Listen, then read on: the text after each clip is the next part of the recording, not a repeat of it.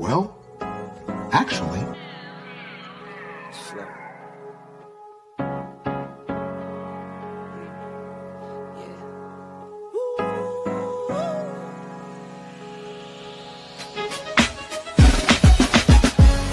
Yeah, I'm watching the rise, and I wouldn't say I'm shocked cause I'm hardly surprised. This one's for the ride, this one's for who knew I'd make it, just needed some time. This one's for my wife, could've left 1,000 times just about my side. This one's for the grind, I knew it would happen, just had the strength in my mind. It's the Travel OG, and welcome to the Black Manosphere Conclave 5.0!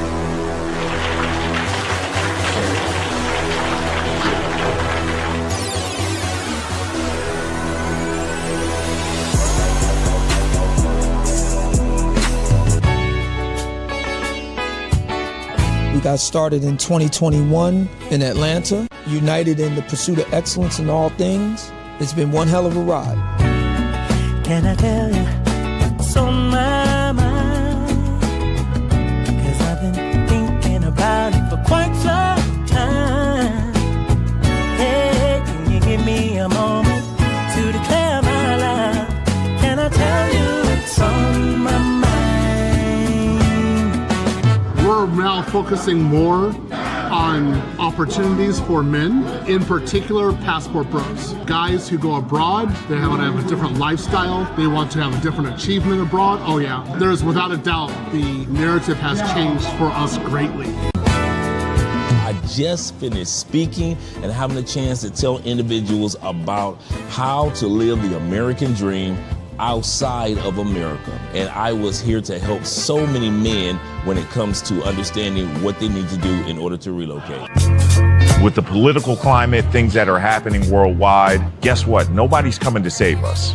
So it is indicative that we all bound together, tighten up like a fist, and strike a mighty blow against everything that's fighting to stop us, man. It's nothing but good, positive people, good, positive energy with one goal in mind, and that is to make money, get the hell out the Matrix, and enjoy your life. You dig? So shout out to all of y'all. Theme music!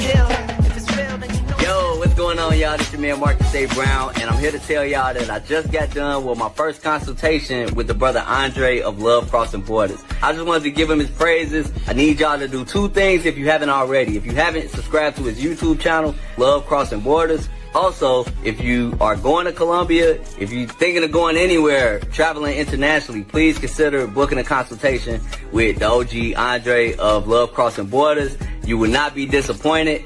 And y'all, get in tune with him if you haven't already. Tell him MAB sent you. Peace.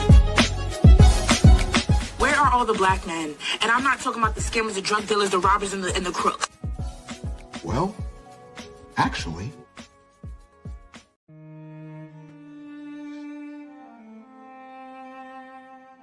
There are three major events that I want to talk about tonight. Shout out to all you guys that are here with Andre and Andres. Love Crossing Borders.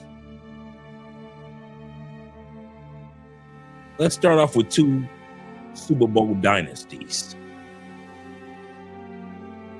The way that they played seemed like they'd win 9 Super Bowls apiece. Unstoppable. Solid defenses. Both of them had great tight ends in Gronkowski and Kelsey. Both of them had amazing quarterbacks that were doing things that had never been seen before. And Tom Brady and the quarterback for the Kansas City Chiefs.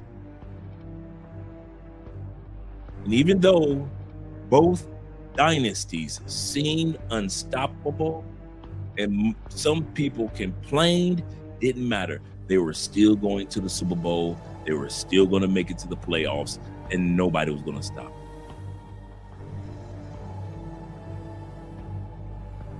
Until the day came. Remember, we're talking about 3 dynasties, 3 major events that took place. Once Gronk got old and once Travis Kelce got old, once Both quarterbacks aged on New England and the Kansas City Chiefs. We could tell that it was the end of a dynasty. Those are the first two dynasties I want to mention. Colombia, Parque Yeris, the Clock Tower, the Ladies of the Night. Seems like post-COVID, that dynasty of ladies being there and men frolicking, coming from countries from all over the world to be intimate with some of the most beautiful women in the world. As long as you had the cash, they had the act. But just like the first two dynasties, all dynasties come to an end. And even though people complained about New England could do this and do that and make it back to the Super Bowl, it just didn't happen. And even though with Kansas City, they say, hey, if you do this with the quarterback and you do this with the running backs, we could get back again. Once they got back again, they looked like a bunch of old men. It was over. And so it is with Parque Yeris, the way that we see it today. It's over. It had its run. It was great. It was fun. You were here in 2010, 2012, 2015, 16. Pre-COVID, it was Wonderland for men. And even after that, for a few years. What's my point? All dynasties come to an end. Now, can we still go see a New England Patriot game and enjoy ourselves? Yes, you can. Can you still go to a Kansas City Chiefs game and enjoy yourself? Yes, you can. And can you still go to Parque Yeris in Medellin, Colombia? Still enjoy yourself? Yes, you can. But just like those teams have new players, so does Medellin, Cartagena, Cali, Bogota, and even the coffee regions have new people that are coming in, and they are part of the new roster of tourists here in Colombia. And we're going to take a look at 7 levels of new tourism that are taking your place. So all you guys that thought that you could come here and paper play would rule with an iron hand to the end of days, it's over. All dynasties must come to an end, even though the teams don't. So we're going to talk about that. We're going to talk about the current tourists that are being deported. We're going to talk about the current tourists that are making it in and are going to be around for quite a while, and the reason why they're doing some of the things that they're doing throughout Colombia. We're going to talk about the future of tourism and expats and digital nomads and others here in Colombia, because if you think that Colombia is going to continue to be your party place, once again, heed my warning like you should heed the warning on the side of a pack of cigarettes. It's over. So when you come to Parque Yeris, there will be a day very soon where you'll be going for the park, for the clubs, for the restaurants, for the lounges, for the people. But a day is coming soon. You will not be going to Parque Yeris for pay for play. And it's coming fast. Really, really fast. Shout out to all you guys that are here with your boy Andre. Of Andre and Andre's Love Crossing Borders. I'm telling you now. I won't even lie. I am still getting used to the camera looking so good. I am still getting used to this. I love it. I love it, man. I kid you not. That whole year of us looking out of frame and the colors looking grayish and ghoulish. I love that it looks so different. Shout out to all you guys that are here. Let me get a shout out to you guys. We got a great topic tonight. I kid you not.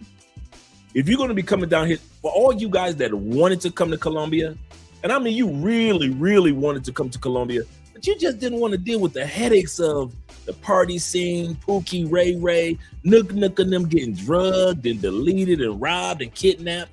If you did not want to be a part of that environment, but you did want to go down to Parque Aires, you did want to go to some of the malls and some of the other areas where you can enjoy yourself, and you wanted to come to Colombia and not be stereotyped, well, the time is starting to show itself. You are able to do that right now. All you religious guys and ladies that wanted to come down to Colombia and feel like you don't have to feel like you're missing out on something, or that when you come down, you just want to enjoy the country or the city, well, you can do that now. Because the day is coming soon, I mean very soon, that it'll be dominated by you and not dominated by individuals that assume that they can come here only for pay for play. No longer will Colombia, or at least Medellin, be known as the world's most famous and largest open air brothel. Those days are coming to an end. No, it's not, Dre. Okay. That's all I can say. Okay. You know, first shout out go to our brother Will, he was always supporting. Shout out to Will, because you always support by way of PayPal and Cash App, and PayPal and Super Chats. And we appreciate that, brother. I really do. Shout out to Will says this. Will says, greeting Andre and Andrea chat family. Please smash the like button. Support BMC. Yes, sir. Black BMC by way of Cash App, PayPal, and Super Chats. He also says this. He said, brace for impact, gents, because this change is coming. It is. He's not lying. He is not lying. He said it's going to be a great show. I appreciate you, brother. You are not lying. It is here. I'm gonna tell you something.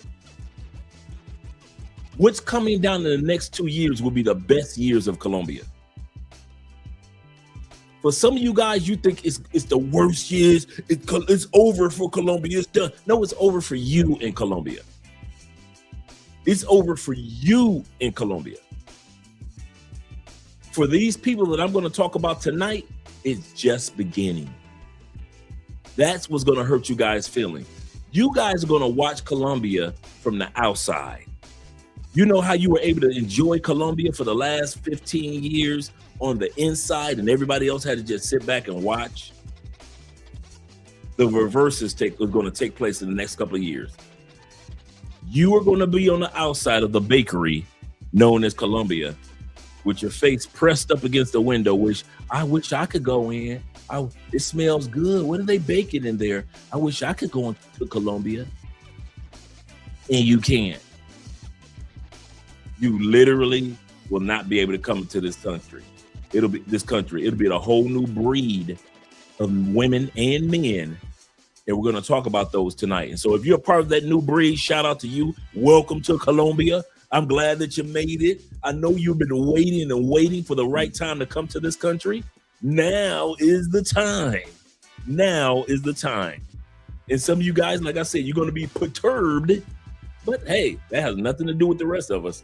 That has nothing to do with the rest of us. Shout out to my man Don, a.k.a. the Don JP. Say good evening, Andre and Andre, to all the chat. Good evening to you too, and my brother E-Man Perry, along with our brother Tevin King. Let's go. This is a Tevin King sponsored episode. This type of show that Tevin looks forward to. Yes, sir. My man, Mr. Millionaire himself. Salute to you. Salute to you. Glad to see that you're here, Ahmad. Glad to see that you're here. He says this. My brother Nick is in the building saying salute to Uncle Dre. Appreciate you, brothers. Appreciate you, brother. Salute to you all, man. Appreciate you all, man. We've had a good day today. Me and Andre got up this morning, went to church, got a chance to hang out with my boy JC today. He just landed in Colombia. So we hung out today, picked him up from the airport. So we're having a good time tonight, man. We're having a good time tonight. Kevin says this. He said, let's go this Sunday evening. Stream started. He said, everyone hit that like button. Yes, sir. We like you. Make sure you like us too. Because you know once you hit that like button, what's going to happen? Oprah coming next. Once I establish this as a place of truth. Yeah. Oh, yeah. Oh, yeah. Glad to see that you guys here. Let me scroll down a little further, see who else I got in the building, representing. And, we got my brother in the building. Your renters dude 22 is in the building. Glad to see that you're here, brother. Appreciate you, brother. And the Medellin men can't be Medellin men without our brother T-Mac. Hey, we saw you yesterday on and I got the photos yesterday with you and Richie Mac, man. Shout out to Richie. Richie sent me a message as well this morning, and I just sent him a message back. So shout out to Richie, the Mac one. And I was on the live stream. I was there, didn't get a chance to log in, but I was there on the live stream. But I'm glad that his family got a chance to speak in front of the microphones. I'm behind the microphone as well. So that was good to see his family and friends there. Shout out to him and shout out to you two, them California Kings. Let me scroll down a little further. And we got, let's see. Oh, Jay Anderson, the great that is, in the year of our Lord, 2026. Jay Anderson says this. Jay Anderson says this. I am checking in late. Salute to grown men chat. And Andrea love crossing borders. Appreciate you guys. Appreciate you guys. He said, I'm justified. Hey, I'll take that. He said, what an intro. I'm glad you like it, brother. I'm glad you like it. Shout out to all the guys that are part of the Black Manosphere Conclave. I'm going to be dropping the link for that tonight. Remember, gentlemen, that's going to be during the first weekend of September. So you guys is going to be in Vegas. So make sure that you get your tickets. I'm going to drop the link. We're going to talk about that today. He said, Dre, we missed the original intro to the live show. Can't lie. I got that. I still got that one. I still got the original. I still have the original. But I always got, anytime we start promoting the conclave, I try to at least show that one at least 3-4 times a week because I want guys to really be out there. I'll be out there. Richie Mack will be out there. And a lot of guys that'll be out there that you know that are some of your favorite content creators will be there as well. Shout out to El Guapo also. Shout out to my man 1J in the building. Yes, sir. He say, forget Medellin. It's time to go. He says, no, my friend. Don't come to Cali. Don't be hyping up our city. Nope. He said, forget Medellin. Time to show Afro-Colombians and Cali some love. If you guys want to, you can always come down and it's a great time. And I kid you not, and I mean this. If I were coming to Cali, Colombia for the first time or the 55th time, I would come in, and T-Mac can attest to this. I would come during the Afro-Colombian Festival in August, the third weekend in August. Over 600,000. It's like a gigantic family reunion of Black people from around the world. You got people, brothers and sisters from Brazil, brothers and sisters from the States, all from Africa. It is people from all over the place. It is week long. It is from the 14th through the 19th, starting that Wednesday through that Monday. And I kid you not, me personally, I would fly in probably because I know how packed is going to be for the Afro-Colombian Petronio Alvarez Festival. I would fly in like Monday or Sunday. I would not try to fly in on Wednesday, the day that the festival starts. All free concerts, free to get in, food. You think soul food in the States is good? Wait until you get a load of these Afro-Colombian recipes that are still a part of their African heritage. For those that don't know this, Colombians, Afro-Colombians are, by way of DNA, the purest Africans outside of Africa. You would think, or somebody that was born in Africa, you would think it would be the Brazilian brothers and sisters. No. You would think it'd be our Haitian brothers and sisters. No. The purest DNA, over 65 to 85% of the DNA of the average Afro-Colombian is still connected to the continent of Africa. Shout out to them. The number 2 would be Haiti. Haiti is like 65. Haiti is like 60%.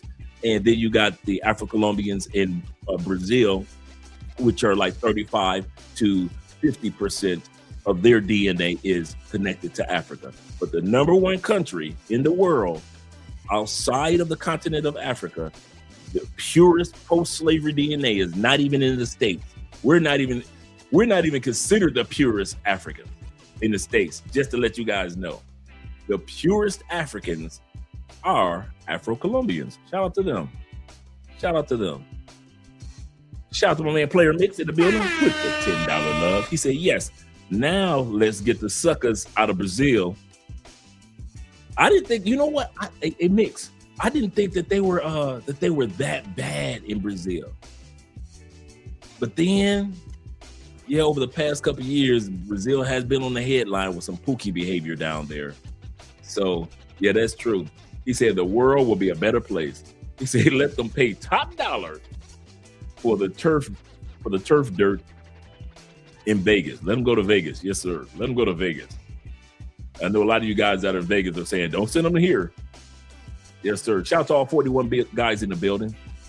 Appreciate you guys. Shout out to my man Bean in the building. He said, hello, Dre. How you feeling on this Sunday evening, man? I'm feeling great. Like I always say, I'm feeling like the Pointer Sisters. I'm so excited. I just can't hide it. I'm about to lose control, and I think I like it. Yes, sir. Cologne of the night is a cheapie, a classic, but you cannot just throw it away. You got to have it in your arsenal. Bentley for Men.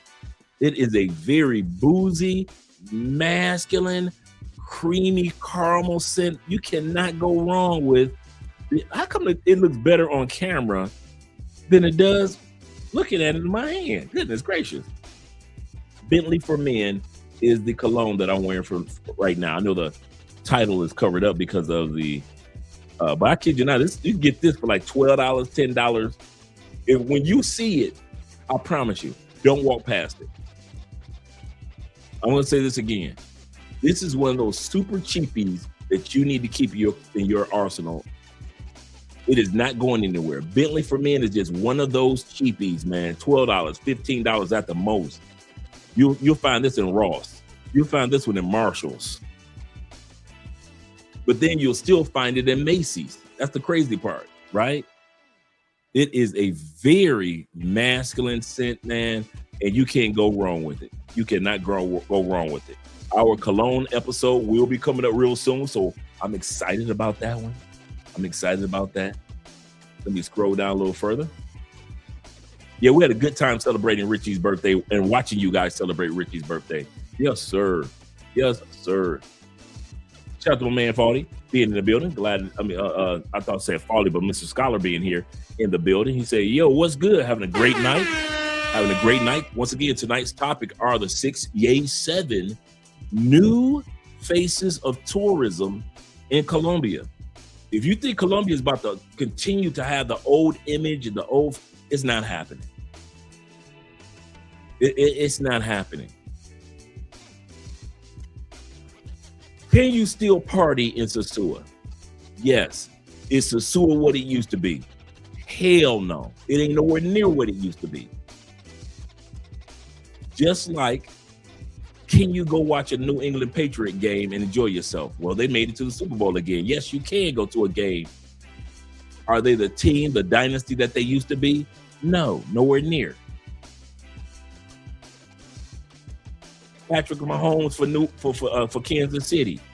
Is Patrick Mahomes and Travis Kelce the same players they were for Kansas City? No. Can you still go enjoy a game in Kansas City? Yes. That dynasty is over. Can you still go to Parque Yeris? Yes. Is it like it used to be? As the days go on, no. But you can still go enjoy yourself. And that's what Colombians are complaining about. They just want to go to that area, enjoy themselves. That's all they're asking for.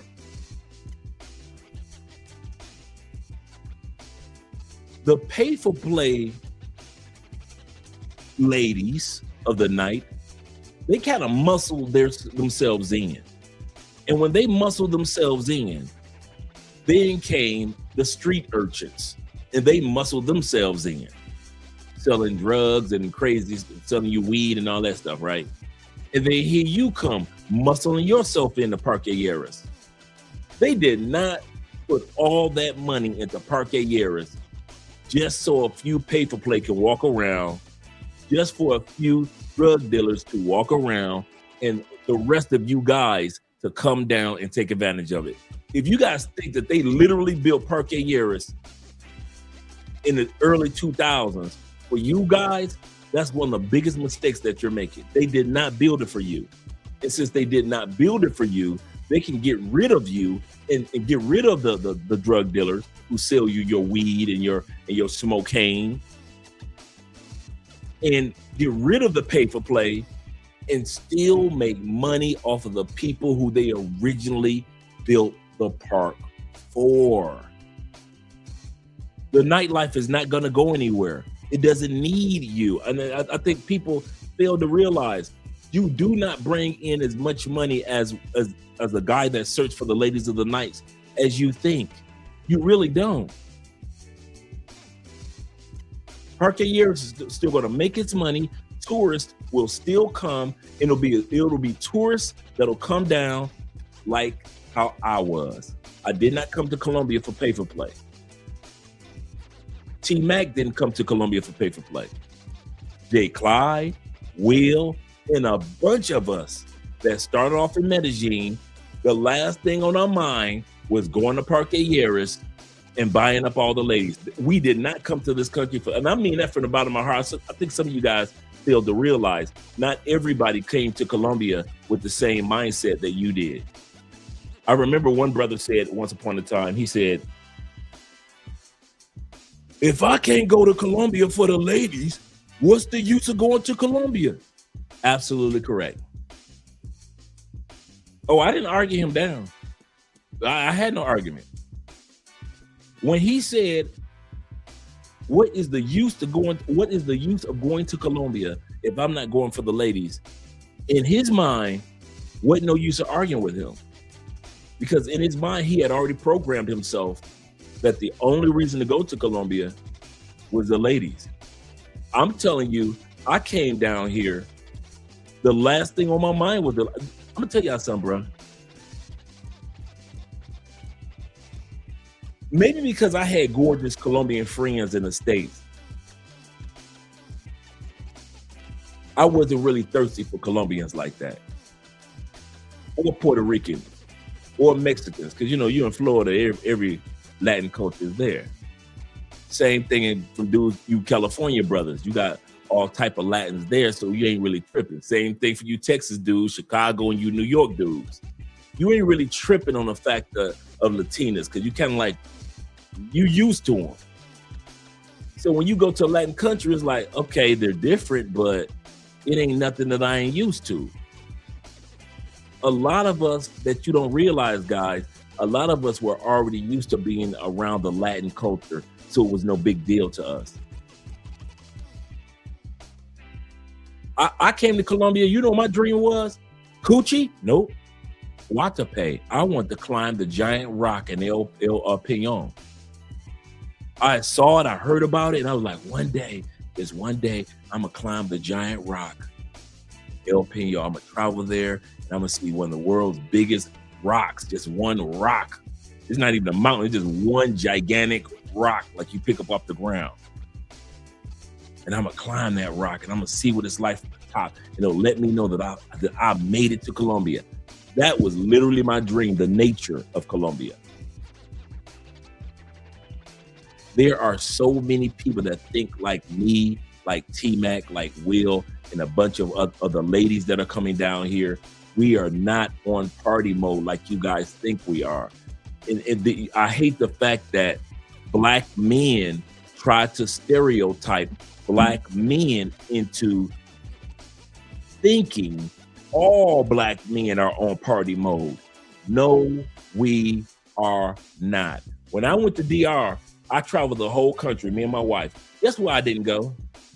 Sosua. I went everywhere. I was everywhere on that island.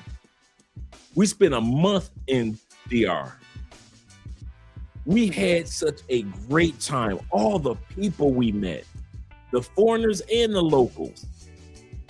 We had a wonderful time discovering things in DR we didn't even know. We didn't know it was a Chinatown, like a real Chicago style, California style Chinatown in DR. We didn't know that. Nobody talks about it. Like, you go to real Chinatown, like when you get there, it is Chinatown. We didn't know they had underground caves that were restaurants until we went underground. And some of the most romantic restaurants are underground in caves. We didn't know DR had a subway system. Man, DR has got one of the nicest subway systems you can imagine. On an island, the subways. None of those YouTubers were telling us that. They told us go to Sosua because that's where the party's at. We had a better time because we didn't go to Sosua. So it will be with a lot of guys that come to Colombia. So realize that, guys. Let me give a shout out to my brother, El Patron, being in the building. He says this: salute, Dre, salute to you as well, brethren. Salute to you. He says, salute to the chat. He said, Dre, do you have any advice on how to get a cologne collection into Colombia? Yeah, Amazon. You either bring your collection, but they're not gonna bother you. I brought my collection down. Or you can order it on Amazon. Amazon takes, I'm gonna tell you guys something. Shout out to you, El Patron. I'm gonna come back with the other part as well, just in case you didn't know. I brought most of my cologne down, and what I didn't have, I would say at least 98% of my new cologne collection. When I say, hey, this is a new one, Amazon. I ordered it from Amazon. Amazon takes like 7 to 10 days for a product to get here. So if I order new books, if I order another bottle of Bentley for men, whatever it is, Amazon takes like 7 to 10 days. Like, you guys can get it the next day, but it takes us till next week to get it, which is no big deal. But yeah, Amazon's been delivering Colombia almost like 5 years? 5 years now? So yeah, they don't bother you when you bring a cologne collection down. Like, if you got 6 bottles, 7 bottles, like you guys will bring me. Sometimes you guys, I'll be like, hey, I saw cologne, but I can't get it through Amazon. Could you bring me down? So I have my uncle Ghostface bring me down cologne. He'll bring me 4 or 5 colognes down. Because I'll send him the money. I'll be like, give me this one, give me that one, give me this one, give me that one. And so he'll bring like 3 of his own, and he'll have 5 for me that still, that he has. Never an issue. So he'll come down with 5, 6 bottles of cologne. Never an issue for Ghostface. Shout out to Jeffrey. Yep, let me bring that back up. He said, ChatGPT is telling me that it's nearly impossible unless I bring 6 bottles at a time in my check-in. Now, it depends on how many you have. This is true. It depends on how many colognes you have, because, okay, let's look at it like this. Let me change the music up. Shout out to all you guys that are here. Let me change the music real quick. I want to turn it down. I'm going to change the music. That's a really good question that you asked. If you have a Colombian visa, and I will tell you why I say this. You're trying to bring your cologne collection down. You got 35 bottles, 40 bottles, right? You're trying to bring your collection down, and you're trying not, because if you bring it down, it looks like, and you just got it in the suitcase, 40 bottles, it looks like you're trying to sell them. I want to say this again, take it from me. When I came down, I brought all type of crates and everything, and I didn't know at that time period, it looks like I was trying to sell my stuff, not move down. This was my saving grace. I I had my visa. So I could show them that I'm going to be here for at least a year. So I'm not selling anything.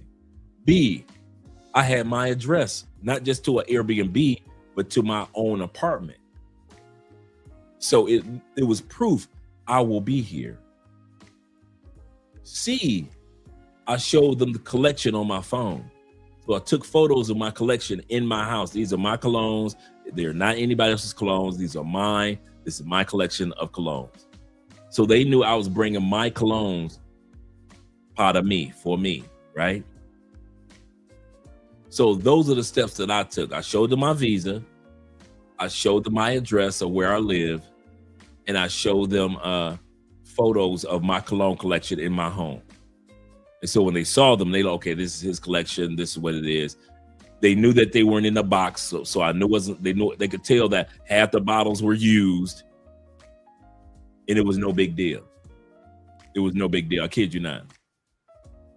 Because if you bring them and they're brand new and they're all in the box and you try to say, well, this is my collection. All of them are brand new.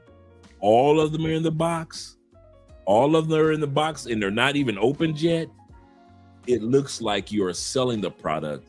So now they'll say you should have paid a tariff to get this amount in. Take it from me. What did I have to do? Because they looked at it like that.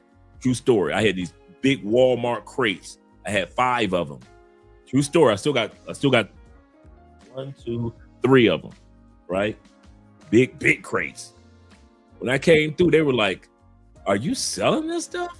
Because they were like, initially you had to go through customs as far as bringing in products. True story. They pulled me to the side.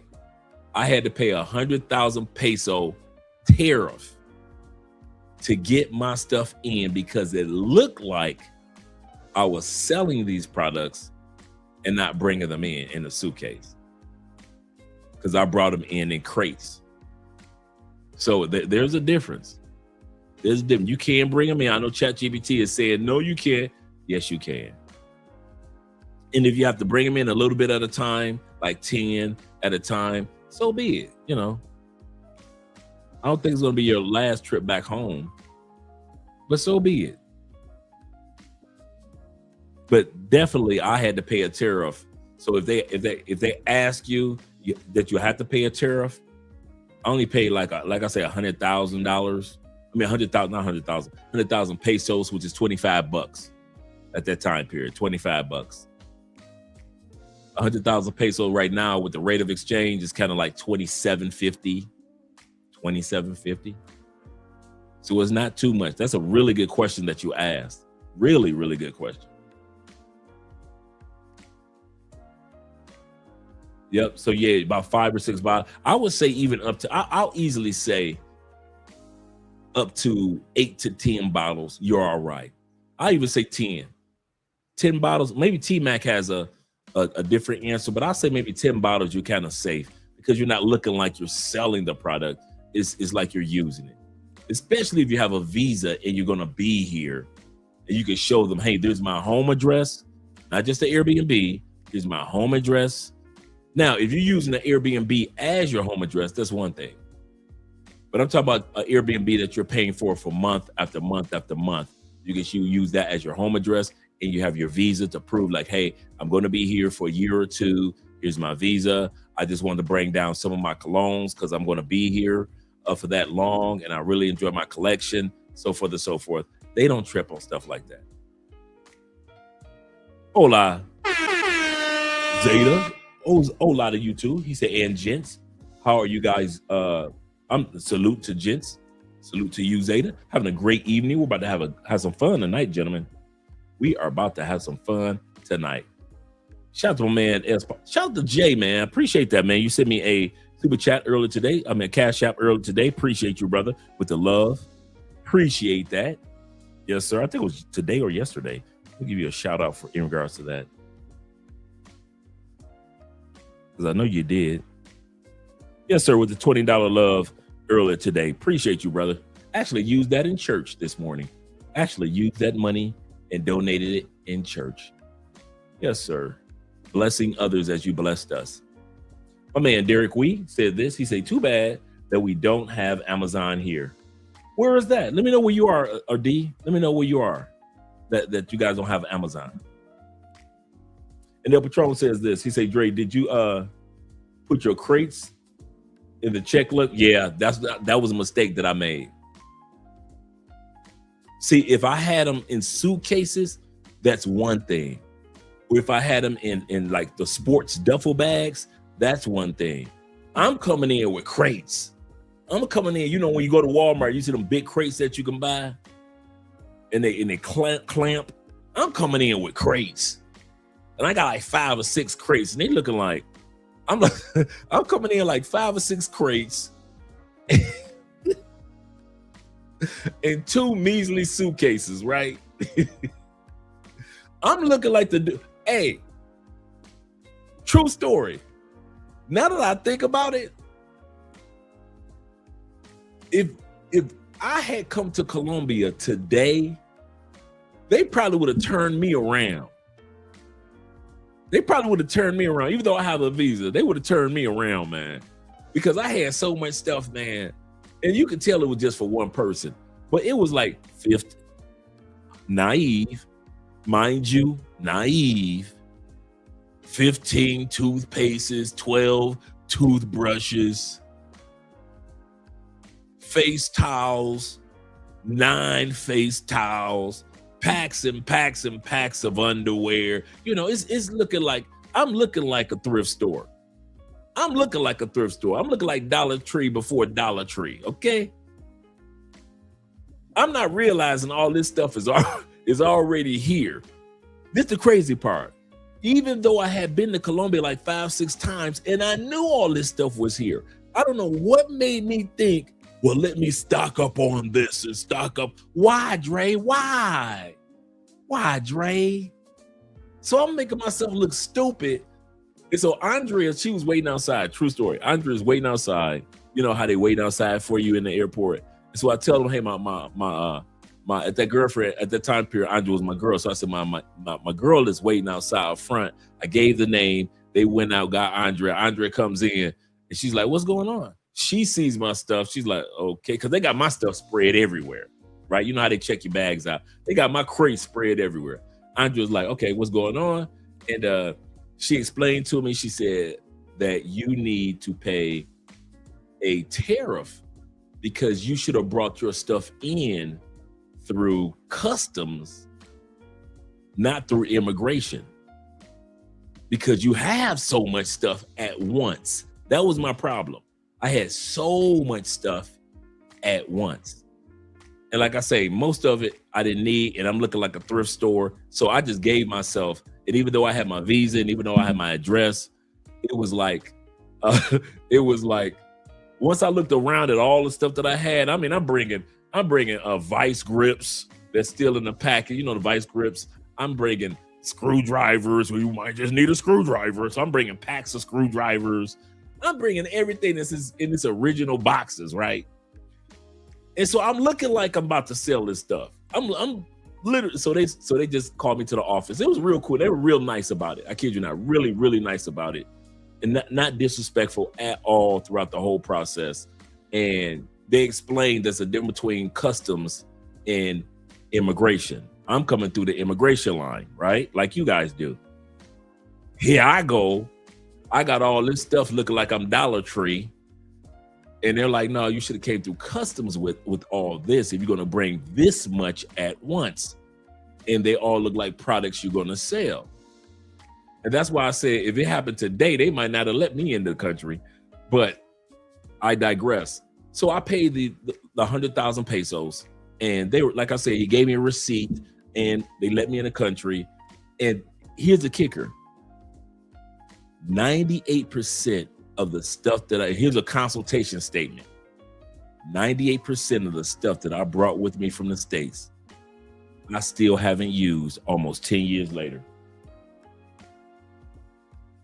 Most of that stuff still in the crates. I've cleaned these crates out 3 times and I still got stuff in there from 2016.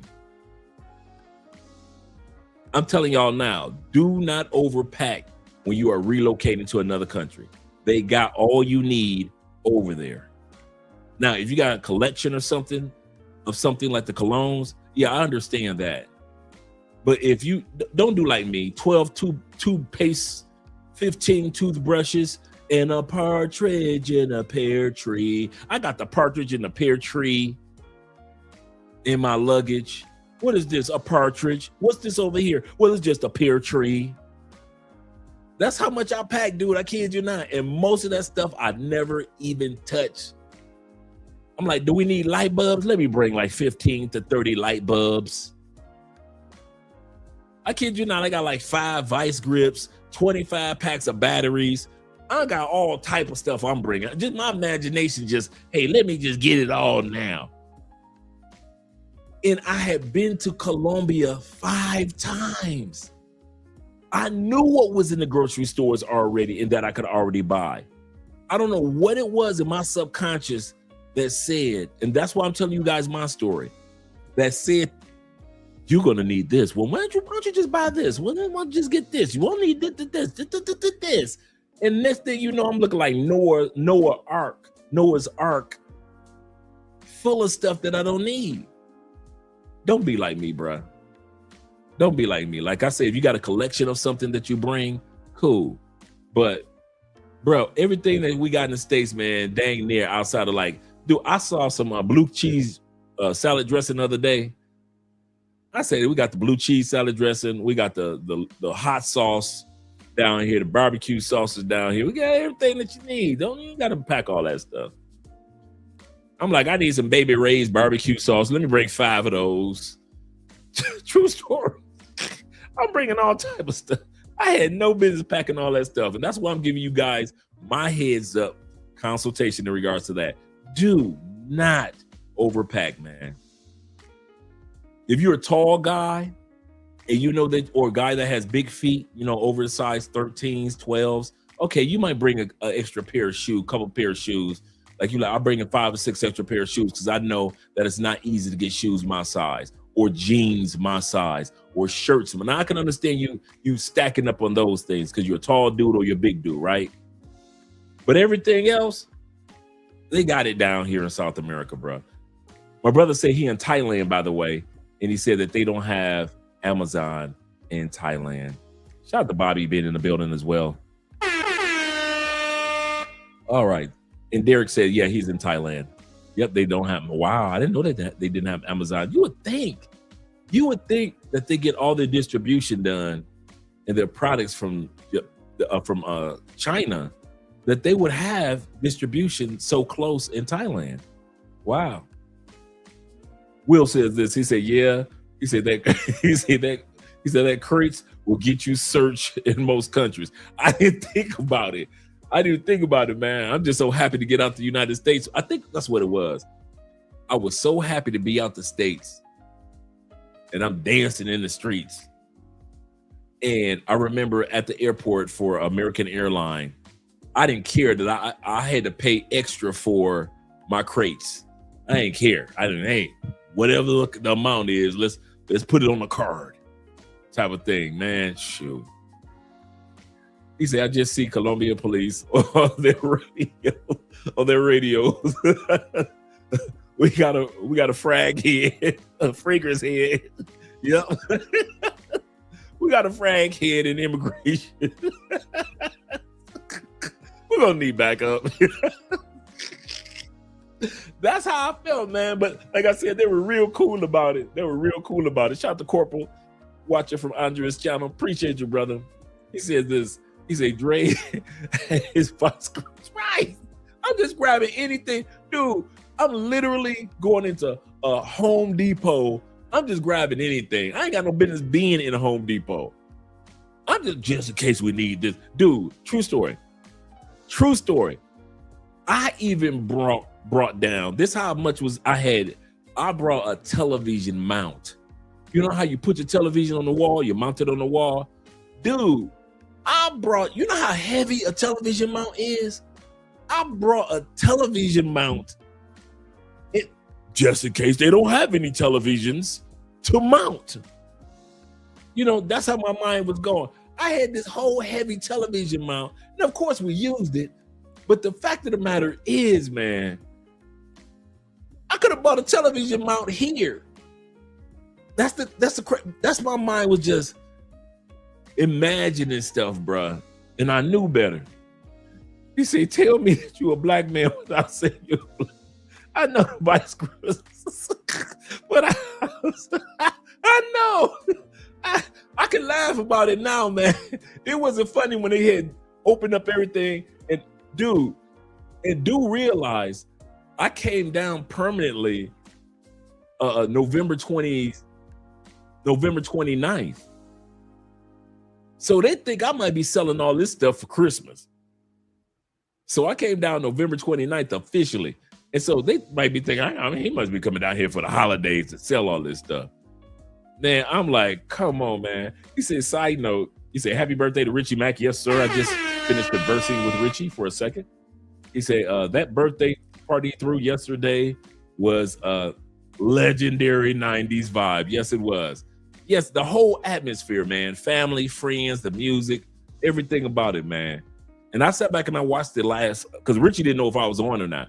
But I sat back and I watched the last hour of it, man. Really good.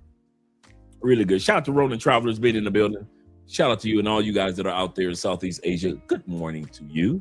Good morning to you. Shout out to man Ross being in the building. Ross World. Appreciate you being here. I know, Ross, laugh now. We all can laugh together now. I'm bringing everything, dude.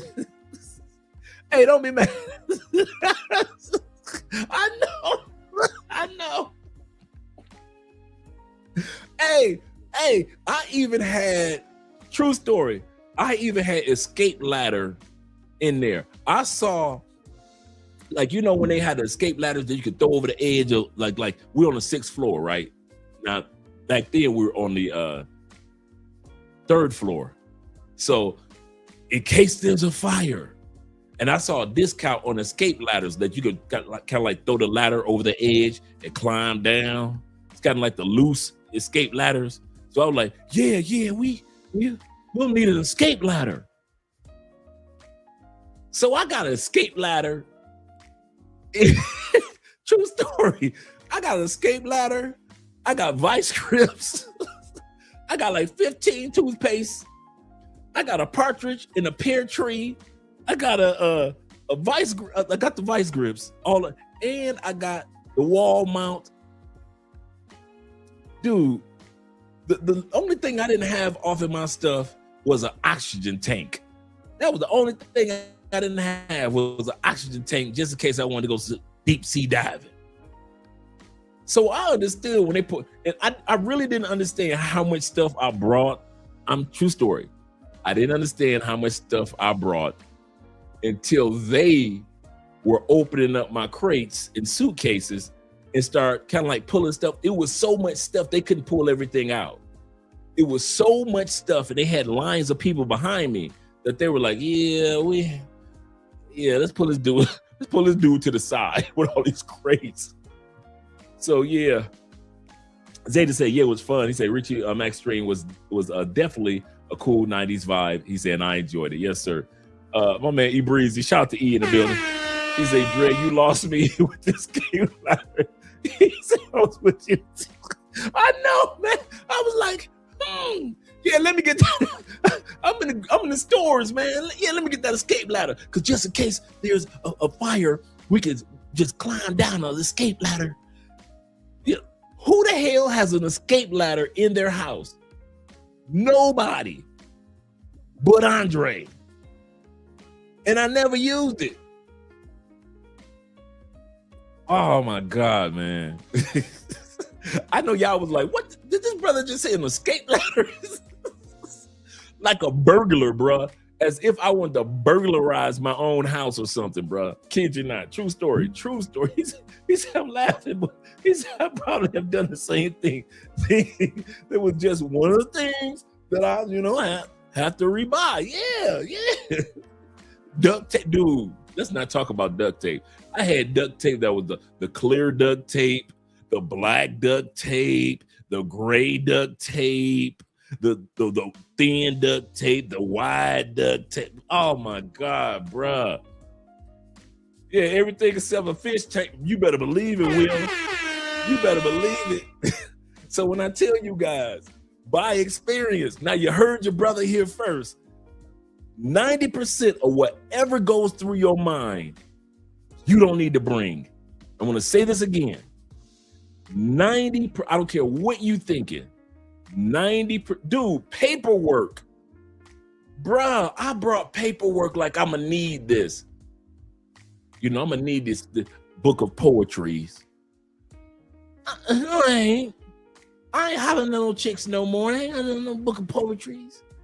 I'm still bringing books of poetry. I'm bringing, dude, you would have thought, true story, that I had cleaned out my attic of report cards from the 9th grade, school yearbooks from the 3rd grade. You would have thought I cleaned out my attic and just put it into my crates. Dude, I easily can say 90% of the paperwork that I brought from the States, I have never looked at, never touched, never thought about. All I really needed was my birth certificate. I got photocopies of my driver's license. Really, Dre? For what? Yeah, they might need photos of my Florida driver's license. So I got all type of paperwork, and bruh, I'm telling you, I brought everything. Unnecessary. I'm hooking y'all up, bruh. Y'all think I'm playing. I mean this from the bottom of my heart. 90% of whatever you tell yourself that you gonna need is already in that country waiting for you anyway. Unless it's something that's a collectible. Shout out to my brother Will. Will does model airplane flying.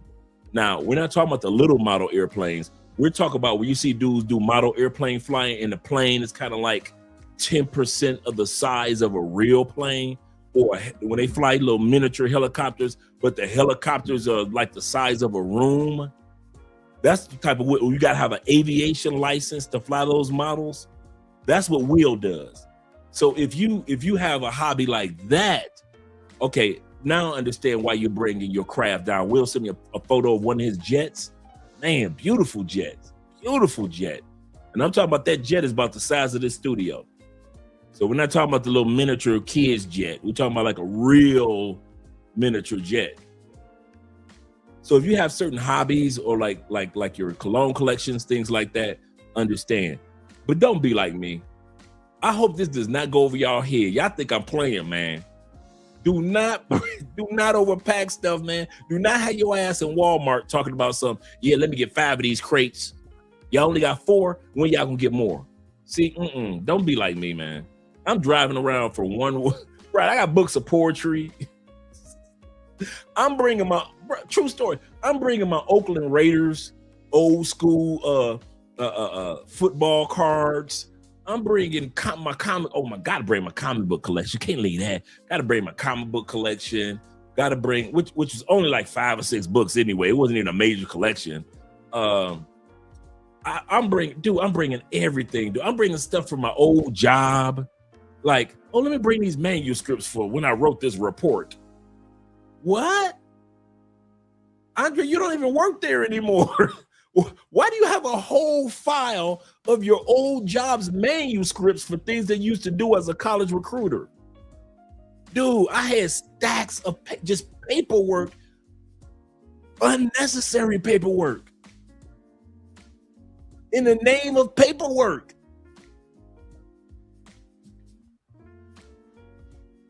Brothers, do not be like your boy. Do not be like it. Right, I'm bringing like, thank you. Don't let it be medication. I'm bringing stuff for foot fungus, headaches, because they don't have medication in Colombia the way I was acting.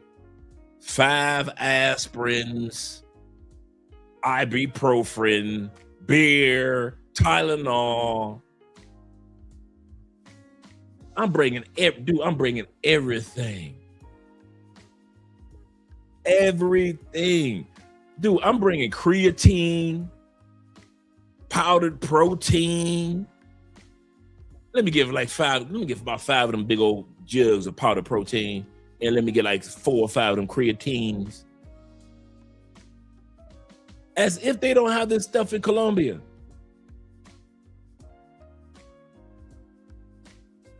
I was doing too much, bro.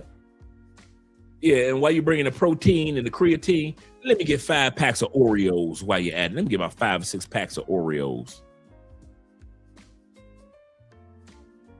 Yeah, seriously.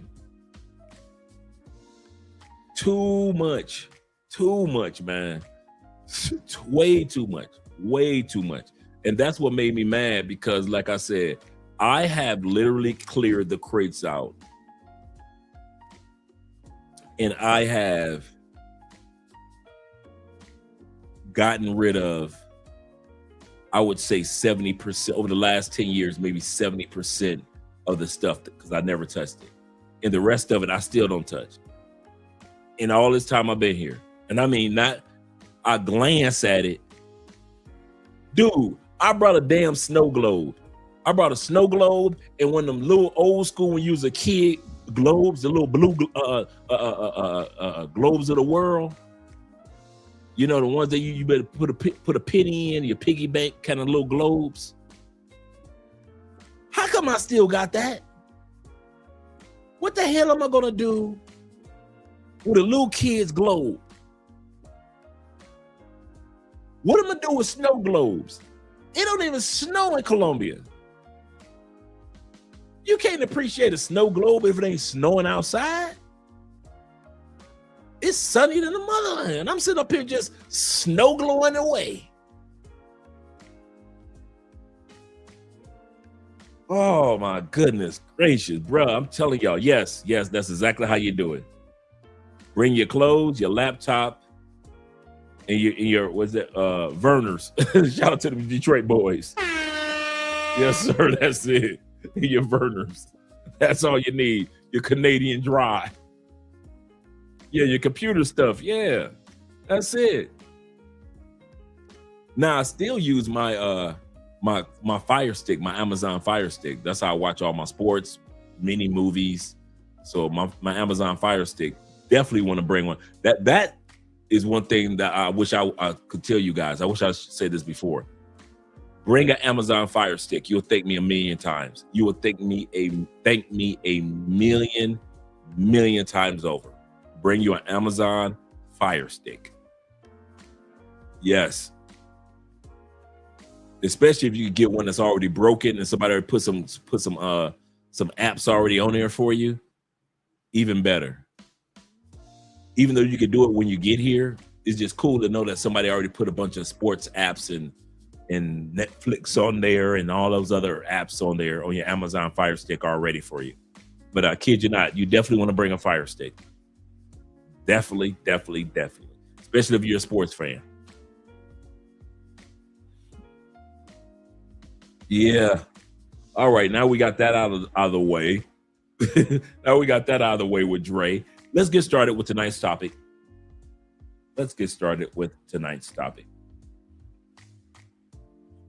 Yep, absolutely correct. A VPN router, that's very important. Very, very important. Corporal said this. He said, did you bring Simon Electric Memory game? I might as well had. Elementary and middle school, I might as well had.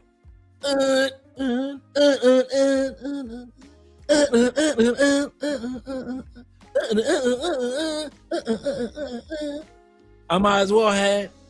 I had every damn thing else in there. I had everything else in there, man. You thought I was Felix the Cat with a bag. Just everything is in my bag. Bruh, I brought too much. Too much. Way too much. Way too much. Most of you guys aren't like me, so I'm glad that when I see you guys come down, you don't do that. But me, the last time I saw a guy that packed a lot was Austin Holloman. When Austin came down, man, if you ever see Austin Holloman's suitcase, you like, what the heck? Dude, is that an elephant case? What you got in there, man? And Austin had it because he was buying clothes from all over the world, all the places he had been to. So by the time he made it to Cali, I'm like, that was probably one of the biggest suitcases I've ever seen. It was huge. I was like, dude, I'm glad I got an SUV. But other than that, man, I probably went overboard more than everybody else. Right? Bring your Atari. Seriously. My man Will says this. He says, stop almost brought Simon. Get it off Amazon. Yes, get it off Amazon. Yes, guys. Yes. He said, I'm over here struggling fixing the electricity at my house in Orange County. He said, I do not miss home repair. I do not miss home repairs. But I get to fix it before I leave so daughter won't have any issues. That's a good point, Dad. Shout out to Dad. Shout out to you fathers out there. All right, let's get started with tourists of the past. Let's get started with some of the tourists, the current tourists that are being left out of Colombia. Remember, tonight is about the new face of tourism in Colombia. It is not a joke. Let's get started. This just recently happened a couple days ago.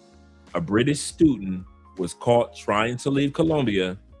This idiot, he's a British student, even though he looks older, trying to leave with some cakes and got caught. A British student just got caught trying to leave Colombia with cocaine hidden in his carry-on. Look at, guys, look at the photo and look at what he got caught. He put them in bags. Let's see what type of bags they were. That Clem. 25-year-old Fahaduddin Ahmed was flagged at Cali's International Airport during a routine check. His bag? Powdered milk bags. Not Clem, powdered milk bags. What type of student are you? Student of stupidity? You ain't had to go to school for that. These are the type of guys that they're getting rid of, man. You dumb enough to fly from UK, get your hands on a little something, and then you get caught.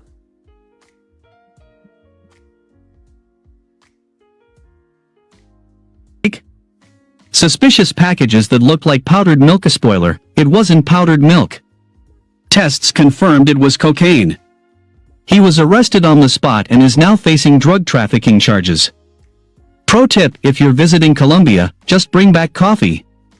French citizen wanted for snatching a kid caught in Colombia. So now we got a French dude who did some crazy stuff in France, flew to Colombia, trying to hide out, and because of the database, he got caught. Another guy that they are tired of. Guys coming down here, these type of guys. Database ended his run. He flew to Colombia thinking he'd outrun justice, but a routine database check at a Bogota hotel blew his cover. The French national, wanted by Interpol for snatching a child out of France, was arrested. Did we not say that Interpol has all of our information? Do not think that because you did something that was a felony, in other words, you're in the States and it's a felony, do not think and you are on a run or a warrant is out for you. Do not think you're not on the Interpol list. If I were to do something crazy in the States, I will be on the Interpol list as a guy that had warrants out for his arrest in the States. It's international, guys. It's internet. They know. They know. So keep yourself clean in the States or in UK and whatever. because you never know when you might want to use your passport to go to another country. Let's continue on. Blocks from the U.S. Embassy. An American fugitive wanted for making fentanyl was hiding in a Medellin hostel. Colombian. Here we go, an American. Trump want to say that it's coming from Venezuela, but it's American that's caught up for trying to make fentanyl and ran to Colombia after he was manufacturing fentanyl and ecstasy. Immigration in the U.S. Marshals Service tracked him down. He was wanted for manufacturing fentanyl, ecstasy, and other synthetic drugs. He was expelled from Colombia and handed directly to federal authorities in Miami. Colombia bans 10 sex tourists in a single day, most of them American. 10 foreign nationals denied entry into Colombia in a single day, 9 Americans and 1 Anguillan, all caught trying to enter for sex tourism.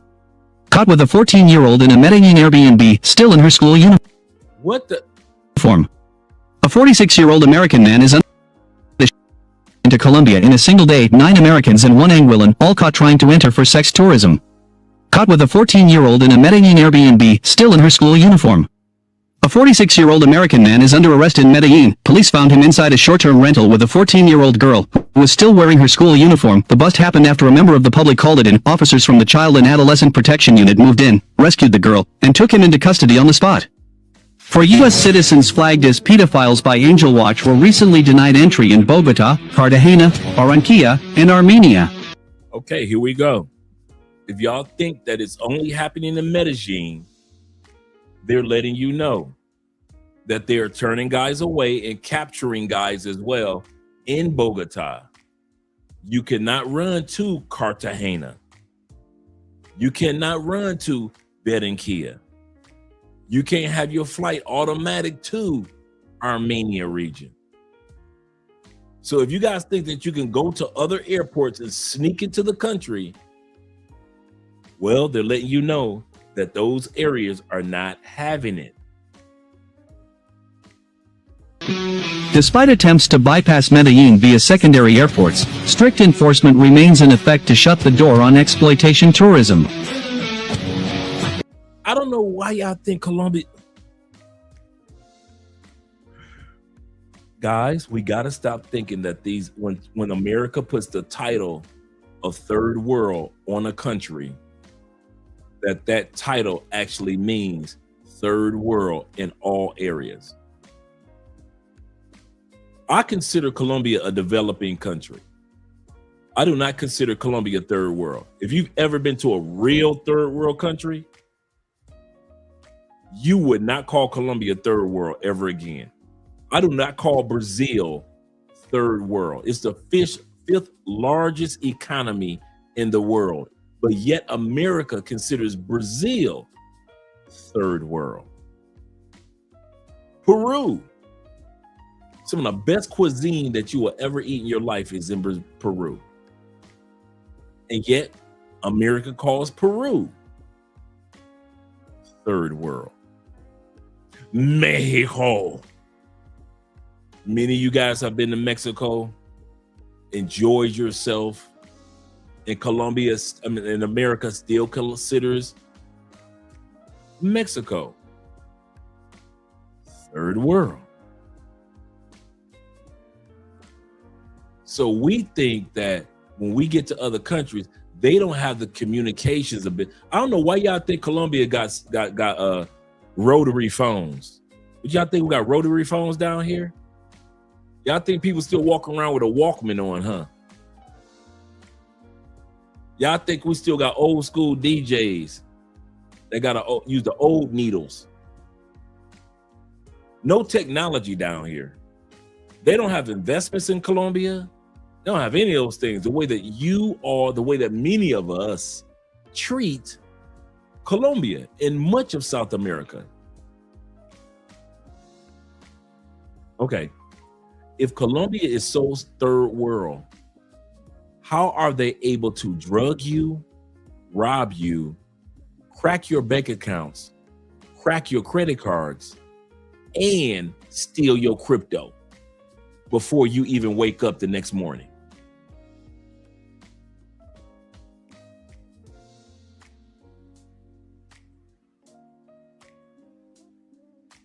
You wake up 9 hours later, all $12,000 of your crypto gone.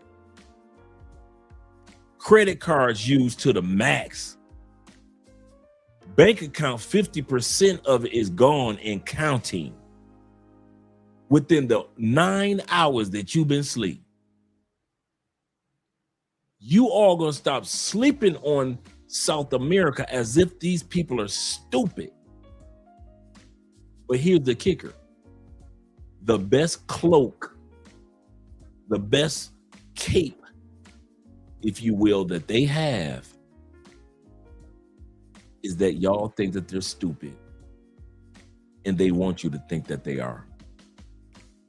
That is the best cloak that they have, that they want you to think that they don't know nothing. So when they get you, you don't even notice it.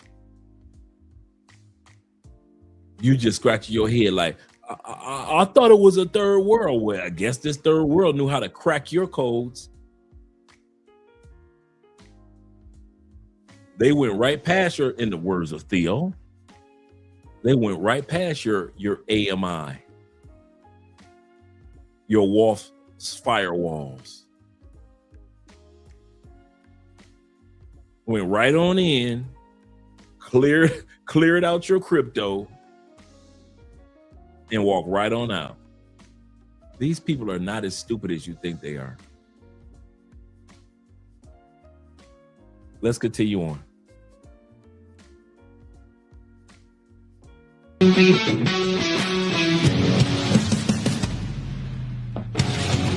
Tourist gets robbed of 170 million pesos. It is 170 million Colombian pesos. If you divide that, 170 million pesos, what is that? That's like, let me see. Let me not even toy with that one. Let's see.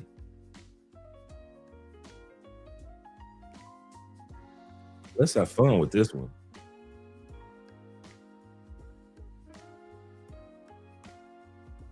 What is 170 million Colombian pesos in US dollars? 170 million Colombian pesos equals $46,991.74. Absolutely correct, T-Mac. Good call. Let's bring it back. So now y'all know the number. Let's bring it back. in Bogota, Cartagena, Barranquilla, and Armenia. Despite attempts to bypass Medellin via secondary airports, strict enforcement remains in effect to shut the door on exploitation tourism.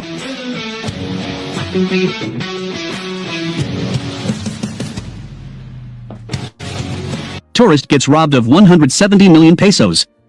It is the same old story over and over again. A tourist, this time from Belgium, meets a woman in a bar. So he's from Belgium, and he got. Invites her home. She drugs him. Invites her to the Airbnb. He wakes up the next morning, Rolex gone, Omega gone, 2 phones gone. 170 million pesos, $42,000. How many times have you heard this one? Because at this point it's hard to feel sorry. Tourist rolls into Medellin, thinks he's the man, a woman fakes interest and suddenly he thinks he's irresistible. The city isn't the problem. The ego is. When will they learn? Israeli tourist arrested for pedophilia. Y'all wonder why they are. It's not an American thing. It's not a black thing. It's not a white thing. So now we're seeing it from a different perspective. It's a creepy dude thing. They're trying to get out and kick out the creepy dudes. The sad part is guys such as Chill Capo, who are not the creepy dudes, are getting caught up in this wave of guys being deported. That's the sad part. Yep. Who carries that much around? The ones that are getting robbed, the ones that want to get robbed, because they're trying to flex on the ladies unnecessarily. That's crazy. Good point, T-Mac. An Israeli citizen was captured in El Poblado after authorities found him with 2 young girls in a short-term rental. Police say he contacted them through social media for sexual exploitation. A 17-year-old was protected, and the suspect now faces charges for soliciting a minor. Wouldn't an easy way to address this issue be to require Tinder and other apps to implement mandatory age verification? Colombia is turning tourists away left and right, taking their pictures, putting them online. You brothers had to feel embarrassed getting your pictures posted and taken and turned away at the airport. I'm sure like majority of people are not getting turned away. So you getting called out, whether they're checking your phone or questioning you or whether you're bringing protection and getting turned away, that's got to be embarrassing, man. What do you guys say? Sometimes it's hard to find genuine people who are from a different country who have moved to Colombia. You find a lot of like passport bro type guys that are just like there for quote unquote easy women, or they have some kind of other motives that I just don't align with. I find it hard to find people that move to Colombia and just enjoy the culture, you know, like yourself. Have you noticed that as well? So one of the things I hate most about here, the type of foreigners that come. Like right now I have a lot of good friends, you know, because in the business circles and, you know, playing tennis and stuff doesn't really attract those type of people. But there are a lot of people here like that, man, especially in some pockets very close to the tourist area, you know, where all the party and stuff is. You're going to meet a lot of those dudes who are basically just coming here to, you know, sleep with as many women as they can and then take as many drugs as possible and then go back. And it's kind of a dichotomy that doesn't really exist in that many cities in the world. It's a thing that also put me off doing YouTube. I would be putting all this time and effort into videos of really helping people, you know, about the culture and the language, and then someone would just do a video of like picking up chicks or whatever and just blow me out the water. Before we go into the tourist part, the new type of tourist that's coming to Colombia, the white guy said this. He said it's hard to find like-minded tourists that are not the weekend warriors. I'll put it like that. There's a reason why it's like that. The reason why is because we're busy living our lives. Cameras off, there is no show to present for most of us. There's no show. T-Mac life in Colombia is not a show. My life in Colombia is not a show. It's just a regular life. And just like back home in the States, you might see your boy sometimes once or twice a month. It's like that here in Colombia. My boy 0 milligram Vic has been here 3 months. I ain't seen Vic now I talk to Vic, me and T-Mac talk to Vic all the time. But physically seen him, man, I ain't seen Vic in 2 months. Now, talk to him all the time. Seen him 2 months. What's going on? Nothing. He's living his life. That's why guys don't see us regular everyday guys that are expats, relocators, so forth and so forth. I know guys here, man, I don't see, literally, there are guys I haven't seen in a year, and I'll see them and we'll start talking as if we haven't seen each other in 3 days. There are guys I haven't seen in 5 years. There are guys I literally know that have families down here. Full-fledged, married with kids, family. I ain't talked to them dudes since I did a consultation with them.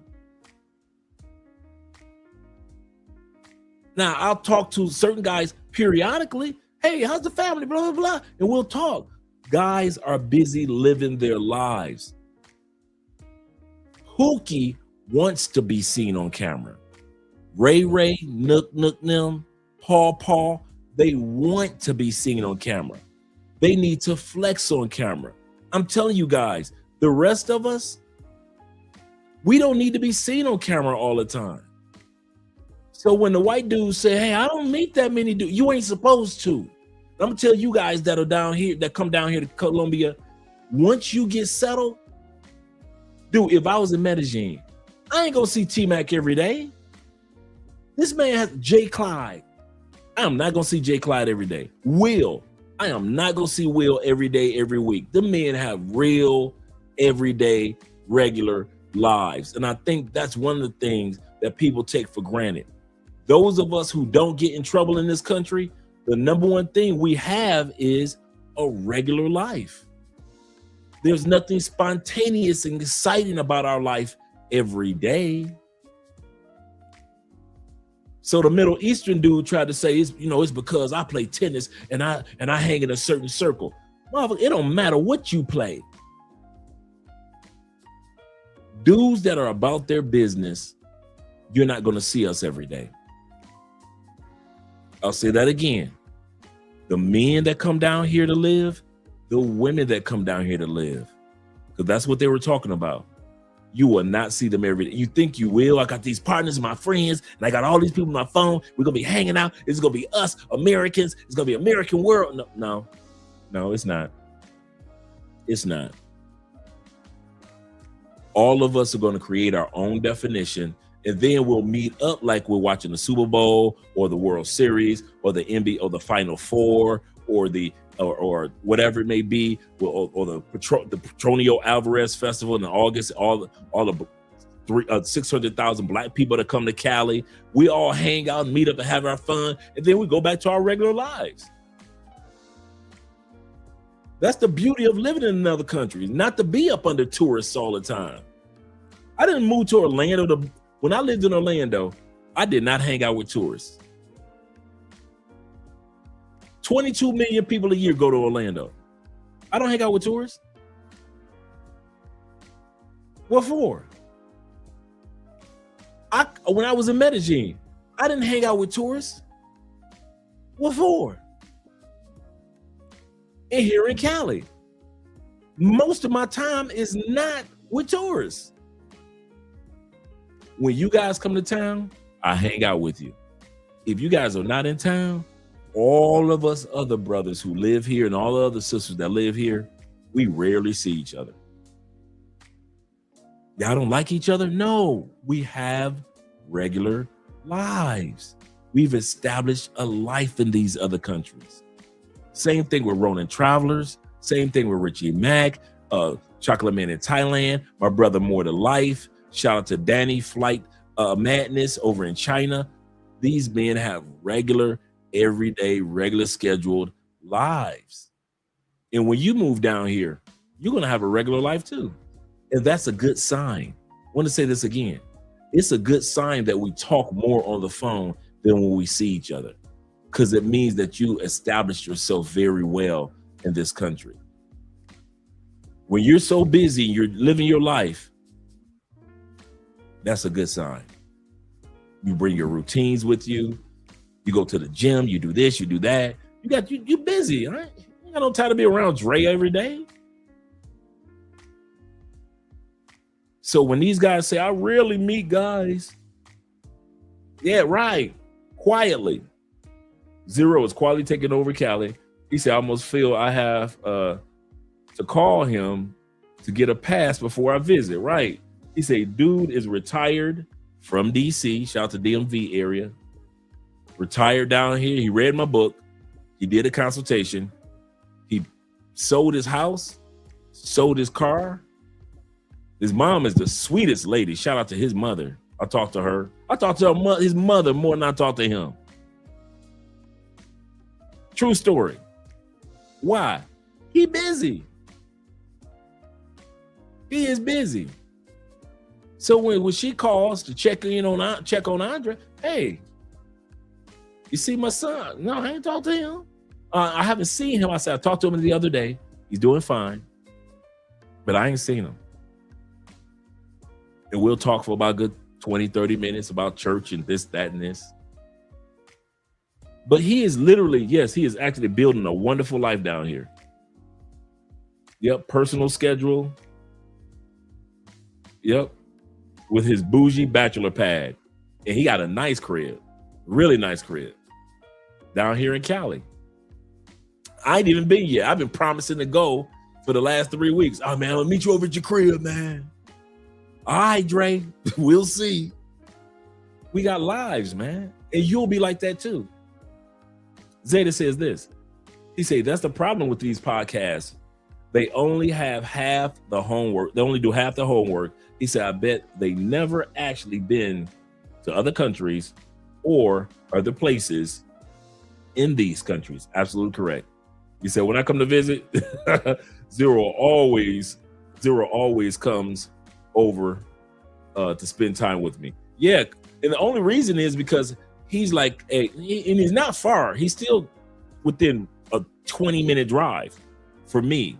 It's just that my schedule is so cumbersome. He's retired. My schedule is cumbersome. So we put the blame on anybody. It could be my schedule, not his. But I love that he's come down here and did exactly what I hoped he would do. Establish his routine, establish his life. He's doing his thing. And we've called him on the show a couple times on the live streams and had him on the phone. Doing great. Doing great. Let's continue on, gentlemen. So, the first new faces, and some of these might seem familiar, but they're going to be the true faces of tourism here in Colombia from now on.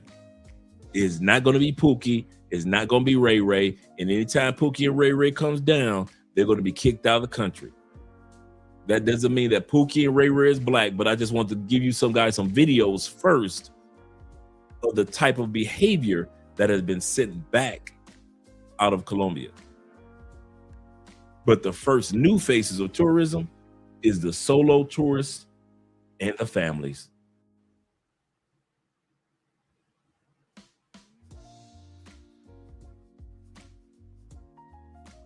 We did not plan on doing this today. Day 3 in Cali, Colombia. We just said, let's go check out a mall nearby and see what it's like. Nothing crazy.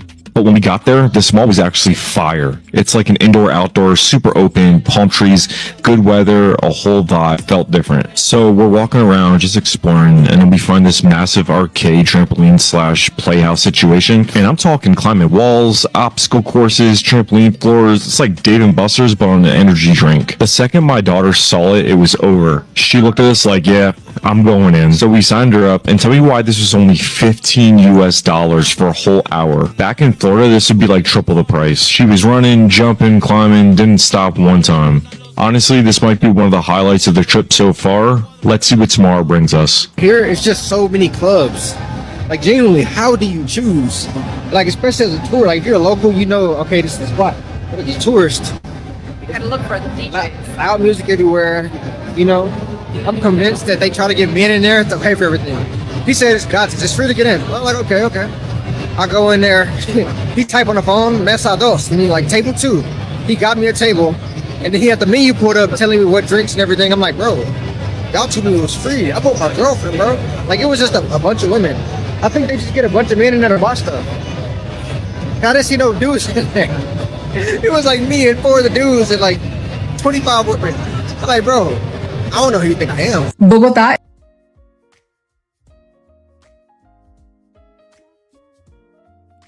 Before we go any further, remember, this first group are the families and the solo travelers. Families and solo travelers make up in Colombia 5% of the existing tourists right now.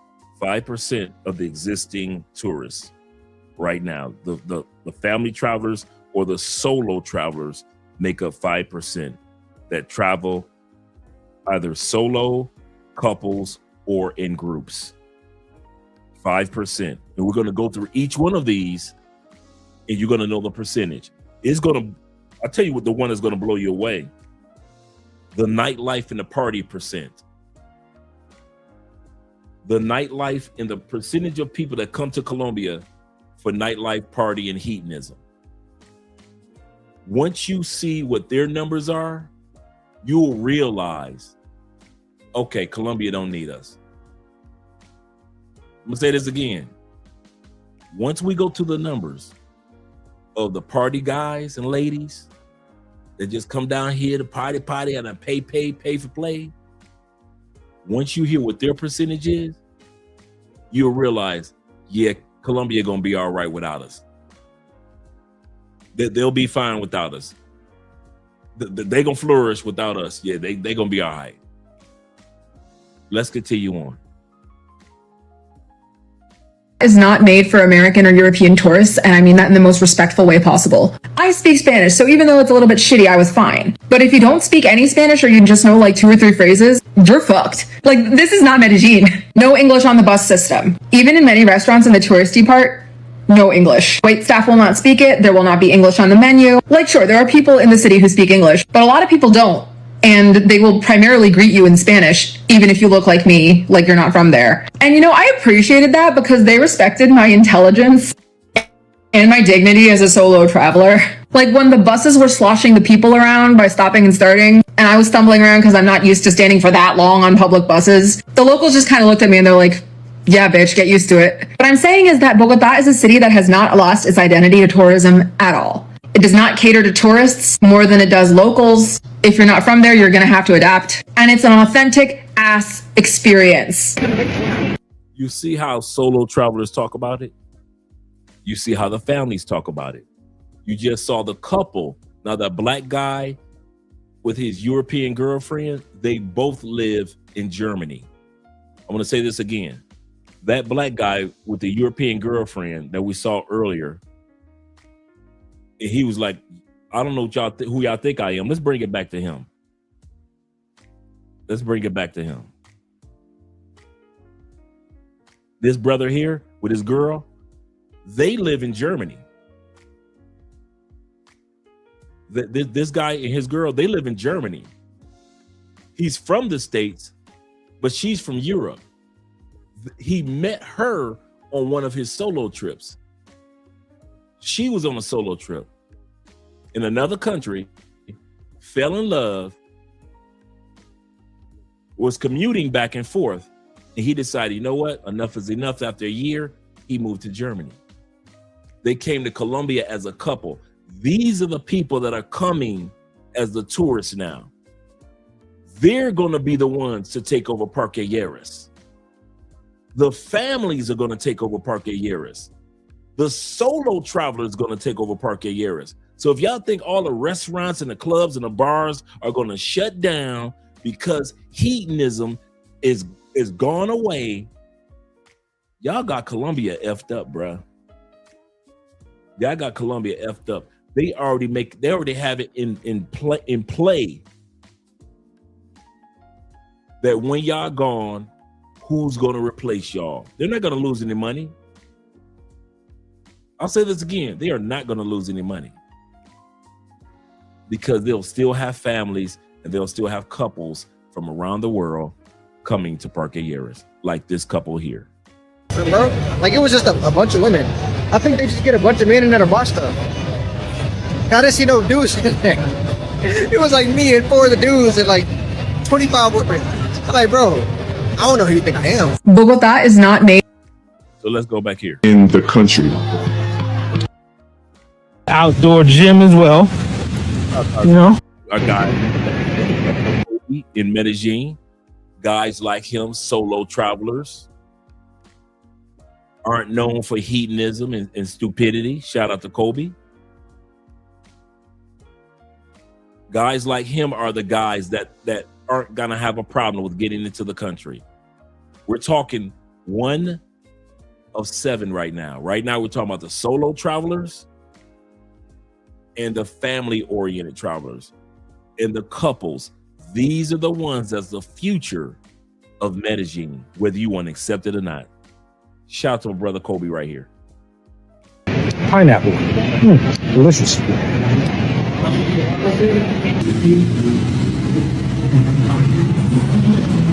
At the 360 rooftop bar.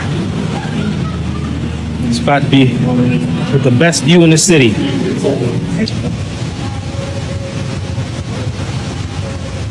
Got the outdoor gym as well. You know, fitness culture is so big here. You could come to Cali and still. He just talked about getting a refreshing drink. He just talked about a rooftop bar experience. He talked about fitness. Did he talk about partying and pay for play? So there are a bunch of brothers that can come down here, make good content. Shout out to, once again, Official Kobe. Make sure you subscribe to his Instagram, TikTok, and YouTube. So black men can come down here, white men can come down here as solo travelers and not do stupid stuff. Shout out to Kobe in the building. Oh yeah, Kobe, I got you in here a couple times, brother. Say thanks for the shout out on my TikTok video. Yes, sir. Yes, sir, you earned it. You've earned the shout outs. I know you were here, by the way. Shout out to you. This brother talks about Cali. Once again, solo travelers, family travelers, and couples are going to be the first new wave of tourism in Colombia. What's the whole point of the city? Do these 3 things and you want. Number 3, San Antonio Hill. Go late afternoon so you can catch the transition of the city from day to night. They say if you go to this church, this is what they say, it's almost like a prayerful superstition. If you go to this church and pray, or if you go hang out, because people hang out here on the weekends in the hundreds in front of this church. I mean, it's just a hangout spot. This is one of the first spots Andrea brought me to in Cali, kid you not. And the superstition is, or like the prayer is, if you come to this church as a man or a woman, God will grant you your spouse. So people come from everywhere because they have a church service there. This is one of the oldest churches in Colombia, in the whole country. And so a lot of women and men go there in prayer for that special person. So that's what they think about this area. And it's really nice, man. It's really nice. I was up there maybe, me and another brother was up there. He's dating somebody. So we met up there a couple of weeks ago. So he had a date. He's like, Dre, you want to hang out with me? I said, on your date? He said, no, I'm just meeting up with her real quick. And it was during the daytime. And so it was like for 10 minutes. And so I said, hey, I'll hang out with you. I'm not doing anything. Shout out to man Crypto in the building. Salute. Yes, sir. Let's continue on as this brother talks about Cali, Colombia. A small church and a park, and that whole area is one of the oldest parts of Cali. And from that hill, you can see the whole city of Cali, and you can view it from a local area full of history. Number 2, eat around Parque del Perro. And if you want a spot, hit up La Comitiva. They got good off. Parque del Perro is the dog park. We got the cat park and we have a dog park. And yes, it's good food over there in the dog park. Authentic Colombian food from the Pacific. Look at that dish. Number 1, Godad salsa and sape roco.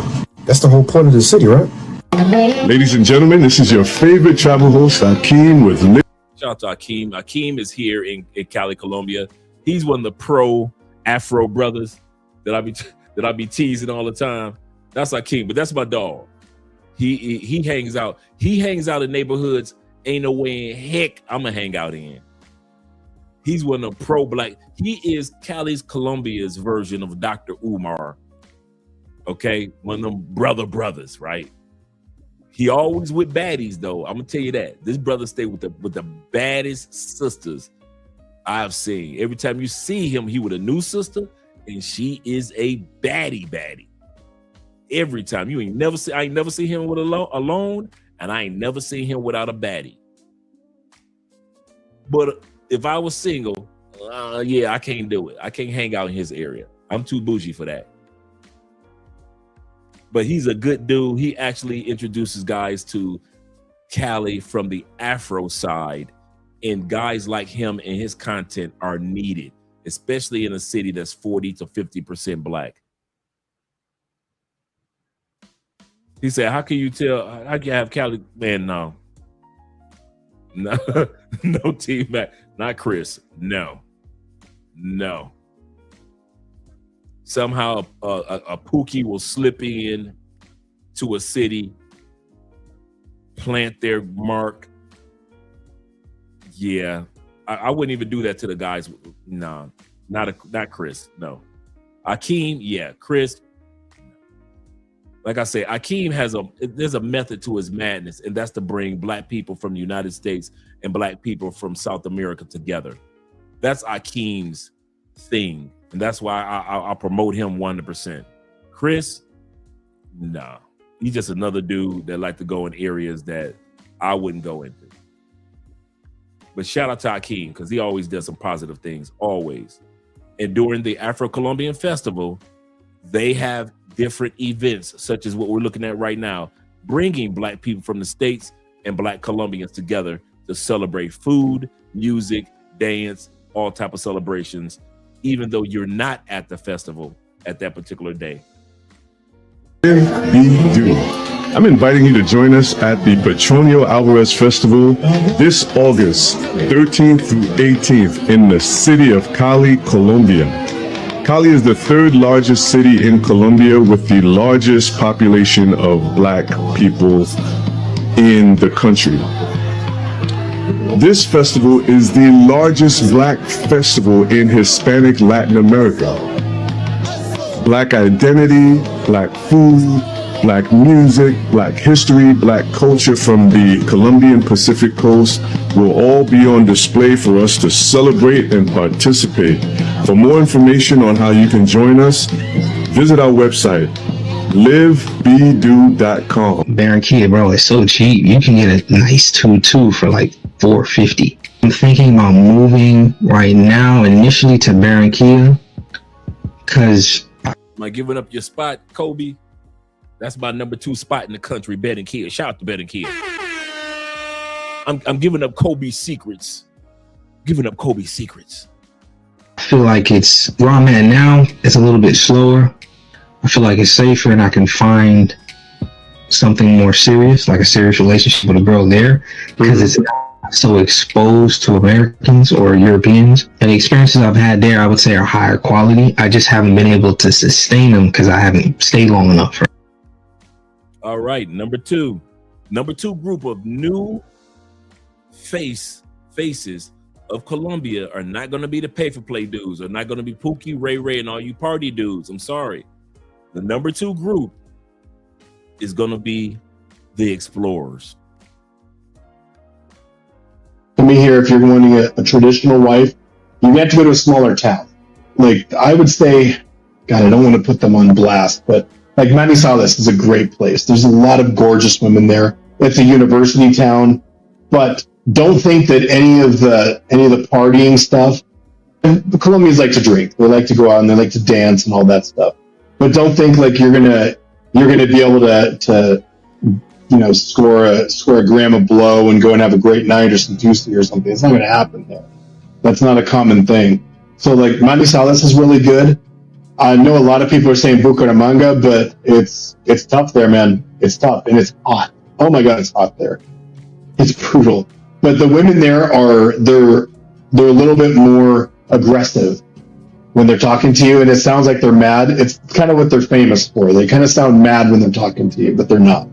It's just the way they talk. So I would say probably Manizales is a good place if you're serious.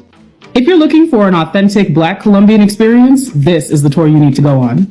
It leaves from Cali and makes its first stop in Dagua in Valle del Cauca. Here you'll get to taste a traditional Colombian breakfast.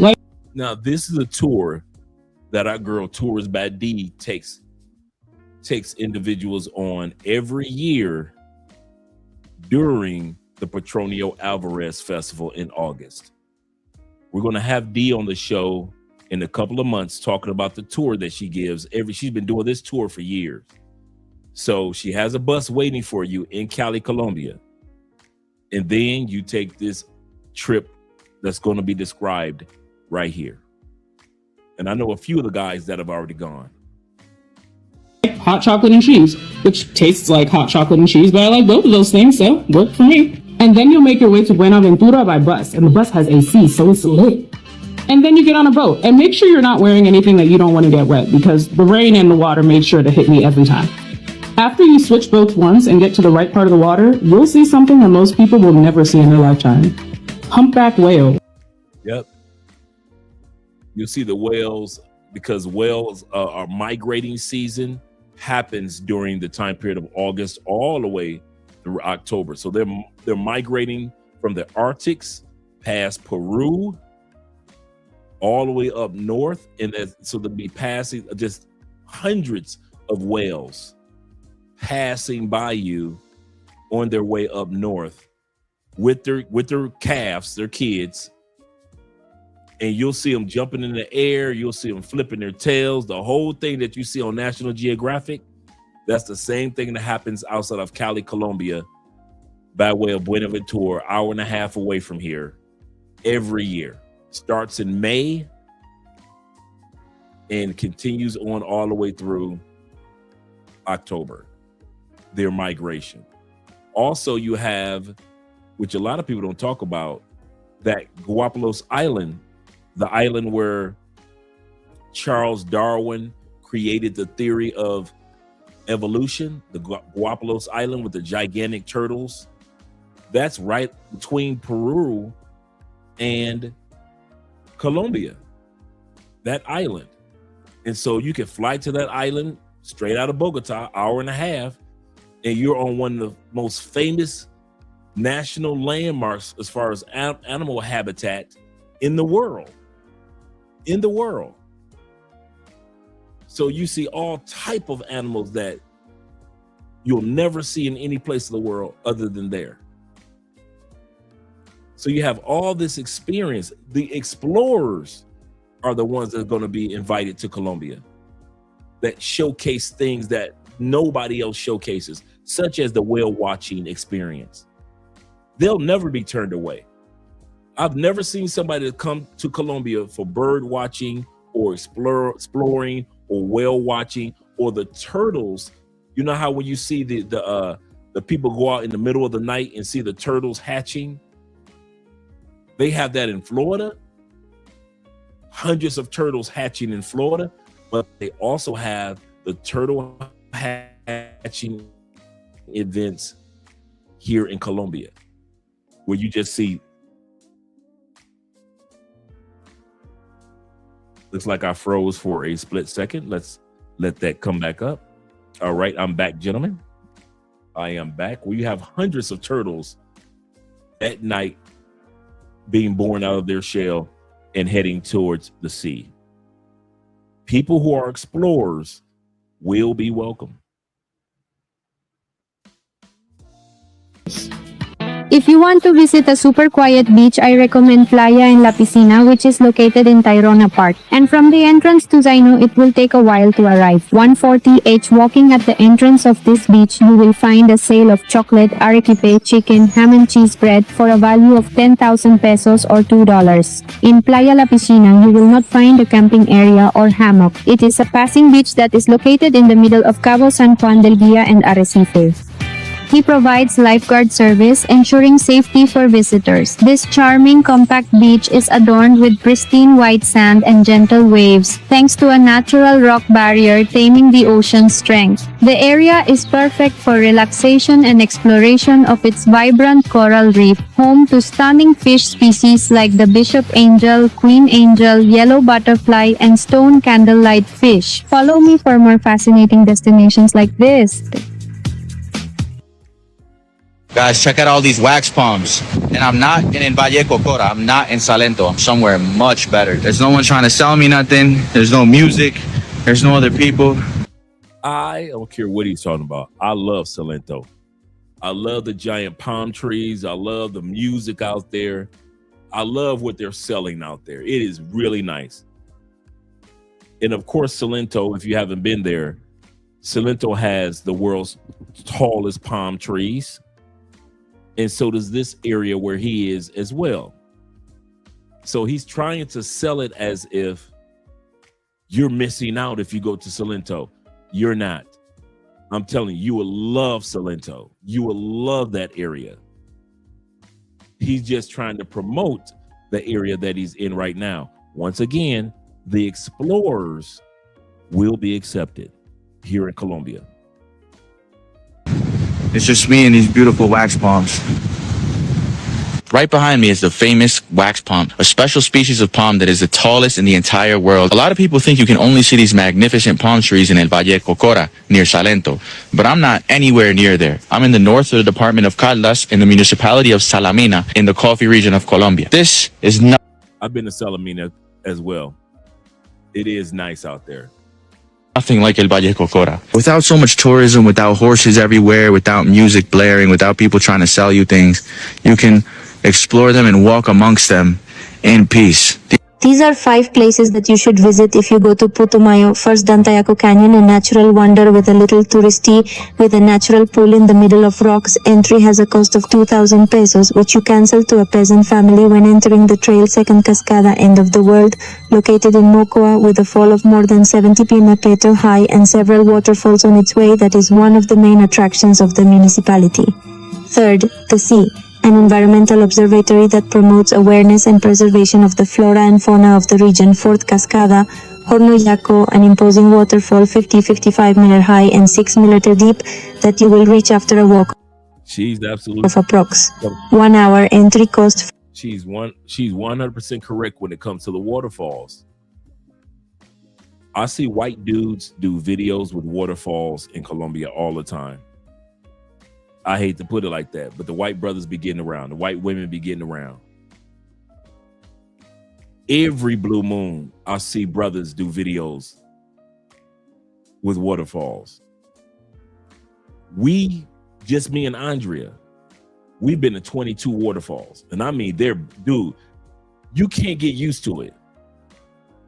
Once you see one waterfall, it's not like you've seen them all. Some waterfalls we've seen so hidden, we've had friends that had to take us to it because you wouldn't even know it was even in there. Just hidden waterfalls. They're like, hey, I grew up in this area. I know where like 3 waterfalls are, and they are hidden. And you get there, and you like, what?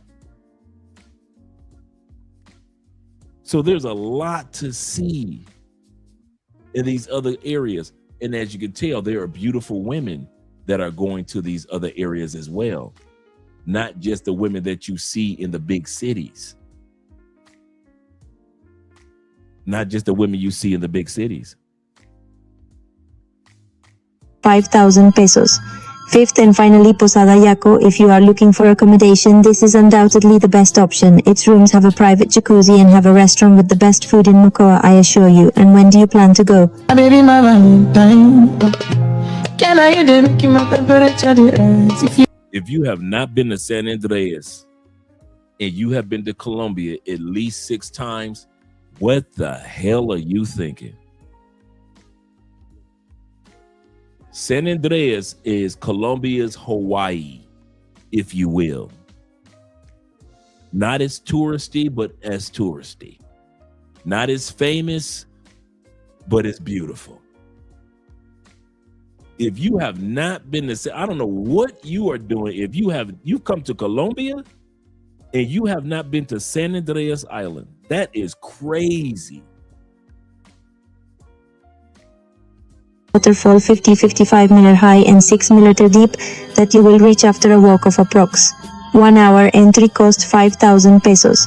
Fifth and finally, Posada Yaco. If you are looking for accommodation, this is undoubtedly the best option. Its rooms have a private jacuzzi and have a restaurant with the best food in Mocoa, I assure you. And when do you plan to go? Baby, my Yes. Yes. Yes. Yes. Yes. It's an 1.5-hour flight, whether it be out of Medellin or out of Bogota.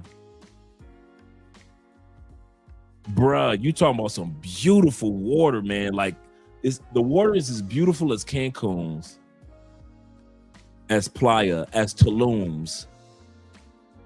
Just as beautiful. Bruh, he say San Andreas is actually really cool and it's an awesome place to visit. Yes, it is. Yes, yes, yes.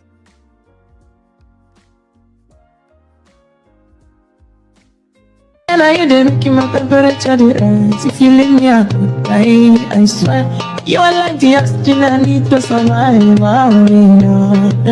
You're laughing. You notice a lot of these names on here, a lot of you guys don't even recognize because you don't go out to these areas. Like I said, the explorers are going to be accepted in Colombia because they don't just go to Medellin. Explorers come and they go to Medellin, they go to San Andreas, then they go to Cartagena, then they go to Santa Marta, then they go to Bucaramanga, then they go to the to the national parks. Yes, Colombia has national parks like we have national parks in the United States. Colombia has several national parks. I am so obsessed. I want to jump you. That's Salento with the giant palm trees. You'll love that town, bruh. Everybody always runs to those same Colombian cities. I'm gonna give you 5 of my favorite Colombian small towns. Barichara is one of the most beautiful small towns in Colombia. It's in Santander. It's stone streets. It looks like a movie set.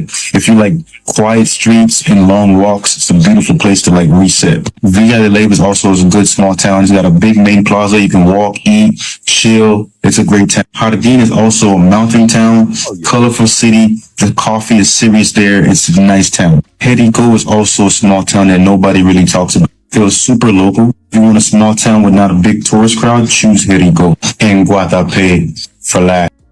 Yeah, Guatapé is like a must-have. El Peñon, that's another spot. If you've been to Colombia at least 5 times and you have never been to Guatapé, you've never been to El Peñon. Never. It is only a 45-minute taxi drive or an hour-and-a-half bus ride. And you've never climbed the rock of Guatapé. You've never went glamping, meaning camping in some of the beautiful mountain regions around Guatapé. They're building the world's largest statue of Christ, bronze, in Guatapé. He ain't lying. I would put Guatapé as my #1 small town in Colombia. And there's some beautiful small towns. I'm not talking about small cities like Manizales or Pereira or Armenia. I'm talking about towns. And Guatapé, man, there is nowhere in the world. You guys should easily get you a nice Colombiana and say, what you doing today, girl? Nothing. Let's go to Guatapé. We're on our way. You say Guatapé to me, Dre, you have me reliving my travels to these wonderful places in Colombia. Absolutely correct. Absolutely correct. If you guys ever wonder where Andre and I go, this is where we go. Man, we ain't going to no damn Medellin. We ain't going to no damn Cartagena. No. Man, we go to San Andreas before we went to San Andreas or Santa Marta before we went to Cartagena. Why? We've been there 100 times. I'm telling y'all, man, this country has, dude, it is nothing like sitting there eating lunch. And it's hummingbirds eating lunch, sipping nectar right next to you. I'm not talking about out there. I'm not talking about on television. All the stuff that you see on National Geographic with the hummingbirds, like, man, I'll never see one of those. And you just see hummingbirds just flying all around you and just sipping nectar, and they just eating, and you just eat. There is so much to see in this country that will blow you away. Like I said, the waterfalls, crazy. You think the large cities have concerts and celebrations? Bruh, some of these small towns, the horse parades that you always see that we on our outro, major concerts are taking place where 20,000 people will show up in Salento, because we experienced it in January for a major concert. 20,000 people in a small town. Why? Because there's a concert going on the first week of January. That's the final celebration of Christmas, Three Kings Day. And so they celebrated with a weekend long concert. I'm talking about you seeing tour buses coming in and you driving and you waiting an hour and a half to get into your Airbnb in this small itty bitty town that's got a giant stage that they built, and it's a major free concert going on. And you brothers don't experience it. I see the white boys all the time, the Latin dudes from other countries all the time. I don't never see y'all brothers out and about. Afro-Colombians, yeah. My brothers, I don't see y'all ever. And I mean ever. I ain't never run across no brothers from the States in Parada, in Manizales, in Salanto. I've never seen y'all in the hot water springs in Santa Rosa. I've never seen y'all in fincas where you can go fish for your own meal, bring the fish back, they'll clean it for you, they'll cook it for you, and you go back to your Airbnb. I'll never see y'all in them spots like that. I'll never see y'all.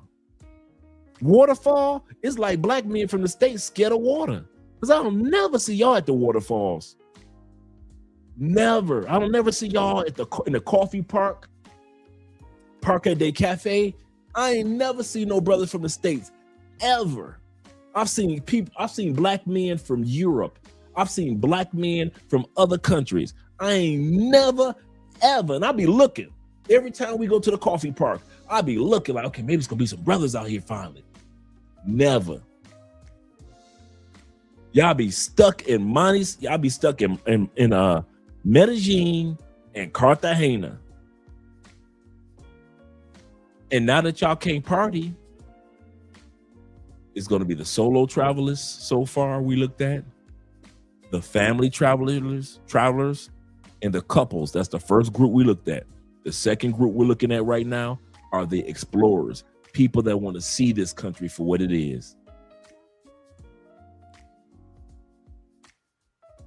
Outside of Bogota, Colombia is one of the few countries that has a Taj Mahal replica of that Taj Mahal. Y'all don't even go to that. I see every race in Bogota all over. I'll never see y'all. And I'll be looking. I'll be looking hard to see from the, because when you see a brother or a sister from the States, you can tell. So it ain't like we hiding. I'll never see y'all. I'll never see y'all, bro. Actually, we have been there. We were on our way to a wedding up in the mountains, and we came across that park. I didn't know. That's when I discovered that they had national parks. Man, Colombia got its own Grand Canyon. It's got its own, and I'm talking about that mother, boy. It's just like the Grand Canyon. When you look down in that mother, you looking down, bro. I'm talking about dude. I was looking at some cows down there because that Grand Canyon has foliage. I'm looking down at the cows. Cows look like ants. I'm talking about that mother is deep, just like the Grand Canyon, bro. And it's beautiful, bro. You know what? I gotta look that one up. Maybe we have. Let me write that one down. But if we haven't, that gives us a new spot to go to. Let me write that one down.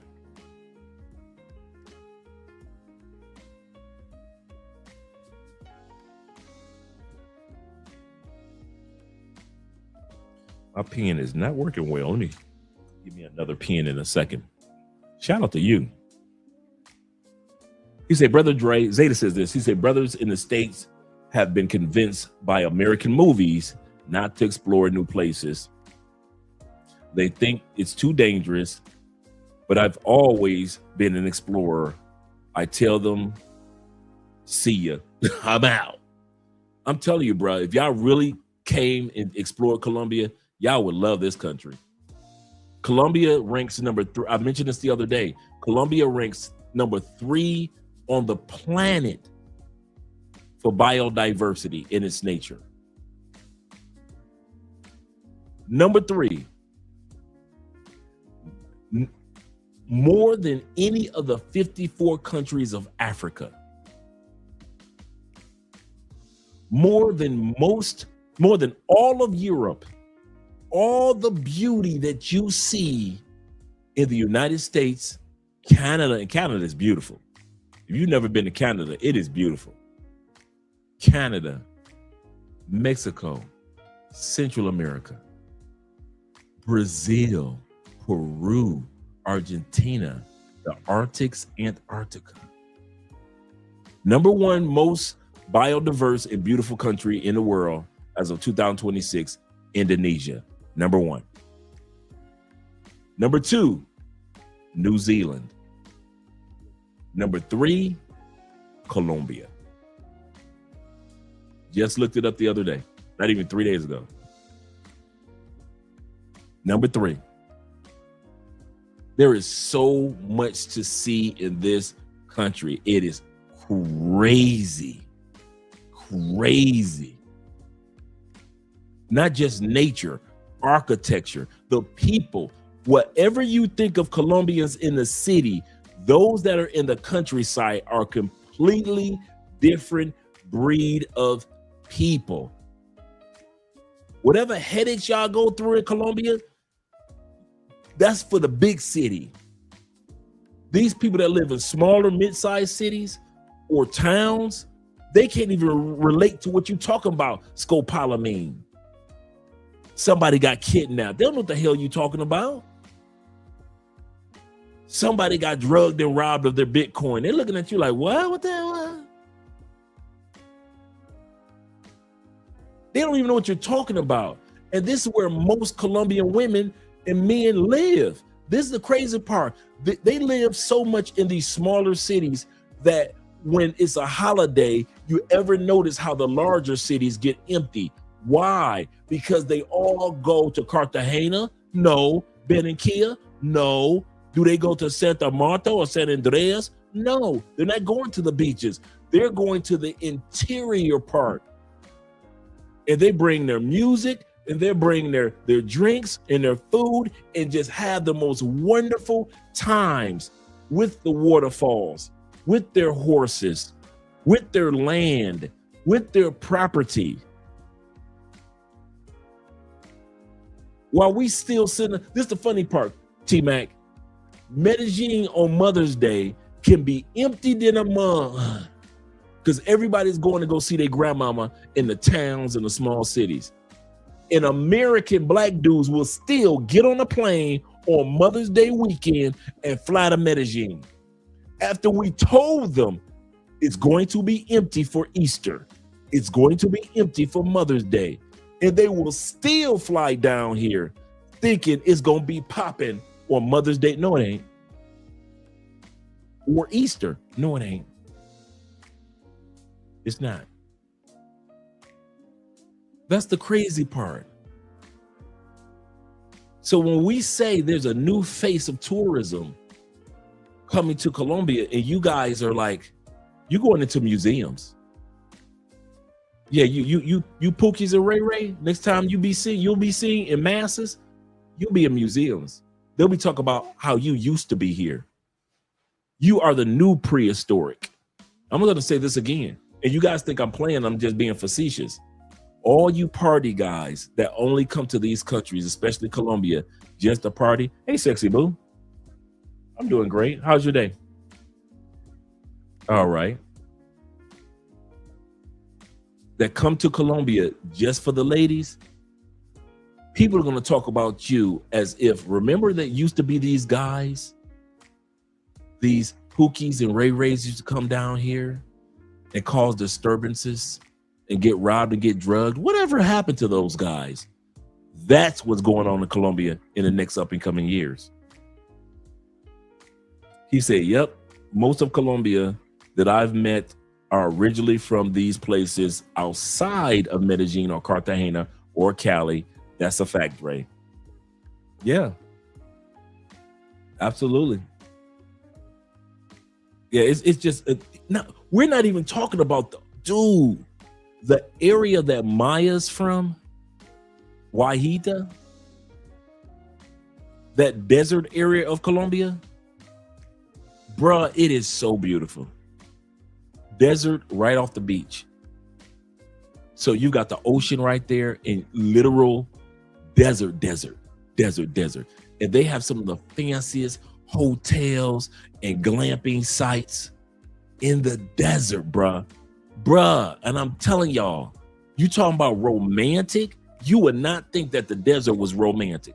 Bruh, some of these glamping spots that they have in the desert, right off the beach area, where Maya's from, I'm telling you, bro, y'all sleeping on Colombia. I don't know why the hell y'all sleeping on this country, but it's okay. It's okay. It's okay. Let's continue on.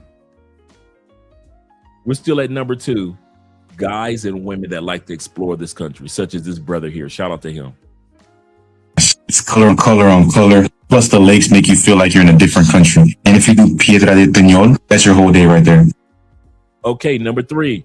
The number 3 groups that are coming to Colombia that will outpace and outspend you guys that are coming here for pay for play are retirees and old people.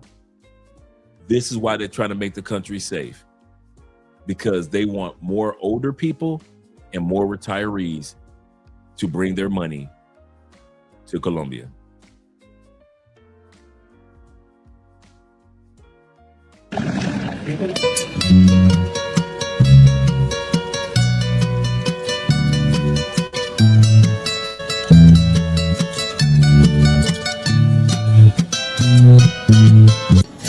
You're so cute, man.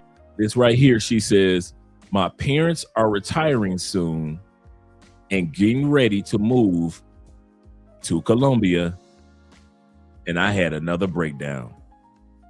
This is very common for Colombians as well as others that made their money in other countries, and now they're ready to retire, and many are returning to Colombia, or retirees are moving to Colombia for the first time. Hello. Ese yo. Ah, no, Satanás. Satanás aquí llorando, pero no, así. No, usted por qué se me va a ir. Mire, es que no es lo que usted se me vaya sabiendo que yo soy la menor y usted estuvo en la vida de Daniel y mató casi toda la vida y la mía se me va. Dad does not care. He like, we out of here. Dad don't care. Them tears, you might as well dry those tears up. Vea, esa pintura yo no sé, mami, te la voy a hacer gris. Let me break it down for you why 1,000 American veterans choose to live right here in Medellin, Colombia. And no, you filthy animals, the main reason is not what you're thinking. Financial health is mental health. And you might not know this, brand new information, but life outside the United States can be a lot cheaper than life inside the United States. And a lot of veterans are on a fixed income. I got a hot tub, so I'm doing okay. To qualify for the Colombian retirement visa, as a veteran, you only need to prove income of $1,000 a month. We have veteran healthcare centers here with Colombian medical staff with no wait times, where they treat you with dignity and respect and listen to you. It sounds crazy, doesn't it?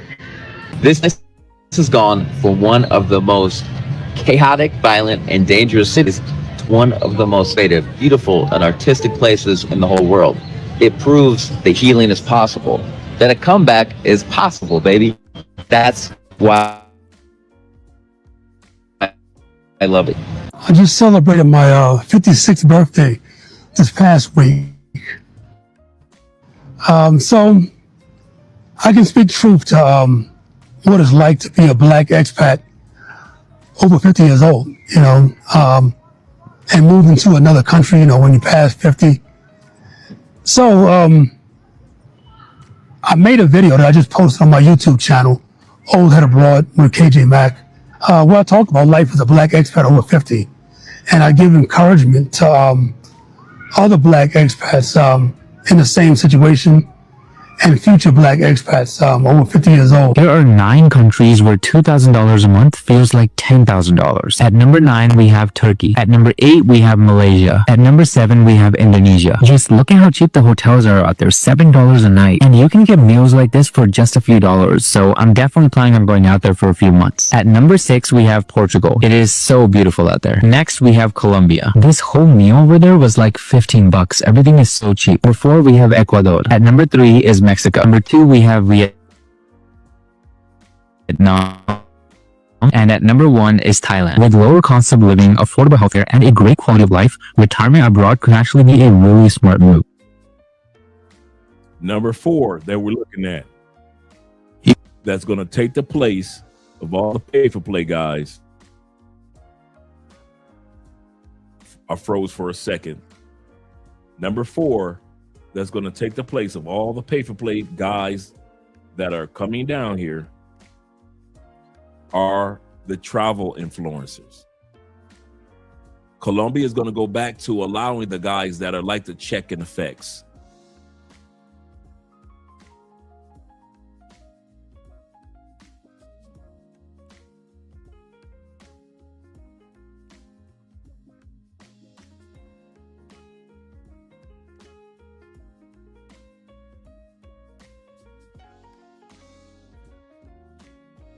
A second.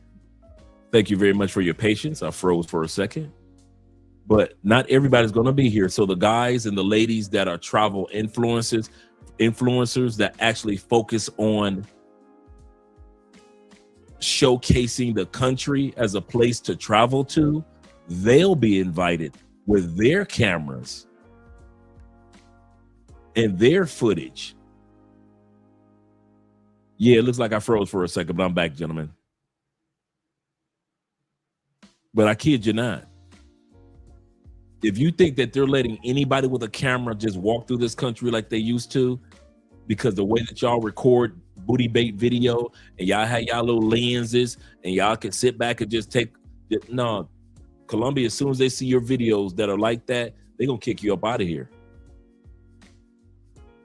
But if you're a true travel influencer, Colombia will invite you here. That is so true. Let's continue on. Healthcare and a great quality of life, retirement abroad could actually be a really smart move. If you had 7 days in Colombia, where would you go first? Would you start in Medellin? Mountains, city views, nightlife, culture, or head straight to Cartagena? Caribbean water, yachts, old city, sunsets? Maybe you go for something different. Guatapé, colorful streets, and that iconic rock. Or even deeper, jungle, rivers, hidden places most people never see. These are areas in Colombia that brothers don't even go to. Brothers don't even go here.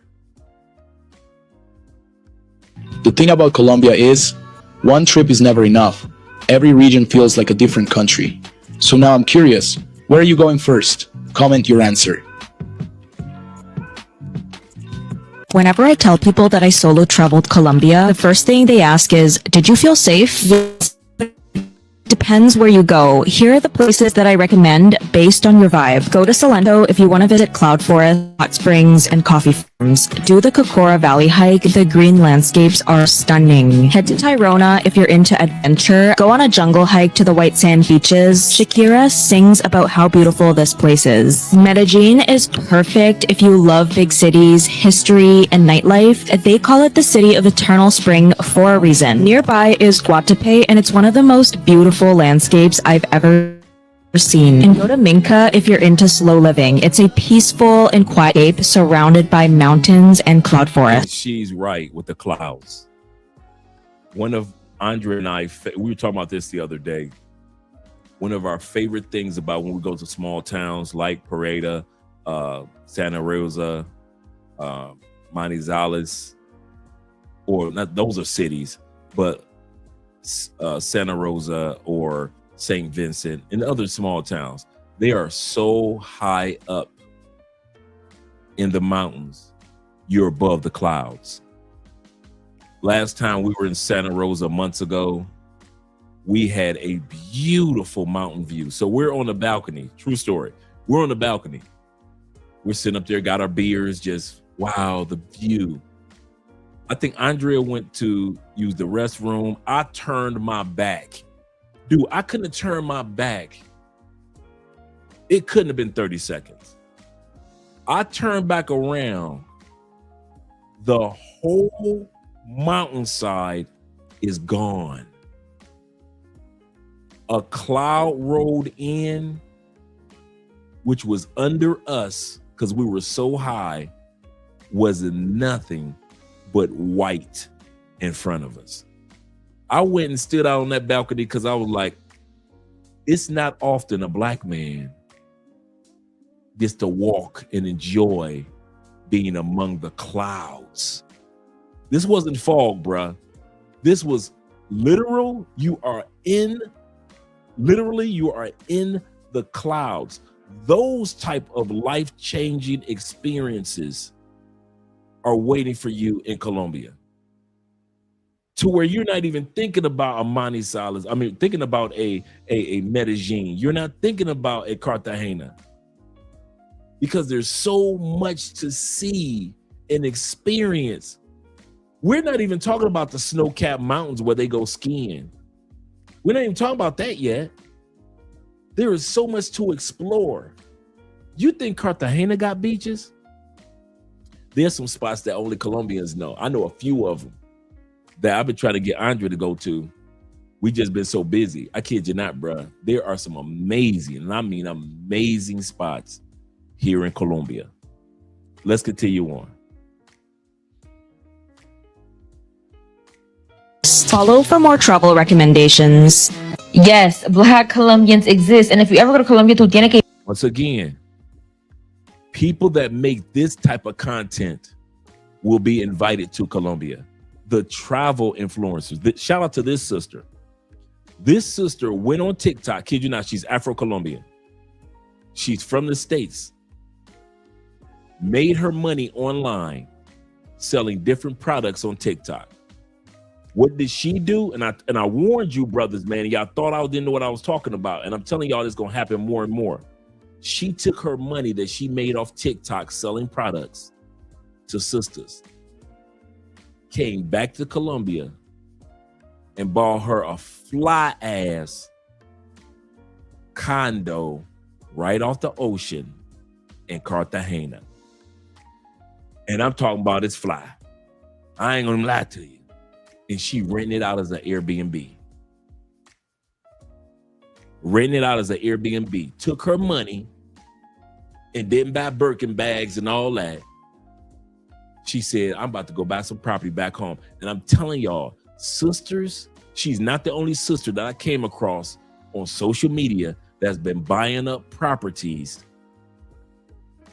in Cartagena.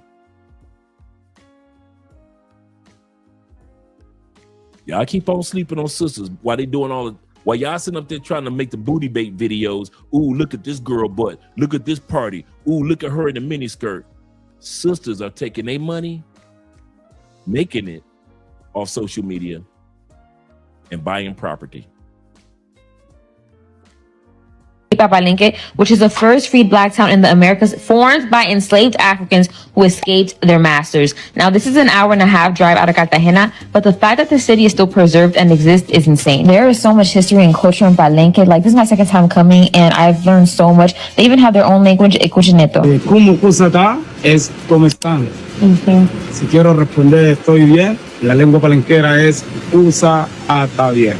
The way that they've been able to preserve their traditions, like I was there and I was getting emotional porque eso no se ve mucho, you guys. Literally felt like a piece of Africa, which is what they refer Palenque as a lot. You even learn about how the women would use their braids to create maps to escape. They would even hide seeds for food in their braids. My grandma has always told us that we have direct descendants from Palenque, so being there was like such an experience, y'all. And the food too. Actually, last time I came, I didn't try the food, pero la comida, 10 out of 10. Y Ecucheneto, no one in Palenque died from COVID-19. They believe that herbs and plants are the true healers for when someone gets sick. Esto lo utilizamos para expulsar cálculo, también regula la diabetes. Like, I love that. They even let me try a tea that they made with the plants that they grow, and they bless my bracelet to protect me from bad energy, because that's real. I even learned how to box a little bit, because guess what? The first boxing champion from Colombia was from Palenque. Coming here made me even more proud, like even more proud to be Afro-Latina, to be half Colombian. I'm so grateful to be able to learn more about my history, and y'all, Palenque is somewhere where I just feel like everyone should go. For 2026, I decided to learn salsa. And what better place to take my first lesson than the global capital of salsa, California. Me gusta salsa, me encanta salsa. So this was a crazy day. After like 3 planes, delays and everything, I got to Cali right when my lessons We were in Cali. I had to leave my bags and with security because I have a salsa class to get to. Finally here, so I'm about to hit the salsa class, see how that goes. Then I get back to the room, I'll change, and I'll hit the boulevard. That's the plan, but we ain't let nothing stop us. We rolling, baby. I arrived to the studio and met my fantastic instructor, Valeria.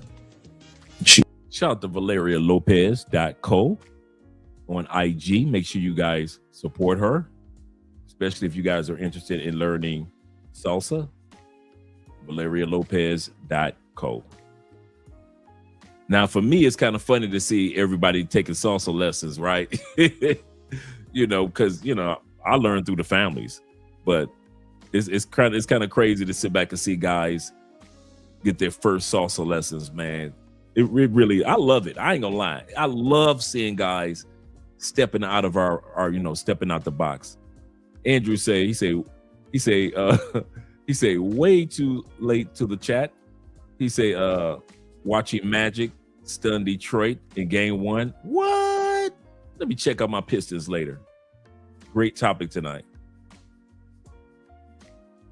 He say, if you know salsa and salsa dancing, you've met some of the most high quality. You meet some amazing people through salsa dancing. You really will. I kid you not. That T-Mac is 100% true. He said, if I could book my ticket to Colombia right now, I'll be patient. He said, I can't wait to get back to Colombia now. Absolutely correct. T-Mac say, I learned in 04. He said, I got enough to teach in San Diego and Tokyo. It was the easiest way to meet quality professional women. You're not lying. You are not lying. You're not going to meet the professional women at the reggaeton spot. Sorry, guys, not here in Colombia. But if you can salsa, or bachata, or merengue, or cumbia, you might got a chance. Welcome to the basics. I ain't gonna front. I can't even think it was gonna be super duper easy because black, I'm like, okay, I'm gonna get on my 1-2. Rhythm's gonna catch easy. No, it was not. I'm letting The reason why salsa is complicated for us Americans, it's not the salsa dancing itself or the steps. I'm gonna tell y'all now. In America, we dance from the waist up with most of our moves. Most of our movements are waist up. We move our feet, of course, but it's not predominant. Salsa is dominant waist down. So black men are used to using our hips. I'm just be for real. We're not used to using, black American men are not used to using our hips. So it takes you a minute to realize I gotta stop being so stiff because your feet goes up, down, up like a robot when you first start salsa dancing. And you're like, bruh, that's not it. You gotta use your hips. And so as a black man, you're like, man, I ain't using my hips, man. That's gay, man. So you don't realize, no, that's how you dance salsa. You cannot dance salsa from waist up. Even though you twist and turn and all that, most of salsa movements are from the waist down. And we're not used to that. We're not used to that. But you will get used to it. It's funny to watch people when they first start, man. Especially watch brothers, because we swear, like the brothers say, I thought it was gonna be so easy. I'm black, I got soul. Yeah, it's not easy if you're not used to using the bottom half of your body more than the top half of your body. He said that was the problem in salsa dancing. He say not used to dancing from waist down. Absolutely correct. He says so true. I feel like a robot. Yeah. I kid you not, man. You got, and dudes be their feet be going just like 1, 2, 3, 4, 1, 2. You like no, bruh, move your hips. Don't. You gotta put your hips into it. You gotta put your hips into it. It's not, dude. You gotta make it look smooth. Yes, sir. T-Mac said, he said, if you can dance and lead well, yes. and lead well in salsa and bachata, women will line up. It feels so lovely to be here tonight. What a beautiful. Give yourself a round of Give applause. yourself It's so a round lovely. of applause. I kid you not. He is not lying. Once they discover that you can dance, they're going to come ask you. That is true. I can attest to that. I can 100% attest to that. Once they see you, I remember, like I told you, the one story, me and I just got off the dance floor, and it was me, I think it was Philly Dom, and another brother. We're just standing there just talking, and we see this bad Afro-Colombian sister coming through the crowd like, dang, she fine. And we thinking she about to walk past, go to the bar, right? And as she get closer, she looking in our direction. So we're looking like, who's she looking at?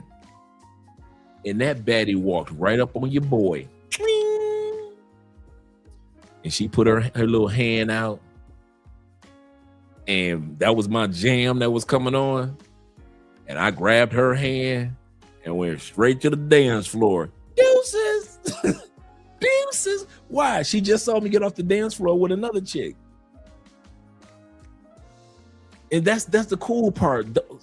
Man, I've networked. I've met so many people from around Cali, just some of the most people that were politicians, people that were nurses, doctors, people that had come in from other parts of the world that were just coming to enjoy Cali, Colombia. I kid you not, man. It was just salsa and bachata and cumbia and merengue. It just opens you up to a whole different caliber of Latinas. That reggaeton, I love reggaeton music, but it is not going to introduce you to the same type of women that you'll meet with salsa. Guaranteed. Guaranteed. Guaranteed. I tell you this. Most women in Medellin, they don't salsa like that. You'll see bachata, merengue, but salsa like Cali. No, y'all think all Colombian salsa dance. Nah. He said, I'm looking like a turtle. He said, I'm looking like a toddler. Right. Looking like a toddler trying to salsa dance for the first time. Right. Yeah, I remember Andre drug you out of I remember that. Andre drug you out on the dance floor. Shout out to Jeffrey. Oh. He said, same as the gym. He said, if you're used to using certain muscles and parts of your body, you'll have the hardest time and will be sore more. Absolutely correct. Good point, man. Good point. Good point. Shout out to all you guys. Let's get back to the video. I don't want to be too late tonight. But Valeria was super patient with me. She walked me through the steps. And as we got to going, I started figuring out more and more and more. Feeling more and more comfortable.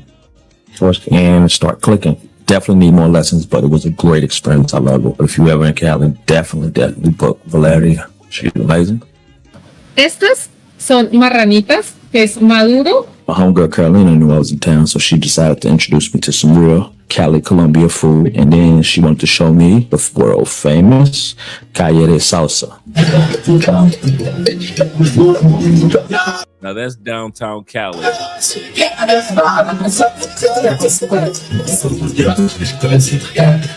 This was definitely a vibe. Downtown Cali, every Friday and Saturday, it is a block party up on block parties. It's got to be at least 2,000 to 4,000 people out there. I mean, and you are having fun. Ain't nobody going in nobody's pocket. Ain't nobody stealing nothing from nobody. It is just it is crazy, and it's just free. You just going. It's like you just going downtown, going to Centro, and all the clubs are packed, and they just party outside. And I mean, it is standing room only, bruh. It was amazing. There was dancing and music playing and drinks and food everywhere.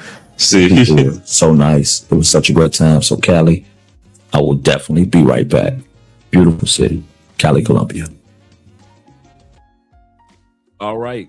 Number 5, groups of travelers that are coming or tourists that are coming to Colombia that's going to take the place of all the pay-for-play boys. This is why Colombia is kicking the pay-for-play boys out, the Pookies and the Ray Rays out, because the digital nomad and the investors are starting to come to Medellin. Now, they came before, but they are really coming to Medellin and the rest of Colombia now.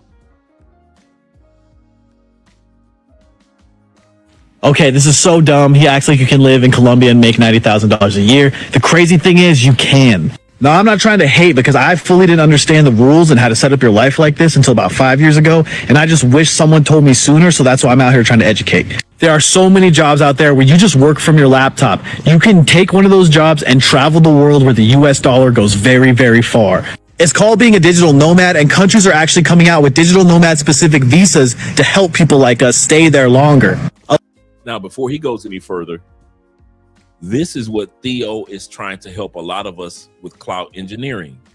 Build careers online that allow you to travel to just about any part of the world, and you're making six figures. I've met many of Theo's graduates. Like I said, a few of them have been my neighbors right across the street, and they were in the Atlanta class. They graduated, got their careers, and have been traveling. I've met his graduates that lived in Brazil and have come down here to Cali. I've got one of his graduates is often down here in Cali, Colombia, because he's from the state of Florida. So when I say, and this brother says that you can crack those $90,000 plus jobs or businesses online, you want to purchase a business, or you're just doing content, or you're creating a product or service, you can do that. That's the beauty of how the world works right now because of online.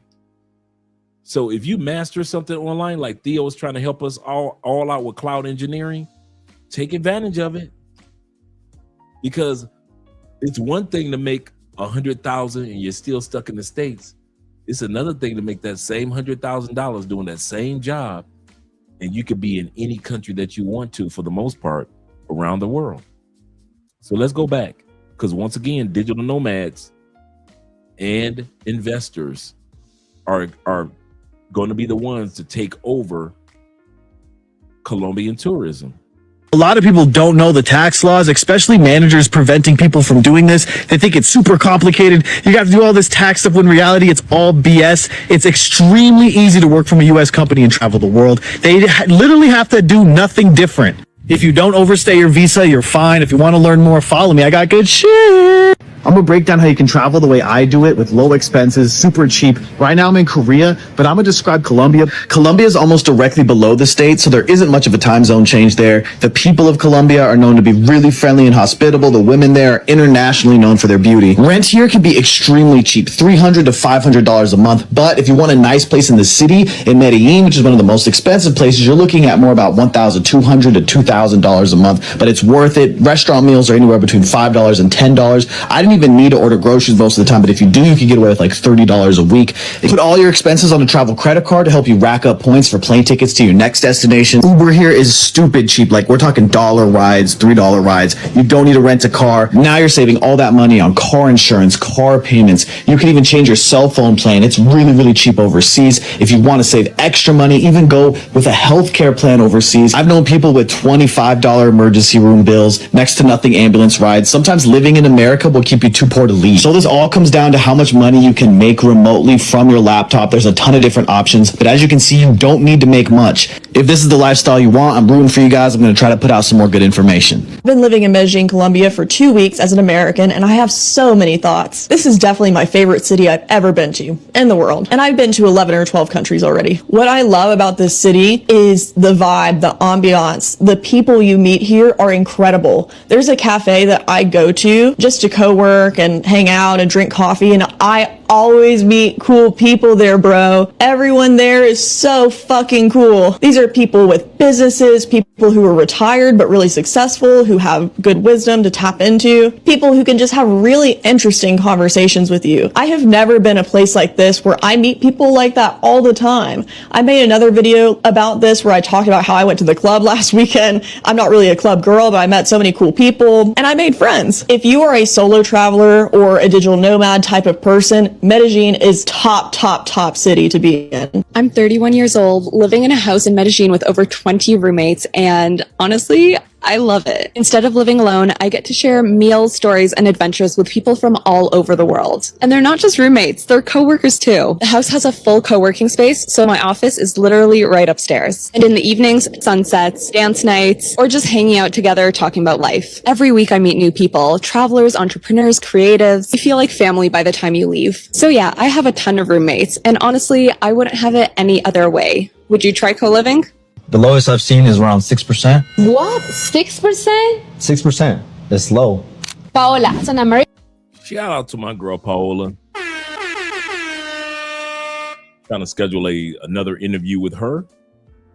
And Paola is one of the individuals that's been a realtor here in Medellin, Colombia, that's been working alongside of a lot of people that are looking to retire or look for investment property here in Colombia in general. She was born and raised in Santa Marta. She travels the world, and yet she is here in Medellin, Colombia, helping out a lot of people. So shout out to Paola. Can I get a loan in Colombia to buy a property? The answer is no. But can you still use a loan to buy a property in Colombia? The answer is yes. Yes, by using U.S. bank loans to fund your international real estate investments. Now, that's very important to remember for some of us. You can use U.S. bank loans to fund international investments. A lot of guys don't realize that. So they're going to talk about this on this particular video clip. How can I use my U.S. bank loan, the money that I got from the bank in the States, and buy property in other countries? Watch this full video to learn how. And you often ask me, can I as an American purchase a property in Colombia through loans? And the answer is yes, you can, but not with Colombian banks, or at least it's not as easy and accessible. I lined up some questions that I'm going to be reading for you because I don't want to miss any important information that I'm sure is very valuable for you guys. So the question is, if somebody has a good credit score in the US, what does actually allow them to do? So having a great credit score allows you to open the banks. You're pretty much opening up the floodgates to all U.S. banking. So another question is that a lot of my clients don't have a lot of cash, but they do have a strong credit. So if someone has 5,000 to 15,000 USD safe, is it enough and is it realistic for them to still buy a property in Colombia? Yes, it's still an option for someone who has around 5 to 15K saved, as long as they have a strong,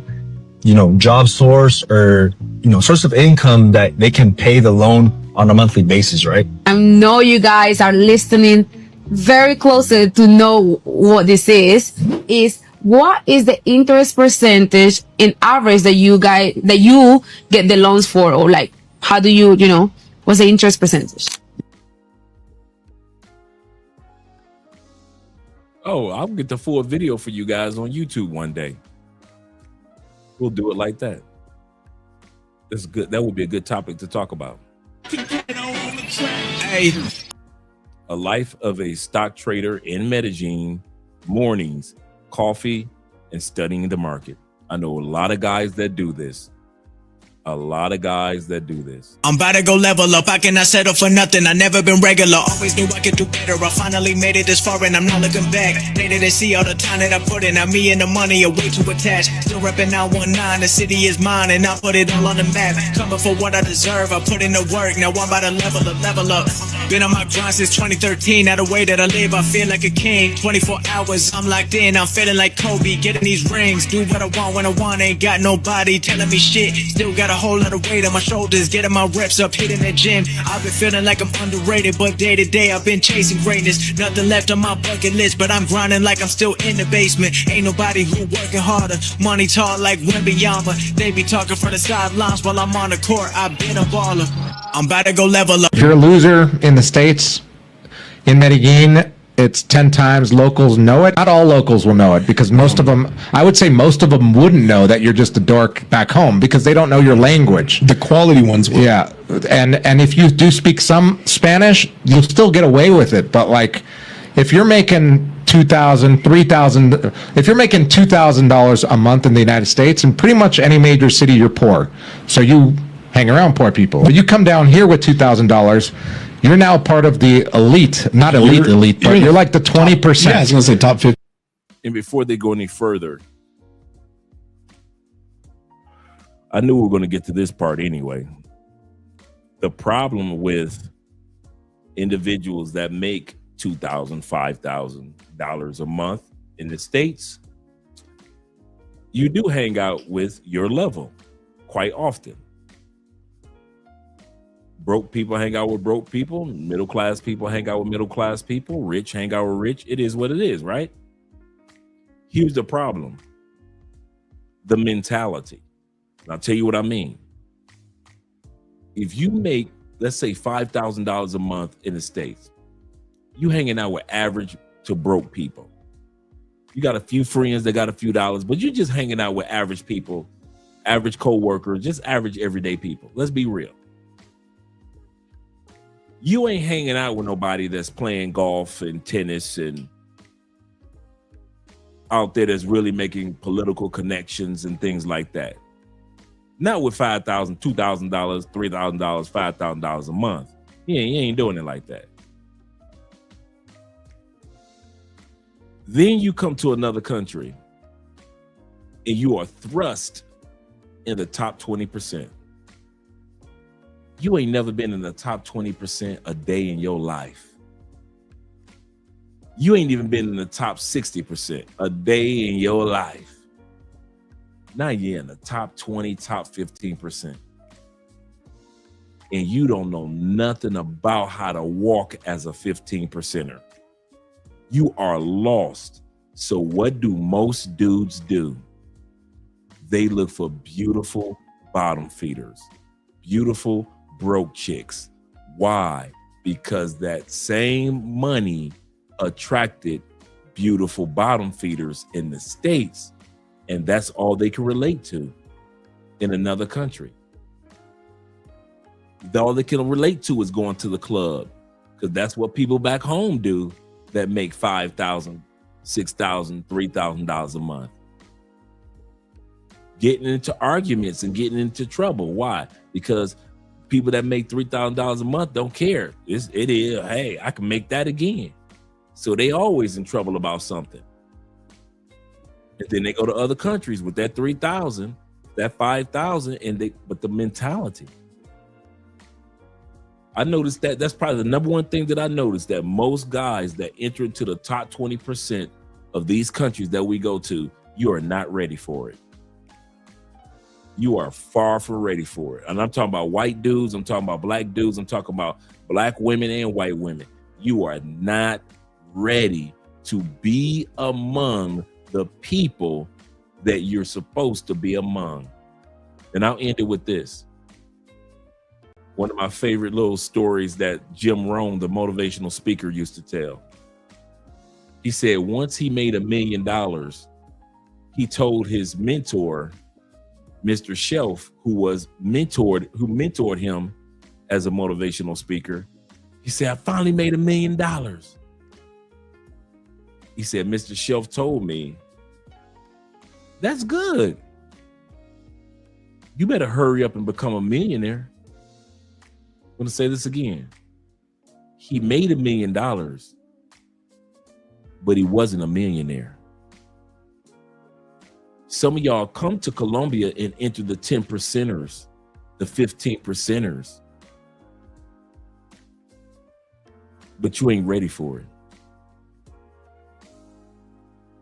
You don't know how to network like a top 15%er. You ain't never been that. You've never been expected to carry yourself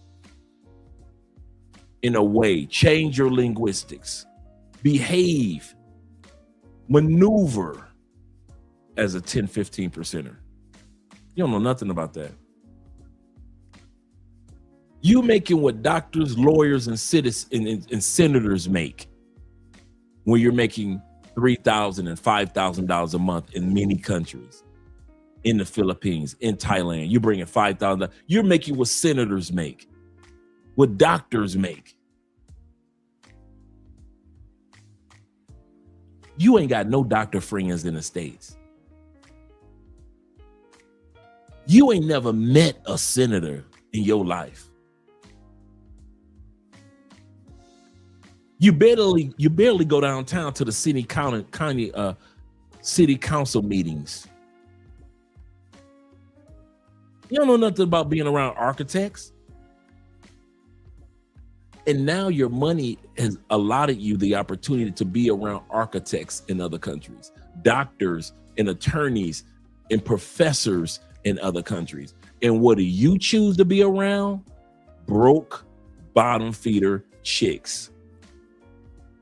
So I say to you guys, one of the reasons they're kicking a lot of guys out of Colombia and keeping a lot of guys out of Colombia, because you do not know how to think on the level of life that you are actually entering into. There are dudes in the grave right now in Colombia because they carried themselves, even though they were making great money. Some of you even 5 figures a month, $10,000 a month. You were in the zero, like my brother said earlier, the 0.1% of Colombians. And yet you're in the most impoverished locations, dealing with the brokest, raggediest women because they're beautiful. And you wonder how you ended up in the grave. Back home in the States, there are women in hoods that you don't trust, do you? You know LaWanda will get somebody shot or robbed or worse, don't you? You don't think Colombia got no LaWandas? You don't think Brazil got some LaWandas? Thailand ain't got no LaWandas? Philippines ain't got, Japan, France, Spain? You tell them you think that the only United States got hood chicks that will set you up because they think you got money. What do you think they will do to you in another country once they realize this dude makes at least 3,000, 5,000, maybe even 10,000 USD or Canadian dollars or pounds? What do you think they're going to do? They're going to do worse to you. Kidnap you, drug you, rob you, and leave you for deceased. Only the men and women that are willing to accept their lot in life and the level of that lot will survive Colombia and other countries. What are you talking about, Dre? What I'm saying is, if you are making $3,000 a month in Colombia and you're in the top 15%, it's time for y'all to start acting like it. It's time for y'all not to just keep having broke people in your phone like you did in the States. You can't have all broke people in your phone. Not all broke. Ain't nobody in your phone going to school. Don't nobody in your phone in Colombia own a business, own a car, own a motorcycle. Everybody in your phone got a bus pass or a subway pass in Medellin. Everybody. That's why you're not going to make it in the new Medellin. That's why you're not going to make it in the new Medellin. The same reason why Lottery winners go broke within the first 3 to 5 years after winning $100 million in lottery. Not the money, the mindset. It was the mindset that destroyed them, not the money. And for a lot of us, that's the exact same thing that's happened to us. I couldn't wait to get to this part, this segment right here. Until you start acting like a 20%er, a 10%er, and doing what 10%ers do globally, doing what 20%ers would do, and hang out with people that 20%ers would hang out with globally. I'm telling you, going to parties of the top 20% in Colombia, the top parties and events that the top 20% in Thailand would go to, the 20% in the Philippines would go to, the 20% in Vietnam or Indonesia or in Cambodia would go to. Until you start going on that level in which you already are. I'm not telling you about a level that you need to get to. I'm telling you you're there, but you don't want to accept it. That's what's getting you dudes in trouble in Colombia. You are on a certain level and you don't want to accept it. You are zone or strata 6, strata 5 in Medellin, the highest levels.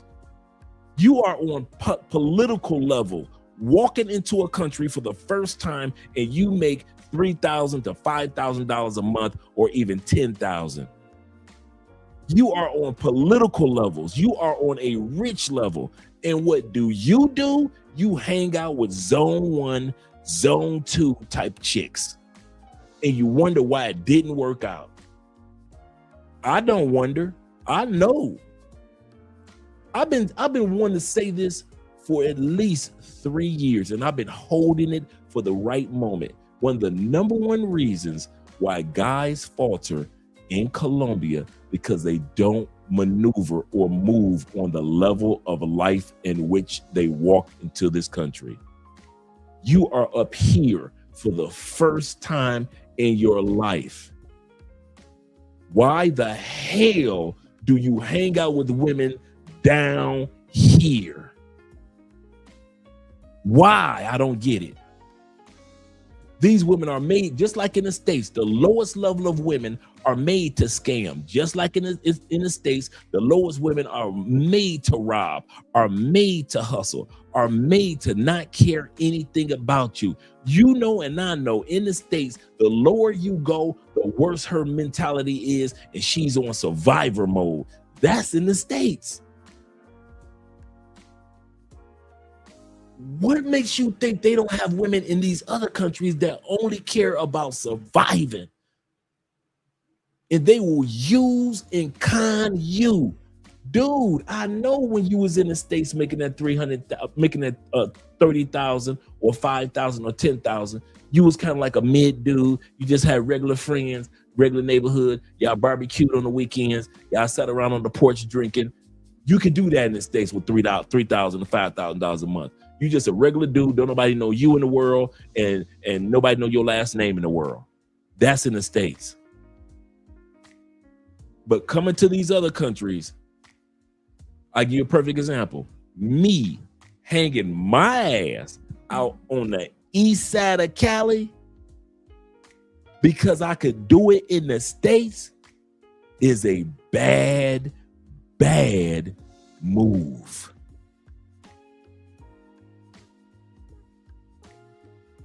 So don't think just because you got an Airbnb in El Poblado and your Airbnb is not in the hood or in the top of the mountains in these cities, that means that, hey, I'm a better dude. What's the use of getting a place in El Poblado when you're going to get chicks that come from the mountains around Medellin? I'm going to say that again. What's the point of you getting a $1,500 amazing apartment in El Poblado, and the only women you ever bring in are the brokies of the brokies of the brokies? I'm talking about women that's on survival mode. Like, if she don't rob you, her kids don't eat tomorrow morning type of Colombianas. So she's sexy enough to seduce you and smart enough to steal everything in your spot, because her kids up in them heels gotta eat. No matter how much money you give her, talking about here's a few dollars for your kids, she looking at you like, thank you, baby, but I want it all. If you dumb enough to date me, I want it all. If you stupid enough to think that my beauty and my booty is enough to where I ain't gonna rob you, these women in Colombia are telling you, in Brazil are telling you, we will rob you blind. We are survivors. You are zone 6. I'm zone 1. The only difference is she knows her zone, and Negro, you're not willing to accept your zone or strada. I'm gonna say that one again because I meant it the way I said it. The problem is you're not willing to accept that in other countries, with the money that you make, you are not a hood dude anymore. You could get away with that in the States and in Canada and in UK. You can't get away with that in many other countries, but you are not willing to accept it. That's your problem. That's what got you robbed. That's what got you hustled. That's what got you scammed. Because ain't none of y'all ever got robbed by a school teacher, have y'all? You know why? You don't date the school teachers. Any of y'all ever been robbed by, heard of anybody get robbed by a college professor in Colombia or Brazil? You know why? Because y'all don't even talk to the college professors in Colombia or Brazil. What about the women that are part of the Department of Transportation, or the women that are hold political, just local political positions? You ever heard anybody get robbed by them? Okay, what about a woman that owns a business? Maybe she owns a car dealership, or maybe she has a nice business online. Have you heard any of those women that got a nice business online? I'm not talking about no OF. I'm talking about a nice business that is flourishing online. Have you heard any of them women go out of their way and rob one of you dudes for a damn computer and some crypto? Oh, you ain't heard of that? You know why? Because y'all don't sleep with those women. You don't say hello. You don't say goodbye. You don't say, let's go to dinner. You don't say anything to women that are on your level in Colombia and Brazil. You never talk to them. The women that are on your level or even a little lower, let's say you making $3,000 to $5,000 a month. She's making $2,000. That's great money in Colombia.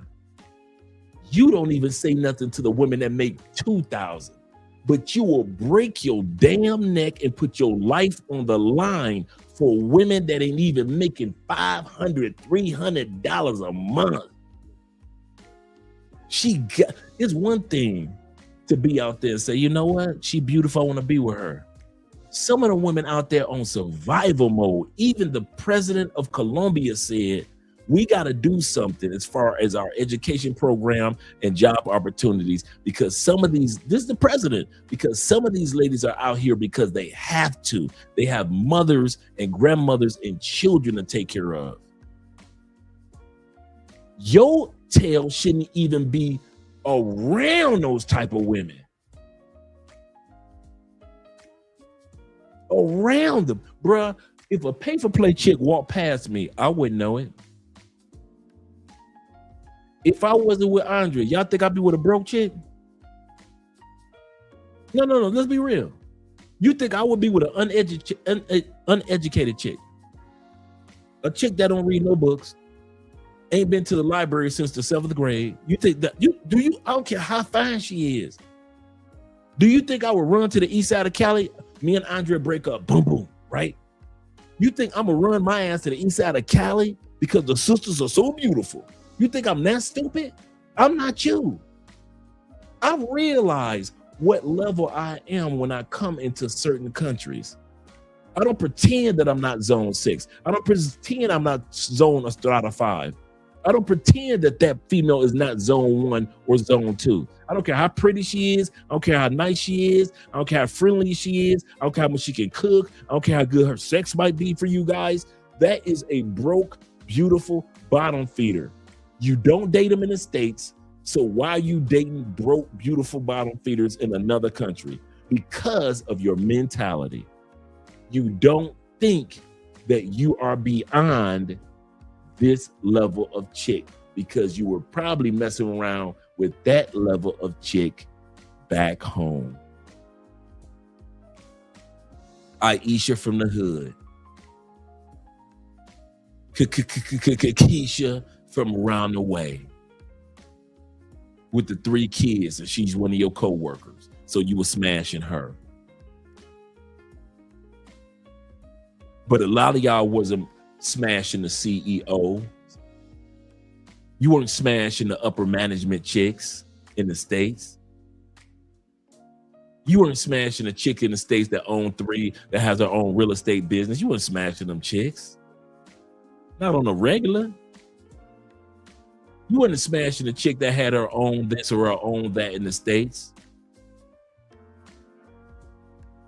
And so you come to Colombia, and because you was messing with Keisha in the States, you look for Keisha from up in the hills of Colombia. And I'm here to tell you, and I mean this, guys. That's why I kind of like pause for a second. If you're going to come to these other countries, you're going to have to accept what level of life that you just walked into. And it is not zone 1, it is not zone 2, and it is not zone or else strata 3. That is not you. Stop acting like it. Them women can't relate to you. You can't relate to them. How many of y'all see poor Colombians hanging out with Colombians that got money? I'll wait.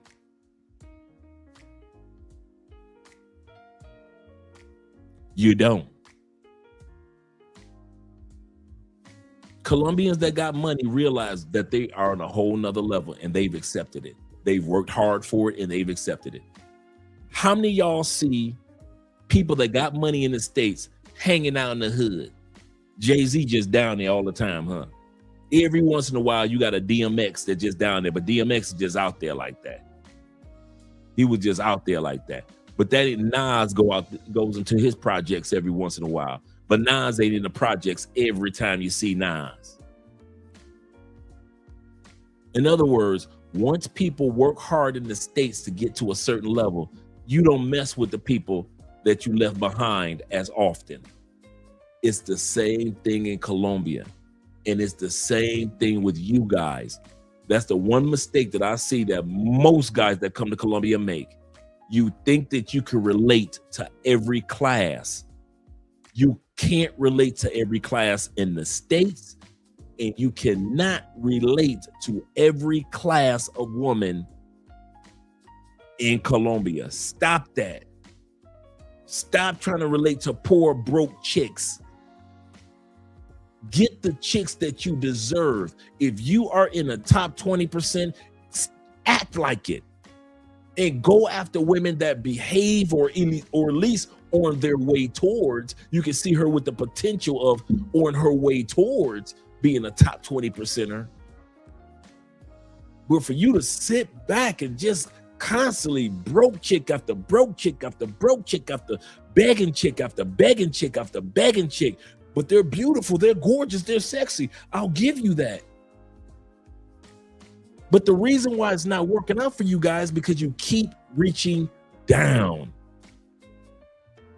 And I don't mean men date down. Yes, I don't mean that part. I mean you dudes be reaching down in the gutter, in the swamps for Colombian women, in the sewage for Colombian women.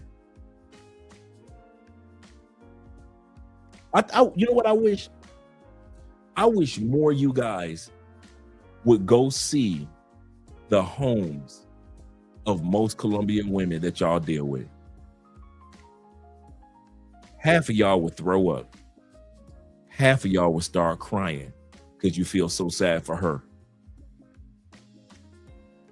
I wish y'all could really see some of the homes that some of these pay-for-play chicks live in, especially the ones that come down from the mountain and meet y'all in Parque Yeris.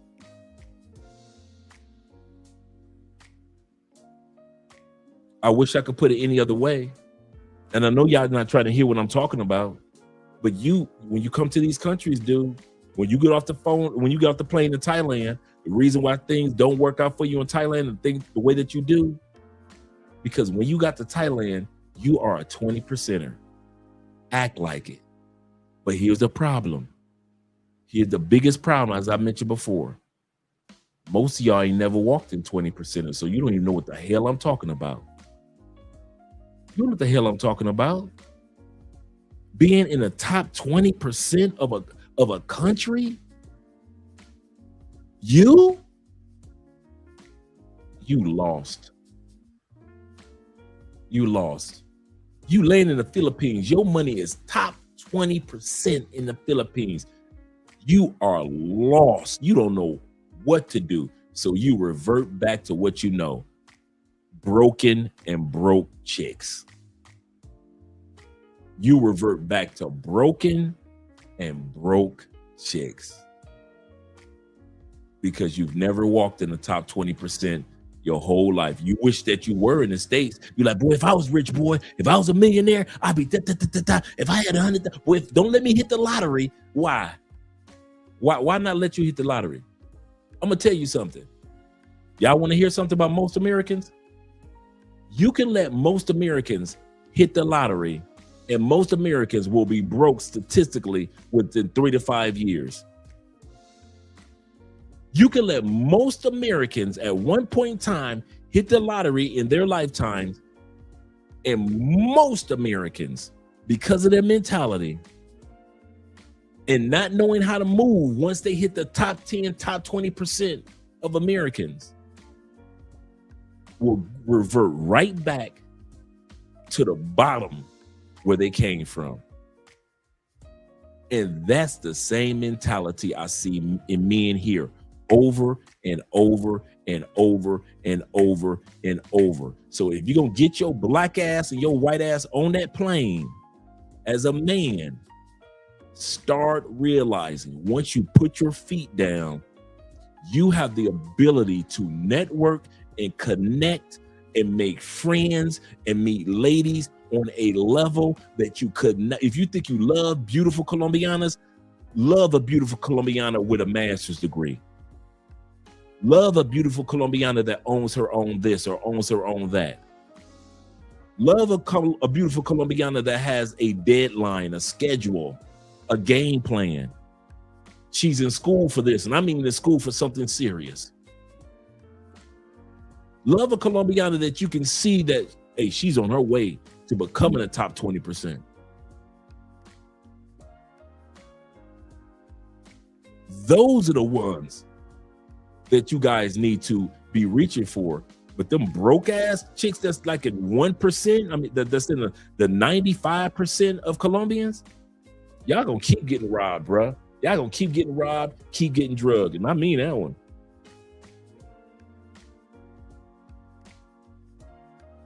That's a good point, Will. Shout out to you, Will. Will says this. He said, in Colombia, you make $20,000 a month. This means a month. 20,000 or 200,000. Gotta be 20,000.9 Colombian pesos. Meaning $5,360 a month. You are in the top 10%. Oh, there you go. Per month. 20 mil. If you make 20 mil a month, 20 mil pesos, that absolutely correct, Will. That's a good. If you make 20 mil pesos, that average is about 5,000 plus. You are in the top 1%. So if you make $5,000 plus a month, somehow, some way, start acting like it. Just this up and coming year. This year is almost gone. Not where it should be. It's close to the halfway mark. We're past a quarter of the year. Do yourself a favor. Next time you come to Colombia, start acting like you're on that level. I'm not talking about splurging in no damn club. I mean, network on your level.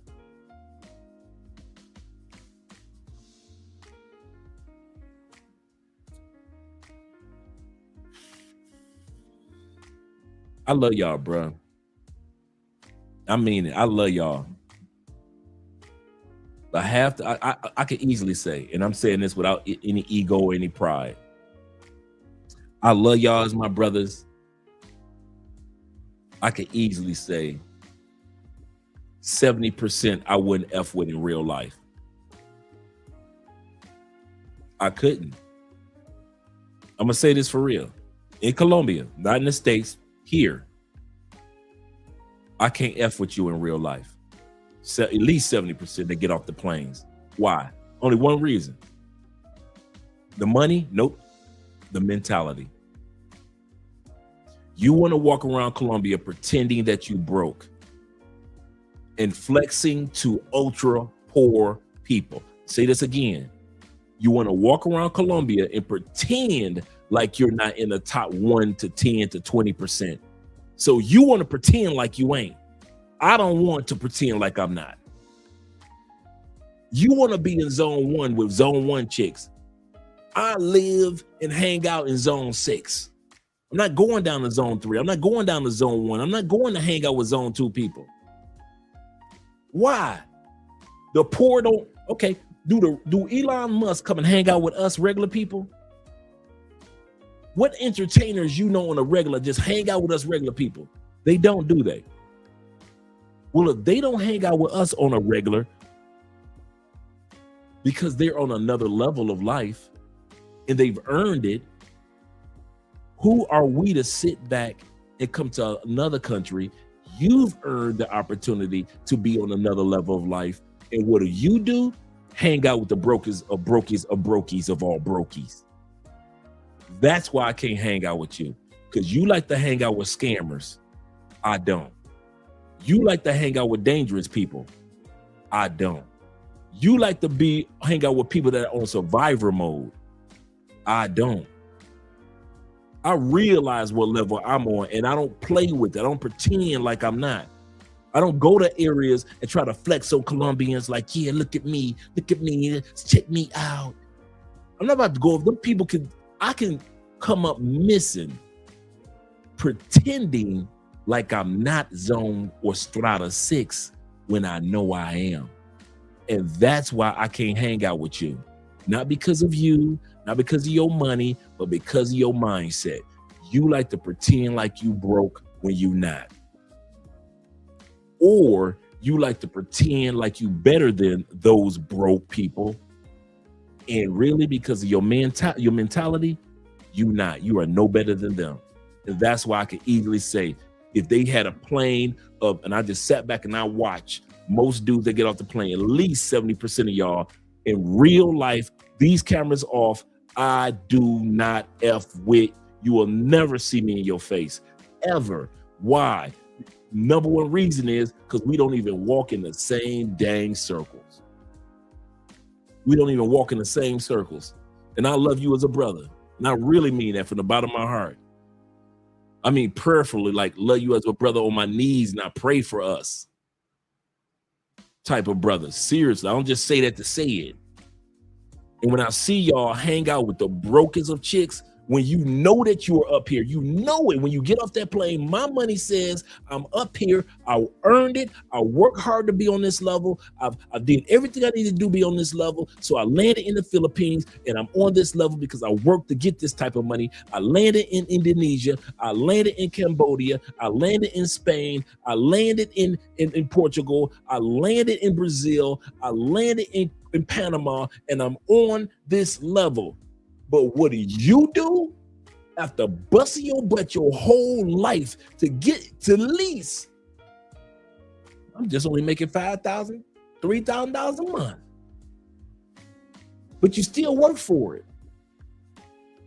And you're being rewarded by the rate of exchange in other countries. So now your $5,000 a month has the spending power of $20,000 a month. $20,000 buying power. in Colombia alone. And what do? You hang out with the brokest, poorest scavengers, vultures, hyena-ish, just bone picking after the dead has been gone chicks in all of South America just because they're beautiful. That's why I don't F with you in real life.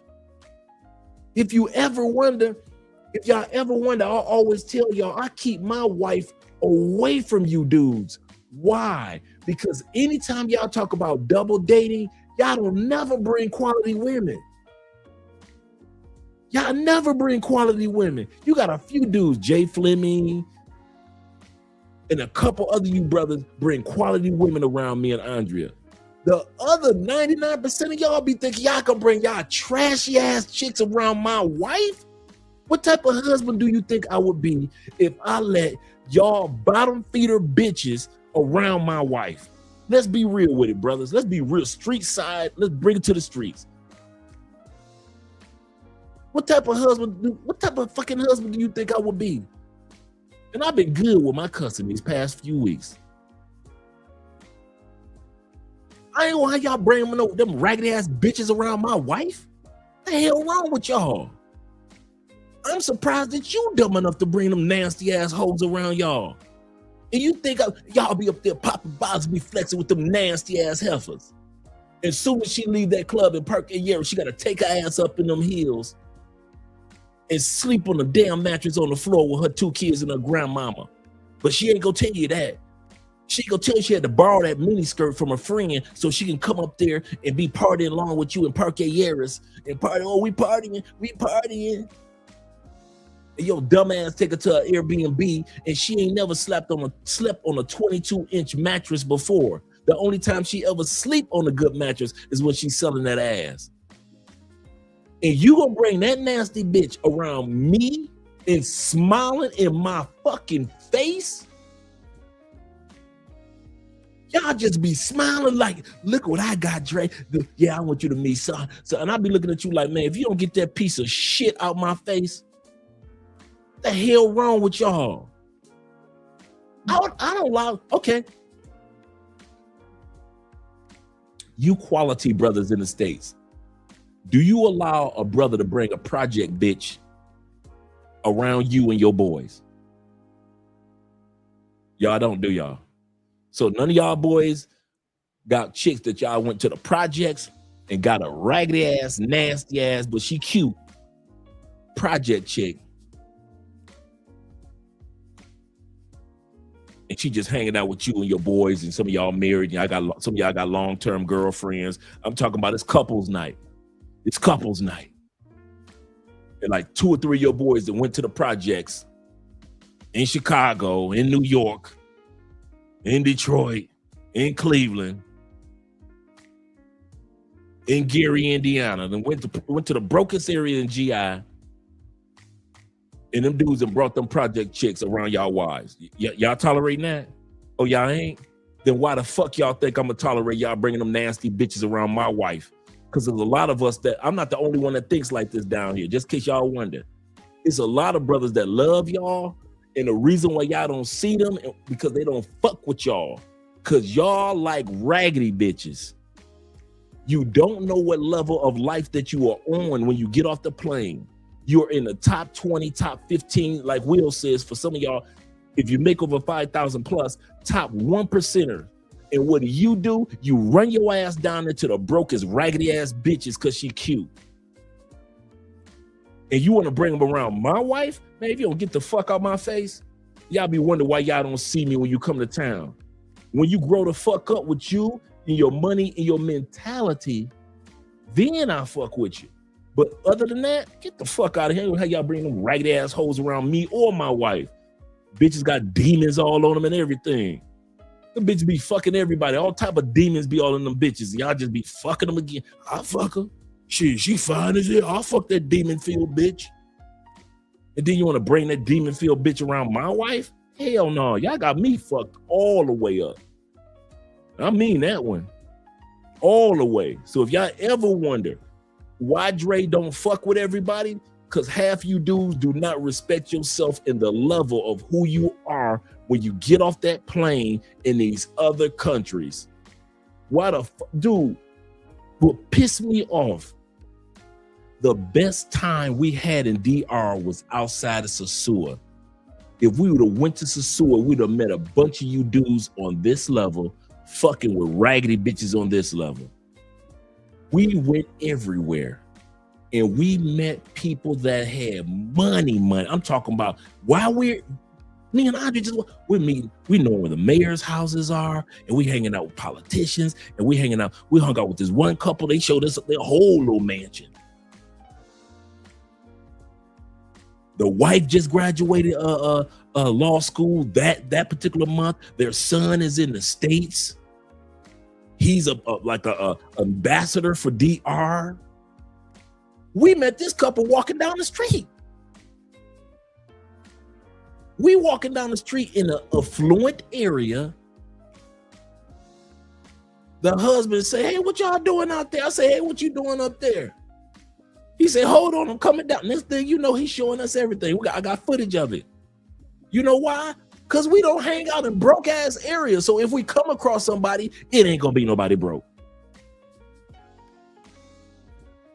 And what I mean by broke, not the money, the mindset.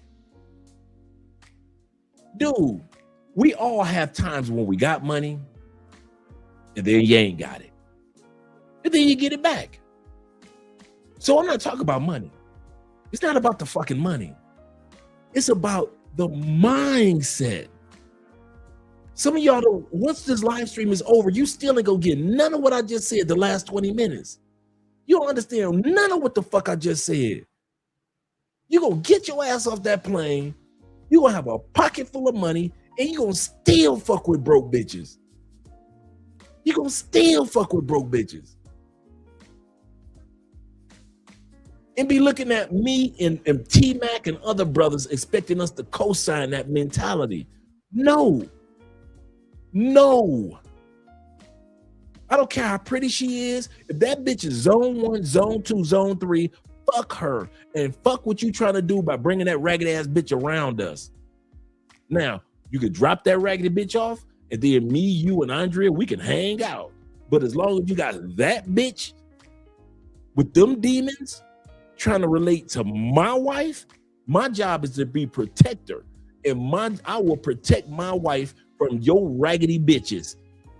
Don't y'all ever think I won't do that. If y'all think that, dude, this is real Andre off camera. I am very protective of my wife. I don't let my wife be around my bullshit.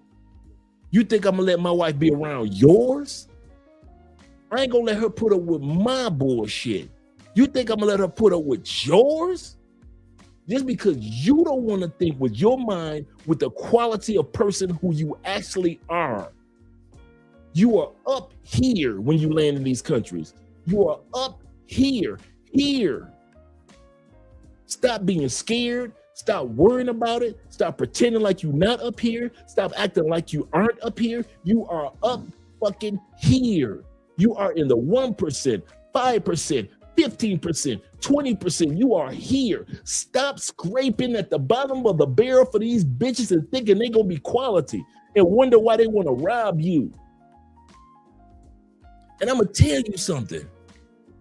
They should rob you. They should drug you.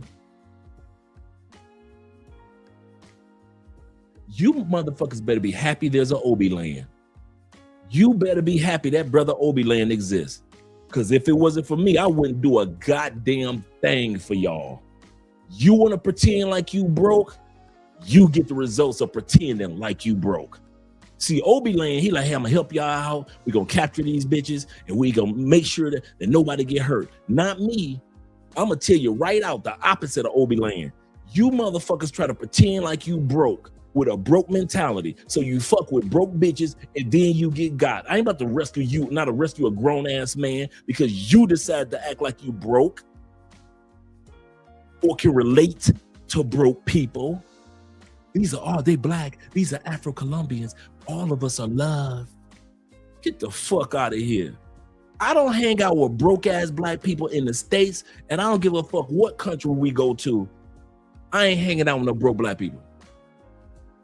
I will hang out with all these goddamn Afro-Colombian businesses that are Afro-Colombians own. I'm hanging out with them. All these Afro-Colombians that got masters and other degrees, I'm hanging out with them. All these Afro-Colombians that are spiritual and focused and really love the Lord, I'm hanging out with them. Them broke ass Afro-Colombians because they sexy, I don't fuck with them bitches. I don't fuck with them niggas. They on survival mode, and I ain't mad at them. So I ain't gonna pretend to be broke so I can hang out with my people.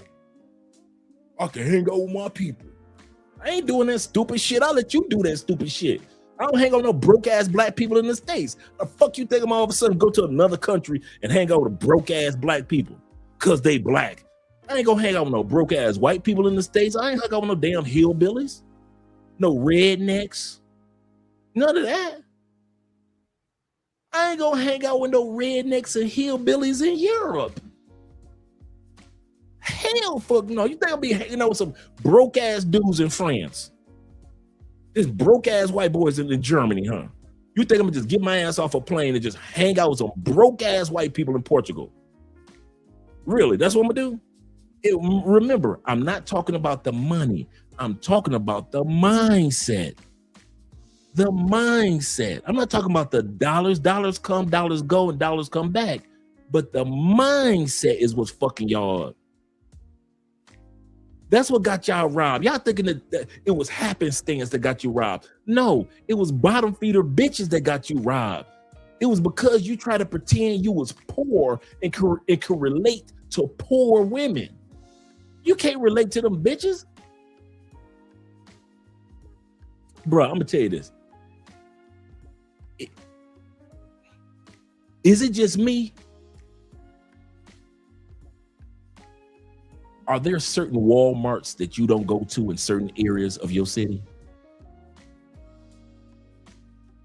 Are there certain Publix that you, I ain't going to that Publix. I'm gonna go to Publix on the other side of the, you ain't going to that Kroger's. You going to the Kroger's over, going to the Kroger's over here. Same franchise. You go to Kroger's in certain areas, you're gonna smell rotten meat, rotten fruit, rotten vegetables, even before you walk through the door. You go to Kroger's on that other side, you ain't even smelling no meat in there. Everything is fresh, air conditioned, frozen. You go into their vegetable section, their vegetables are being sprayed every 15 seconds with water to keep them moist. The bananas look like they just got them yesterday. It's the same franchise. It's certain Walmarts you will never see Andre in. Bonnets, not in my Walmart, not in my Kroger's, not in my Publix. The Publix that in my area, man, I ain't never seen no fucking bonnets in the Publix in my area. Not in Riverview, that damn suburb. You ain't gonna see no bonnets. You might see a motherfucker that come out there, and every blue moon you will see a bonnet. But for the most part, you ain't gonna see that shit. The eyelashes, the fake baby hair, you ain't gonna see that shit. Not in Riverview and Ruskin area of Tampa. And anybody from Tampa know what the hell I'm talking about. Orlando, West Haven. Your ass know in West Haven, in that suburb of Orlando, you ain't gonna see no fucking fake baby hair. You know that is not gonna happen in that area. You're barely gonna see a weave in that motherfucker. So you know you ain't gonna see no bonnets. And you ain't gonna see no men walking around with a fucking beard bonnet on. That crazy looking shit. I do not hang out with poor ass people. I will help the poor in my community. Jesus said the poor will be with you always. Judas said, hey, why did she pour that oil on your feet? Jesus said, be quiet. This is for my burial. Judas said, but Jesus, we could have took that expensive oil, sold it, and gave the money to the poor. Jesus said, Judas, the poor, you ain't got to worry about. They gonna be with you always to be able to give something to them. You ain't never got to worry about if there's ever gonna be with somebody in the world that you can't help. There'll always be somebody to help. The poor will be with you always. This woman used this oil for my burial after my crucifixion. You're gonna always have some poor folks to give to. You always have somewhere to donate money to. But you don't have to be the poor. He didn't say that you will always be the poor. He said you will always have the poor with you. In other words, somebody to give or to help. Now I'm with that, but I'm not about to hang out with the poor by myself in the States or with y'all in the States. And I'm not about to hang out with poor, broke ass women with y'all outside of the United States or by myself outside the United States. So y'all can have fun with the broke ass bitches that I continue to see y'all with all the time. So when I say 70% of y'all I do not fuck with because of your mentality, I don't fuck with you. And now you can easily say, Andre, kiss my ass. I don't fuck with you either. You just made my day. I don't fuck with that nigga Dre anyway, man. He funny style. When it come to my wife, you damn right I'm funny style. Them demon-filled bitches that y'all always leave. I love to have them demon bitches around y'all. You know how heartless that you have to be to drug a person? Stand over. The one sister said, she said, this is the crazy part. The one sister said when they were interviewing her, she said, after I drug a dude, Obi-Lan was interviewing her. Shout out to Obi-Lan. After drugging, she said, I finished the drink that I made. She said, now check it. She said, I'll make his drink and make my drink. His drink got the drugs in it. She said, I'll give him his drink. He drinks it. While he passing out, I'm finishing off my drink. Fuck it. Why not? She can't afford that liquor on her own in real life anyway. Why not?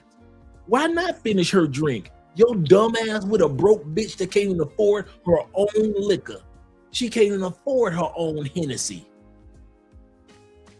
So why not? Why shouldn't she finish her drink while your ass pass out drooling on the floor? Why should she just be on panic mode? She got 9 hours. She can pour herself another drink and be like, fuck it. He ain't waking up for another 9 hours. If his dumb ass wake up at all. That's how demon feel them bitches be that y'all fuck. And that's why Colombia kicking the dudes out. Because y'all like to fuck demons. And Colombia is tired of y'all pretending like you not on this level, but you're on this level. They are tired. I'm going to say this again. You are on this level. You are zone 5 and zone 6. You are not fucking zone 1. You are not zone 2. And you are not zone 3. Stop coming to Colombia pretending like you a broke dude that can relate to broke women just to get the pussy. Because every time y'all come down here and do it, these ladies are able to rob you and look at you like, this dumb motherfucker thought he could relate to me. Girl, he thought he could relate to us because you usually have 2 women in the Airbnb. This dumb motherfucker thought he could relate to us. He thought if he could buy us some Hennessy and some aguardiente, he could relate to us, girl. He just don't know how many demons we got up in us. Instead of keeping his ass up there and hanging out in zone 5, zone 6 with zone 5, zone 6 people, he done brought his ass down here with, girl, we gonna keep getting them. We gonna keep getting them. We gonna keep getting them dumb motherfuckers. We gonna keep getting them. As long as they pretend like they can relate to us because we black, shit. I am not mad at them Colombian women for drugging, and you ain't gonna never hear me change my mind on that one. You will never hear me criticize them Colombian women for drugging and robbing, you stupid motherfuckers. Never. You will never hear me change my mind. I will never feel sorry for a man that purposely you worked hard to get up here. That's the part that pisses me off. You work so hard in the States or in the UK or in Europe or whatever country to get your money right, to be able to travel to all these countries. And when you get there, you in the top 20%. And what the fuck do? You hang out with 1%. You hang out with the other 96% of broke bitches. 80% of broke bitches. Cause that bitch pretty. The fuck them broke ass DR. Man, I wish I was single. And a broke ass DR bitch will walk up on me with a fucking mini skirt and think that I'm naive enough to give her my fucking hard earned money because this broke bitch from the goddamn hills of DR, and she living in a tin roof house in real life. And I'm treating this bitch like she the queen of Sheba. So fuck, I would be like you dudes, man. I swear, man, y'all some fucking lames. Fucking lames, man. Y'all wonder why don't nobody want to fuck with y'all when y'all get off the plane. Except for broke ass people. Because real dudes, you don't see us. Just like the white boy said. White boy said earlier, hey, where are all the guys that come down here and don't cause any trouble? You know, I rarely see them. You know why? Because we don't fuck with them dudes. We don't fuck with most dudes that get off that plane. See, I ain't like, shout out to Richie Mack, it was his birthday. Richie Mack is a dude that got a good heart. And when y'all get off the phone in Thailand, get off the plane in Thailand, he try to give everybody a benefit of the doubt until you do him wrong. He's one of them benefit of the doubt dudes. I mean, you know what? Everybody good with me? At least try to give him the benefit of the doubt. Not Andre. Not Andre. I know most of y'all gonna get off the plane and you want to hang out with ain't shit people. So don't call me. See, I'm the exact opposite of Richie. I know most of y'all want to get off the plane to hang out with the most ain't shit people you can find. So don't call me. Because I don't hang out with ain't shit people. What the fuck you calling me for? Crazy as hell. My man Corporal ST says this. He said, I will never forget. And I'm going to get to the super chats, gentlemen. Shout out to you, gentlemen. He said, I will never forget how my mom helped a German woman when I was younger. She had mental health issues. We had to call the German police because the woman went off.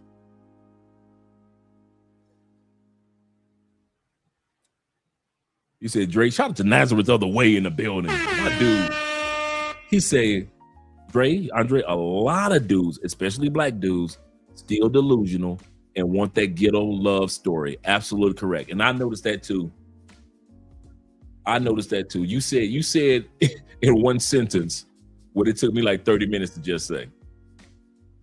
Let me get to the super chats and then I'll come back to the comments, guys.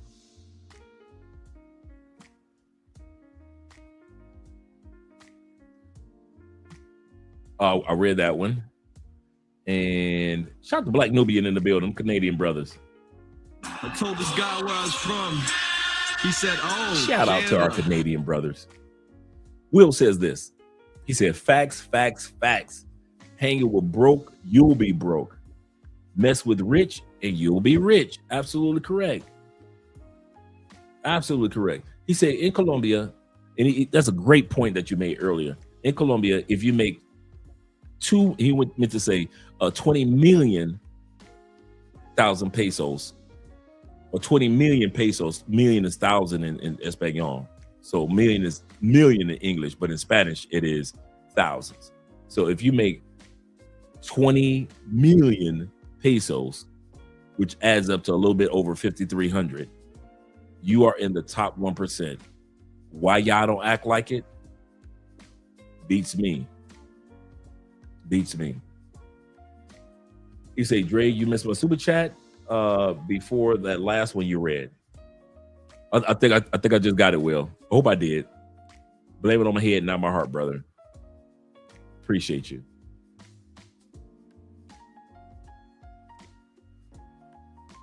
Zeta said, Zeta said, damn, Dre. Dre on a complete rant right now. But this rant is needed because too many dudes that come to Colombia are embarrassing when they get off the plane. It's true. And I think the reason why I just ranted, not against you, I ranted because I believe in you.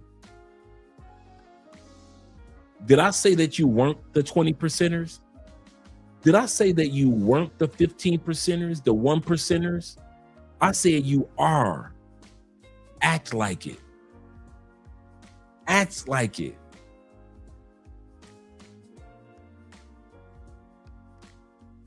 Y'all ain't gonna listen. This live stream gonna go off. Y'all gonna get off the plane. Still fuck with broke bitches. Now, I'm not talking about, now hear me out. I'm not talking about guys that might go to brothels or pay for play or strip clubs. I'm not talking about that because those are organized locations. I'm not talking about that. So just in case you think I'm talking about, is Dre talking about when dudes go and get with the brothels or the strip? I'm not talking about that. That's a different genre. So I'm not talking about you guys. Just in case you guys are wondering. I'm talking about the guys that try to establish relationships or partying or pay for playing in unsanctioned, in other words, with unsanctioned women. See, brothels are organized, they're sanctioned. Strip clubs are sanctioned. Even online pay for play to a certain extent is sanctioned. There's people that monitor and make sure that everything is safe for everyone. But you dudes that just be grabbing a chick out the club, the regular clubs or off the streets, that's not sanctioned. There's not no way for you to be protected.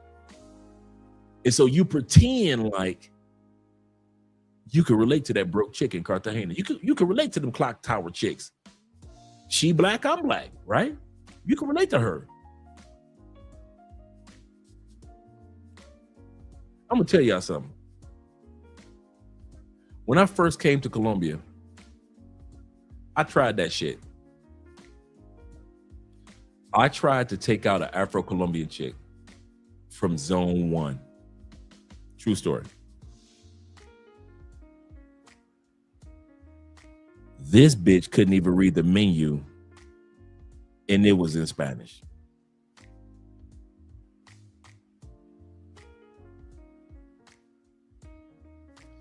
She couldn't even relate to the fucking menu of the restaurant, and it's in her native tongue.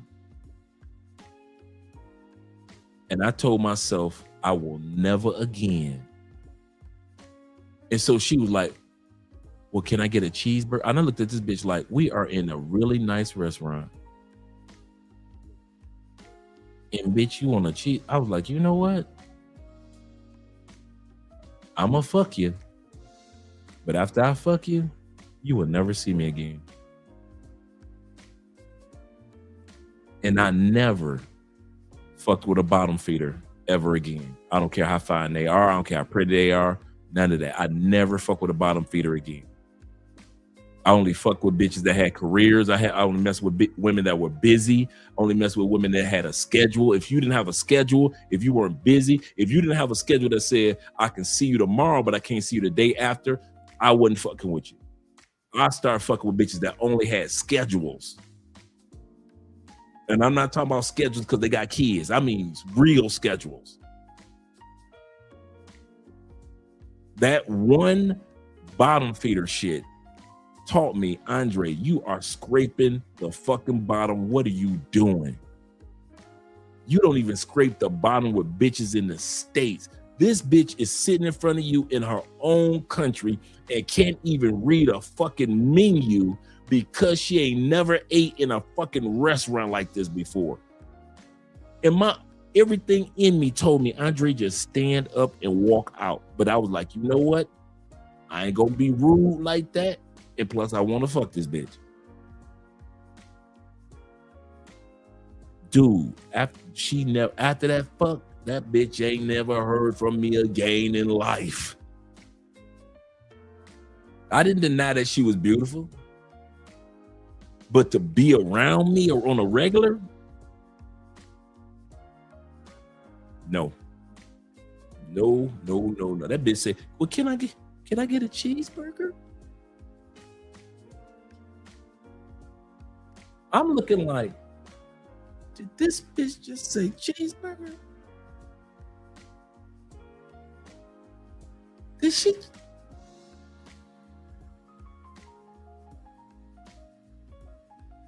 A fucking cheese. If you don't get your, I'll gladly pay you Tuesday for a hamburger today ass out my face. If you don't get your wimpy hamburger loving ass out my,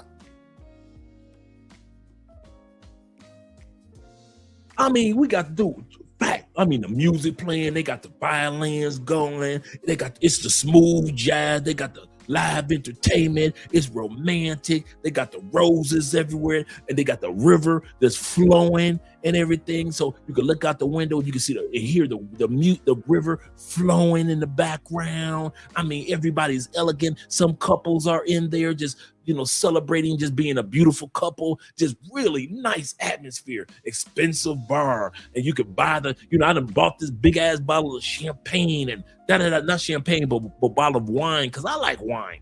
So I'm sitting back a bottle of wine and it's chilled and everything, right? Now, it's not expensive to me, right? It's not expensive, especially back in 2016. Man, when this bitch said, she looked at that, bruh, she looked at that menu.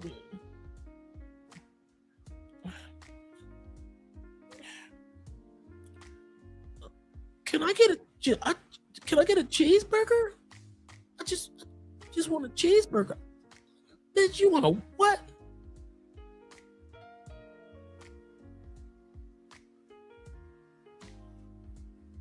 A cheeseburger? Do I look like just a cheeseburger type of mother?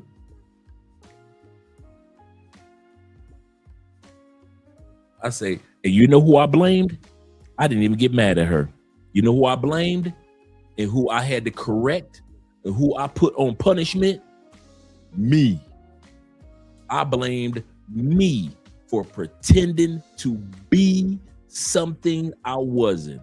I tried to pretend like I was this broke ass Colombian motorcycle riding hood ass dude that ain't got no sense in his head, that run around Colombia and I rob people and I steal cell phones. I was trying to act like the dude that she was used to, stealing cell phones and shit. That's who I was mad at. I'm running around Colombia. These bitches get a pussy to every dude that steal a goddamn cell phone. Riding around and beat up old ass dirt bike motorcycles. And I'm trying to pretend like I'm one of them. Like I can relate to her and she can relate to me. Motherfucker, I ain't still stole shit in years. But I'm trying to pretend like I'm in Medellin. I can relate to her. I can't relate to them bitches. He said, when you start speaking Spanish, you will see quickly. Oh. Player said, I'm dead, Dre. I'm dead, man. I kid you not, true story, man. Some of y'all do too. Stop. Don't be laughing at me. Y'all be getting off the plane in these places. Be acting like y'all can relate to the broke bitch, knowing you can't relate to her ass. She's humble. That bitch broke. I'm serious, D. Kirk, man. I wish I could put it any other way. Like, bitch, cheeseburger? What the? You don't get your wimpy.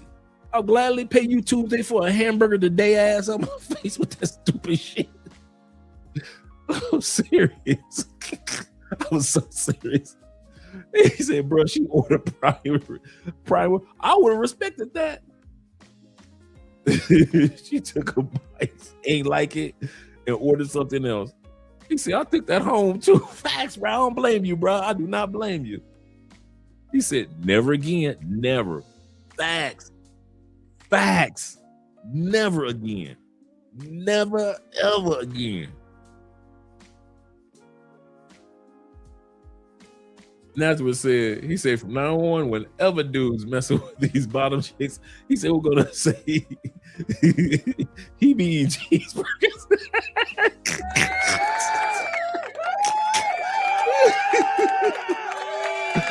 Oh, that nigga be over there. That nigga eat cheeseburgers. That nigga be over there with them bitches eating cheeseburgers. He said, that's the opposite of women in the States.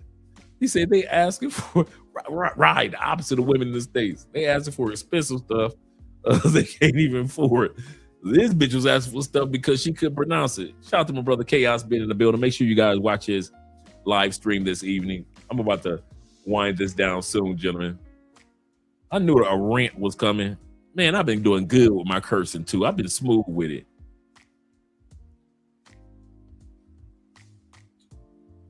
Oh, you funny now.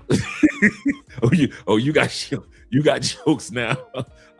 That's all I could afford was a Colombian cheeseburger. Oh my God. He say Drake tried a cheeseburger. Ain't like it. Y'all leave that fast food women alone. No more cheeseburgers. Fast. He said, Drake. Oh my goodness. He said, I get it.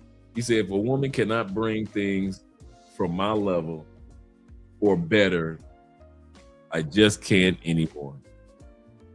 He said, that's one of the main reasons I don't hang with people. Look, I know you had to beat the guts, but I can't do it. I knew I was going to smash it. And once I smashed it, I was like, I'm out.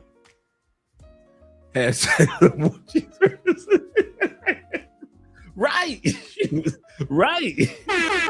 No more cheeseburgers. That's serious. That's serious. My brother said, shout out to my man, IA Beats. He said this. He said, Dre, do you do consultations? Want to plan my trip? Yes, I do, brother. I got a consultation scheduled for tomorrow, actually, with one of the brothers that actually came down here. He decided to do his consultation in person. And you don't have to, but most of the consultations I do, I send you a link and I actually record the whole consultation. That's one thing that the guys in the comments could tell you. I do not just do the consultations and you got to take a pen and a paper. I literally record the consultations. If we go over a little bit, I don't trip. I don't trip on the time. Like if you schedule a 2-hour consultation and we go 2.5 hours, I'm not tripping. If you schedule an hour consultation and we go 1.5 hours, I'm not tripping. I just want to make sure that you have all the thorough information, also including the consultation. You're eligible to join our WhatsApp group. We have over 200 positive men and some also got some ladies in the WhatsApp group. We started in 2019.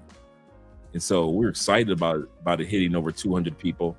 And if you're in the Patreon as well, you are automatically in the WhatsApp group. So if you are not in our WhatsApp group, guys, this is very important. The Colombia Masterminds, and you're in the Patreon, just shoot me a message to this email so I can get you in the WhatsApp group. Just shoot me your phone number, and all you got to do to get into the group is just tell your name and what area or state that you're from or city that you're from. That's it. Just welcome yourself in. And so, really good group of men. Really, really good group of men. But yeah, just hit me up and we'll schedule. And I've got couple scheduled for the rest of this month, and I got a couple scheduled next month as well. But yeah. Yes, sir. Yeah. I know, right? Ah. All right, brother. Appreciate you being here as well. Let's get back to the video. Let's see how much video we got left. Oh, we don't got too much video. Let me just shut up. Yeah, 20%, about 20 or 15% of the people that actually make For that, sure. who are highly educated, have great jobs, Talking about come from doctors and lawyers. good families, just a dork back home because they don't know your But day to day I've been chasing greatness. Nothing left on my bucket list, but I'm grinding like I'm still in the basement. Ain't nobody who working harder. Money tall like Wembanyama. They be talking from the sidelines while I'm on the court. I've been a baller. I'm about to go level up. If you're a loser in the States, in Medellin, it's 10 times locals know it. Not all locals will know it because most of them, I would say most of them wouldn't know that you're just a dork back home because they don't know your language. The quality ones will. Yeah. And if you do speak some Spanish, you'll still get away with it. But like, if you're making $2,000, $3,000, if you're making $2,000 a month in the United States, in pretty much any major city, you're poor. So you hang around poor people. But you come down here with $2,000, you're now part of the elite, not elite, but you're like the 20%. Yeah, I was going to say top 15, yeah, 20%. About 20 or 15% of the people that actually make For that, sure. who are highly educated, have great jobs, Talking about come from doctors and lawyers. good families. Like if Medellin was a stock, I'd be investing every single week. wow. Like this city just continues to leveling up, dude. Especially with what's happening in Dubai, makes me more bullish on Medellin. Can you explain that? Yeah, I mean, I've had a number of mutual friends who've come from Dubai to Medellin in the last literally 21 days because of what's happening out there. And they've been here previously, they've lived here previously, and they'd rather be here in times like this with what's happening out there. And so, again, you have the entire European crowd who's used to going to Dubai because they got sun, they got good weather year round, and instead, now they're probably not going to go to Dubai, right? They're probably going to maybe go to Latin America for the first time. And Medellin's becoming a hotspot. So basically my thesis is it's going to continue to grow because guys like me and you are here and talking about it. And we have this community that's going to continue to evolve.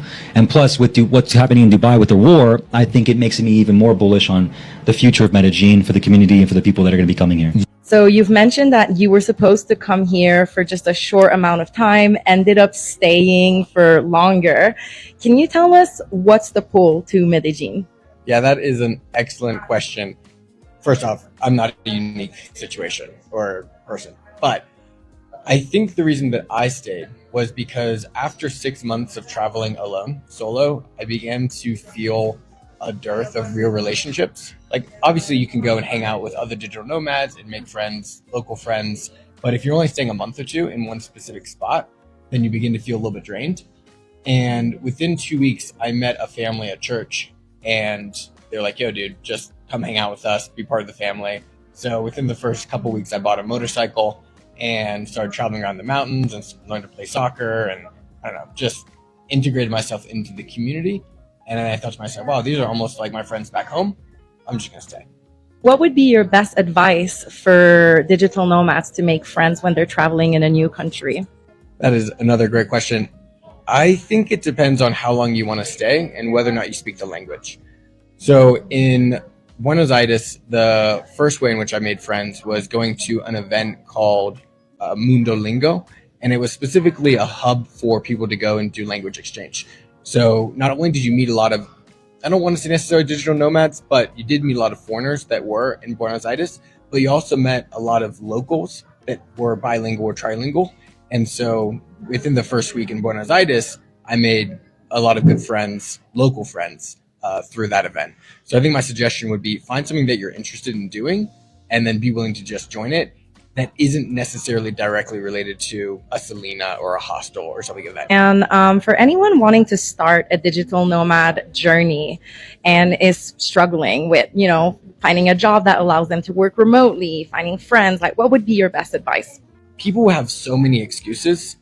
And if you make the decision to do it, typically you're able to find a way around it. So for example, it's like, yeah, my job won't allow me to do it. Well, if you can just apply to some other jobs and get some offers, typically, especially now post-COVID, they'll make an exception because there is a hiring crisis in the US. They probably need you.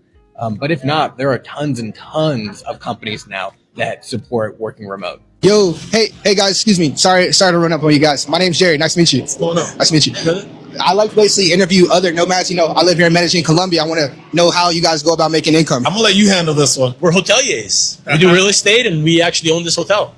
How do you go into owning a property here? How do you go into owning a hotel? It's a lot of work, man. I think the best thing for anybody looking to buy property here is you got to get connected first. It's not the same as the US and Canada. It is a third world country with third world infrastructure. But that's where the opportunities are as well. And then I didn't get to ask you, where are you from? I'm originally from Serbia. So a Serbian guy owns a hotel in Medellin, Colombia. I didn't even know that was possible. And he's from Nigeria. What? For real? So tell us a little bit more about the process. Like, how were you able to go from moving to Medellin and then being able to own a hotel? I mean, I've always been into real estate, always liked the luxury style Airbnbs. And when I came down here, I wanted to get into more Airbnbs. And my broker said, why don't you just buy a hotel? It's a way better asset. It's way safer. And I said, well, how am I going to buy a hotel? It's, so much money and I can't get financing and I'm not a resident. He says, dude, if you get a hotel, you can actually get your resident visa because this is a business as well as real estate. And I thought, well, can I get other people this? He's like, yeah, for sure. So Bobby invested, got his cedula today. I literally just came from picking it up. And he's I'm a paisa. Full-time Paisero. So if anyone was interested in going and getting property or getting a hotel, would you suggest them doing it by themselves? Never do it by yourself. Yeah, I mean, never do it by yourself. I would have never been able to do this without him and the team that he put together. So it's very dangerous. You could lose a lot of money. Hey, I'm ready to invest. What are the next steps? So one of the steps is to have a chat with us and we can look at the projects that we have available and we can look at what your budget is and how much you're looking to get as a return. Do you want a quick return? Do you want something long term? Do you want a big payout or a balloon in the end? And we find the right investment for you. Absolutely, man. Hey, it was nice to meet you. You as well. I need your number too, man. I'm about to I'm getting a hotel. Let's get it. All right. Last but not least, female content creators. Female content creators will be, especially the sisters, will be the new wave of Black tourists that are going to take over social media here in Colombia. Why is that, Dre?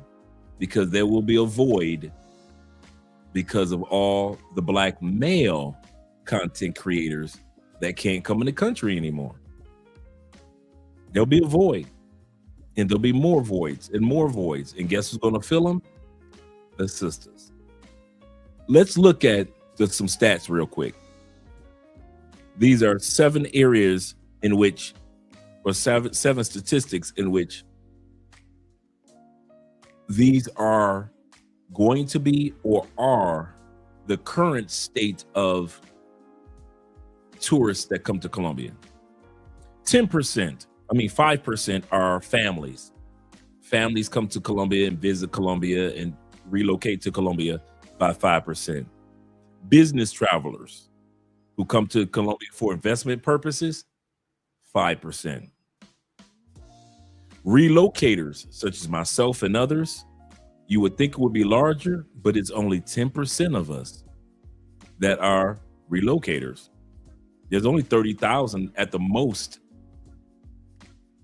Out of the 55 million expats, 55 million citizens of Colombia, there's only 30,000 of us that are foreigners that live permanently in Colombia. 10% of the tourists that come through. The party life, the party guys, the hedonism, the pay for play, if you will. You do not make up 80% like you think you do. I know you think because you come and you throw money around that you make up the bulk of the money that's made off tourists. And if it wasn't for us, Colombia would shut down. Parque Lleras, Medellin is going to fold if we're not there. You guys only make up 15% of tourists that come to Colombia. That's it. 20% at the most. There was a noticeable surge, especially in Medellin and Cartagena, because it's driven by nightlife, dating culture, and entertainment.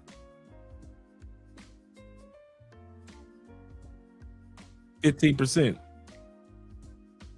That means that if you guys leave, they still got 85% of tourist money coming through.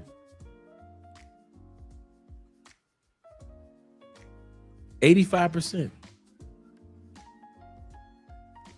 Those that come for adventure or eco travel, the explorers in Colombia, make up 20%. People that come, like the one white guy said, you know, I rented a bike and I just rode through Colombia. I know an Asian lady, she did that. A white woman that did that, just got a motorcycle, just rode from small town to small town to big town to small town.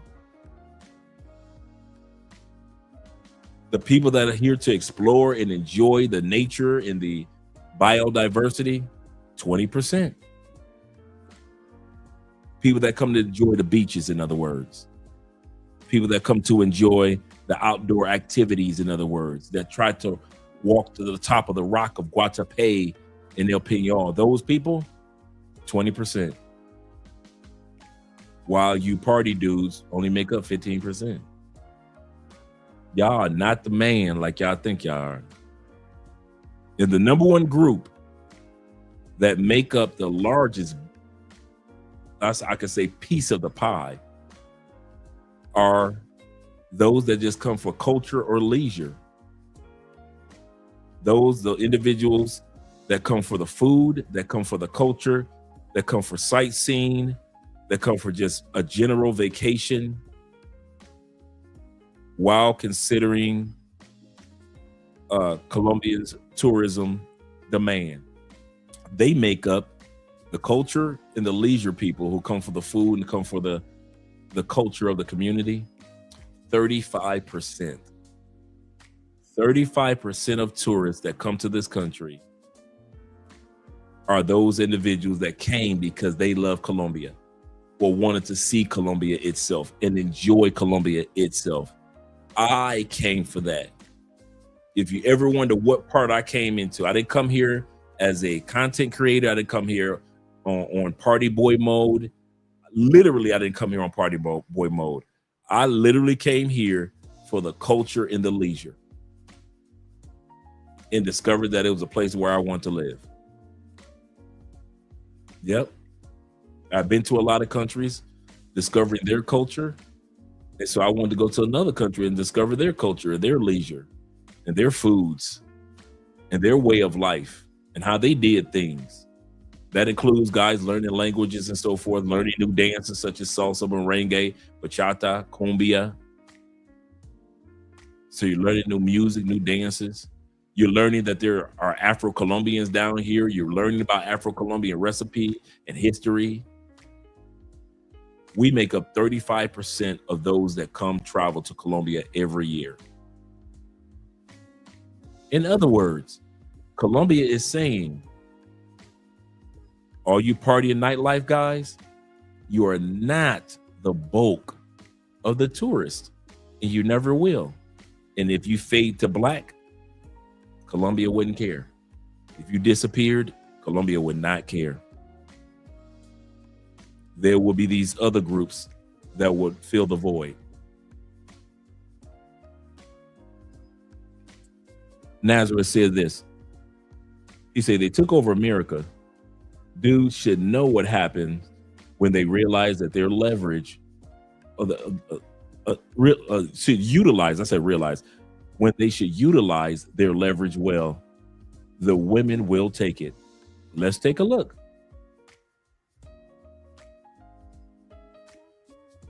Okay, so you're looking for the best places to stay in Colombia. Here are my thoughts. If this is your first time to Colombia, I'd recommend Medellin. The locals say it's a lot safer than some of the other big cities, but it's also less touristic than, let's say, a Cartagena. Now, within Medellin, I would recommend staying in Poblado. I say that because, yeah, it's more touristy and it's definitely going to be more expensive, but if this is your first time to Colombia, it's a great place to get your feet wet. A lot has changed in Medellin and there's a much larger police presence, so you're likely to feel safer. Now, if you are— This is the funny part. This is the funny part. You're going to notice the women do their content in a way that we used to. We used to talk like this on content. I'll say this again. How they talk, you're going to notice something familiar. They're repeating what we've already said. So why are they going to blow up? Because people are still interested in that topic, but we decided to do booty bait videos and show the ladies in the nightlife. We let go and we left a void. People are still interested in what we had to say about other cities throughout Colombia and how to maneuver. People were still interested to this day. We let it go and decide to talk about come to this club, come to this party, right? Left a void. Now the ladies are taking our original scripts and are repeating verbatim, really, much of what we already said. Why? Because much of what we used to say is still in demand. And we dropped the ball. Already feel comfortable in Colombia, Laureles is another great spot to stay. It's more affordable and you get to hang out with the locals. And then we have Sabaneta. If you don't like hills, then this is not for you, but it is beautiful, affordable, and safe. But you are going to be farther away from the action. And a lot of that action takes place in Poblado, which is probably where you're going to be spending a lot of your time. As with any country, how safe you are depends on where you go and how you act. In Colombia, they follow the principle of no den papaya. Don't give an opportunity. Most crimes are crimes of opportunity, so be smart. Don't go waving your phone around, wearing all your expensive jewelry and all your expensive clothes. Just be smart and you shouldn't have any problems. A lot has changed over the years, and even Comuna 13, that used to be one of the most dangerous parts of Medellin, is now a huge tourist destination. Okay, I'm going to say. No, hold on. Let me explain to you first what I'm talking about so that you can respond fully understanding what I'm talking about. Okay. So, I saw a video that you made today, and you said this explicitly, word for word. Colombia doesn't need tourism. Colombia was Is better. that true? Colombia was better before tourism. So Yes, my facts. question to you is, why are you selling tours and you don't like tourists here? It doesn't mean that I don't like tourists. I'm just saying facts. The Colombians, the locals are so done with the tourists because they are raising the prices for us. It's a fact. And Colombia was a lot better without the tourism. The tourism is less than 5 years in Medellin, just so you know, basically after the COVID. So before that. So we out here in Medellin, Colombia. At Machiavelli's Cafe and Bar in Laureles.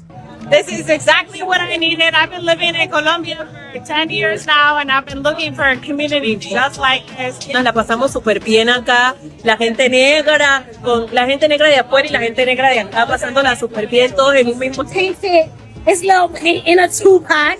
This is the first time I've ever painted anything, and I had the most fun. Here are 3 reasons why I am moving to Medellin, Colombia, and I think you can guess what. So the women are already creating the sip and paint here in Colombia. They're already creating their own little niche. Number 3 is. The first is that I want to get immersed in the Colombian culture, especially the Afro-Colombian culture. It's really exciting. I'm excited to learn Spanish, tap into some history that I didn't previously know about, and overall just be that girl in Colombia, you know what I'm saying? Especially the festivals, like what? When you see me outside, don't say nothing. The second, I want to eat some really good food. Now, I know that's going to sound crazy, but everywhere outside of the US, you can actually get natural ingredients and not be afraid that they're putting some little extraness in the food. I ain't going to get into conspiracy TikTok, but you know what I'm saying. And the third and most obvious reason, it is way too expensive to live in the US right now, and I ain't got time to be paying somebody's $1,800 rent for a 1-bedroom box, okay? Nah, we outside, we gone. Follow my journey for more. So how did I make the transition from living in the United States to now living in Medellin, Colombia? So first of all, I've been working online since 2019. So the first thing you have to do when you want to move abroad is you got to figure out how you're going to make money.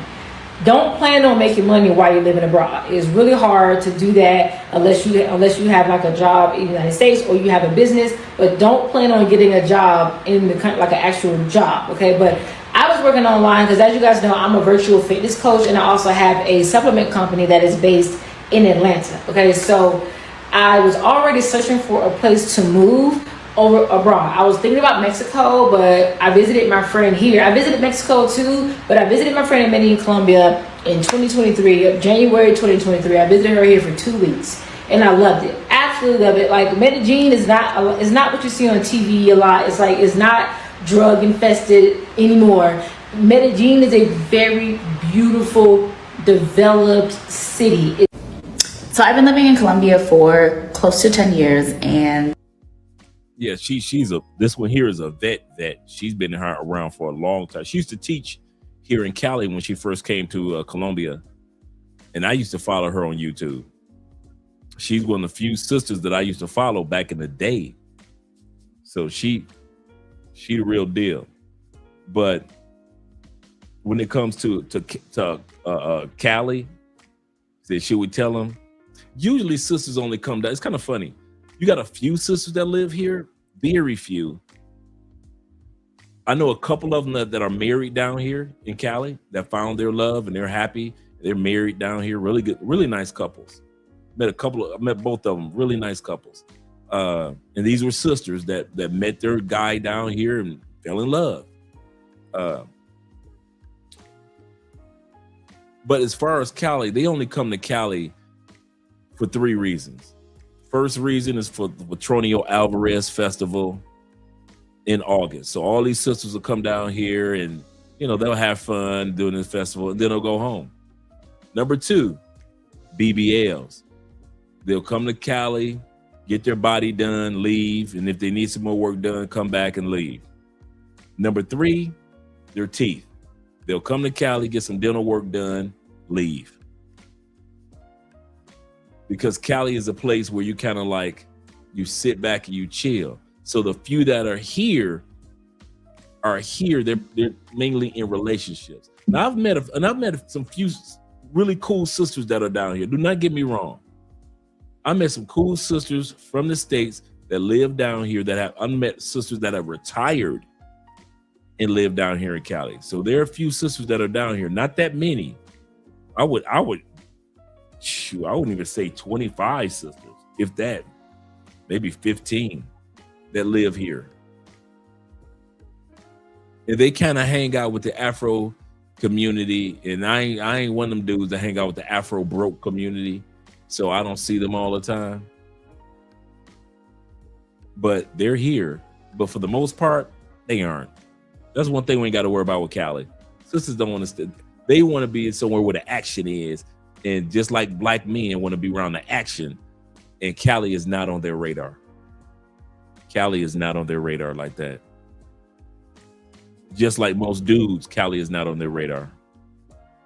Shout out to the International Quiet Storm. He say, nah, Keisha is still Keisha everywhere they go. Sorry if I'm being prude. I'm just as prude. What are you talking about? I'm prude too, brother. Yeah. And that's another reason why I don't hang out, with the sisterhood, because sisters are sisters no matter where you go. And he made a good point. Yeah.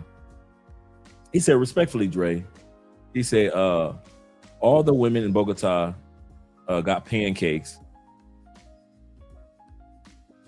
Good looking out. He said, keep these dudes away. For real. Yeah.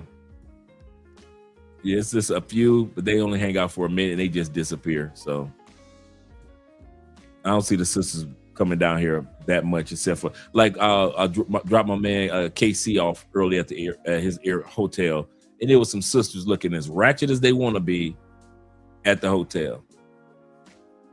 They're not here to live in Colombia. You could tell. I mean, these sisters look straight ratchet with the color hair. Remember that movie that Halle Berry was in? What was it? Babes? When she was ratchet, her and the other girl. had met the rich dude, but they were like Holly Berry, like super ratchet, super ghetto. That's what those sisters look like. Like they're the poster children for ratchetness, right? I'm telling y'all something for real. Can I tell you? Bruh, I've been going away from the States too long. I have not seen ratchetness in so long. I kind of sat there because I was sitting there in the hotel lobby while my man was checking in, right? And I'm looking at these sisters. I was like, dang, I ain't seen ratchetness in real life in so long. I'm looking at them like I'm looking at like an exhibit, like a museum exhibit.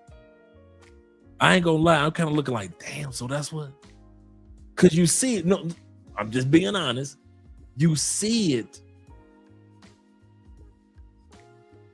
on videos. You know, I do reaction videos and I see it on the videos all the time.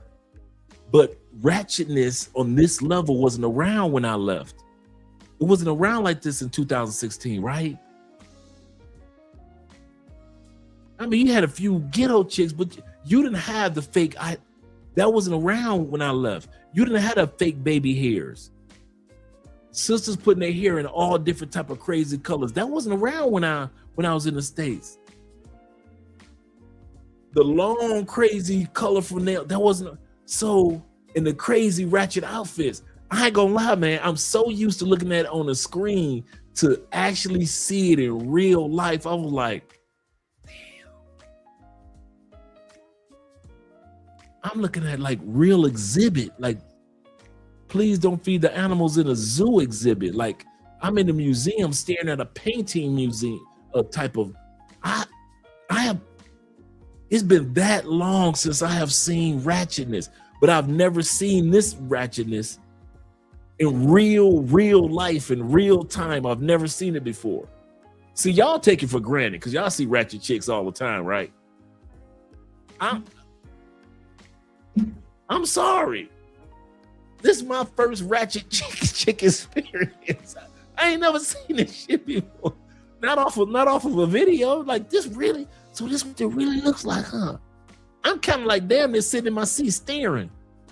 Like, wow, so this is what ratchetness looks like. Wow, I'm staring from head to toe, man. Kid you not. My man JC over there just checking in, you know, because really nice hotel, don't get me wrong. And I'm looking like, damn. And JC tells me, you know, when he comes back over to me, he said, man, you see that? I said, yeah, I saw that. Because we went to go get some dinner at an Argentinian restaurant. And so he said, you see that? I said, oh, yeah, I see it, bro. I guess the ratchetness is real. I guess it's not something that's pretend. I guess real ratchetness. And these were big girls, of course. So that ain't help. I mean, every stereotype that you could imagine that we do on this show about Black women, it literally came to life in front of me. And I didn't realize till that moment, I have never seen these stereotypes in real time until today. That's crazy. That's crazy, bro. I've been away from the States a long time. Even because with the conclave, dude, with the Black Manosphere conclave, we usually like go out to eat a few blocks down, and the conclave is usually in such nice spots, you don't see ratchetness. So you don't get a chance to see that. Each time I've gone, I've never seen ratchetness even when I go back to the States. You know, we're in downtown, nice area of Miami, nice area of Houston, where the Four Stars is located. I mean, the Four Seasons is located. So we're not in raggedy spots. So so even a few times I did go back to the States, I ain't said, dude, y'all should have saw my face. I'm sitting up there like, should I take a picture? What should I? I felt like Asian people, when they see a Black person for the first time, can I touch your hair? That's how I felt. Kid you not. I'm literally looking like I want to take a big DSLR camera and take a photo as a tourist. Like, wow, real ratchet people. I've never seen that before. That's it, bruh. I wish I was lying. That's the crazy part. I wish I was lying. I have never seen this real ratchetness in real life before. That shit look crazy. That shit look crazy as hell. I didn't realize how bright. You know, I'm used to seeing it on the television screen. I mean, the computer monitors. I did not realize how bright the blonde is that these women put in their hair. How bright the blue is. How bright the red is. Like one sister had blue, red, blue, red, blue, blue, red. The other sister had like super blonde, right? And I'm looking, the outfits were extremely colorful with the colorful, long, colorful.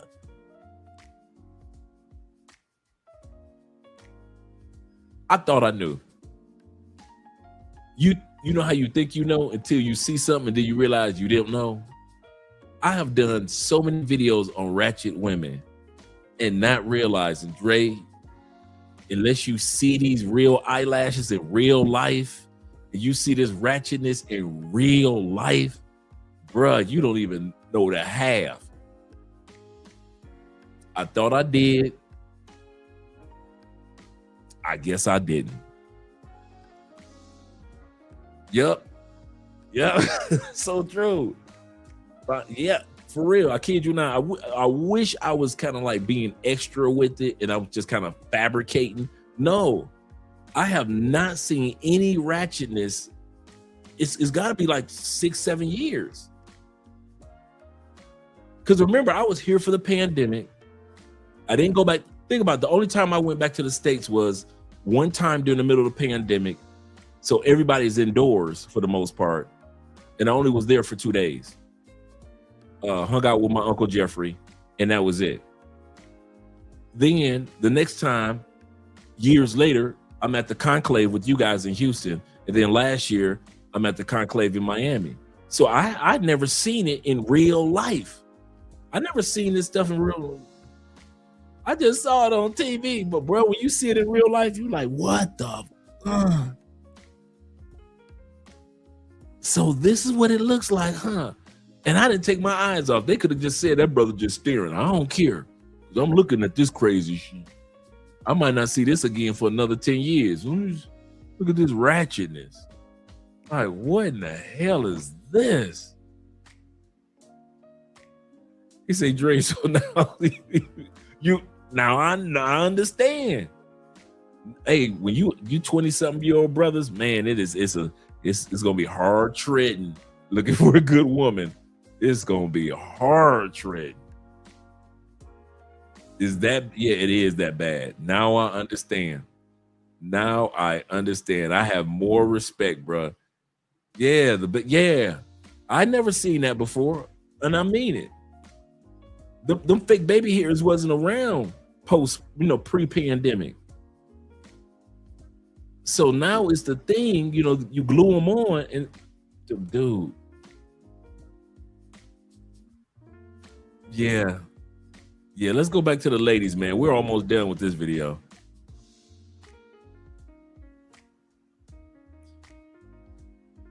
Now that's the one thing I hadn't seen yet. I haven't seen bonnets like in forever, so yeah, I just wanted to share that story with you guys, man.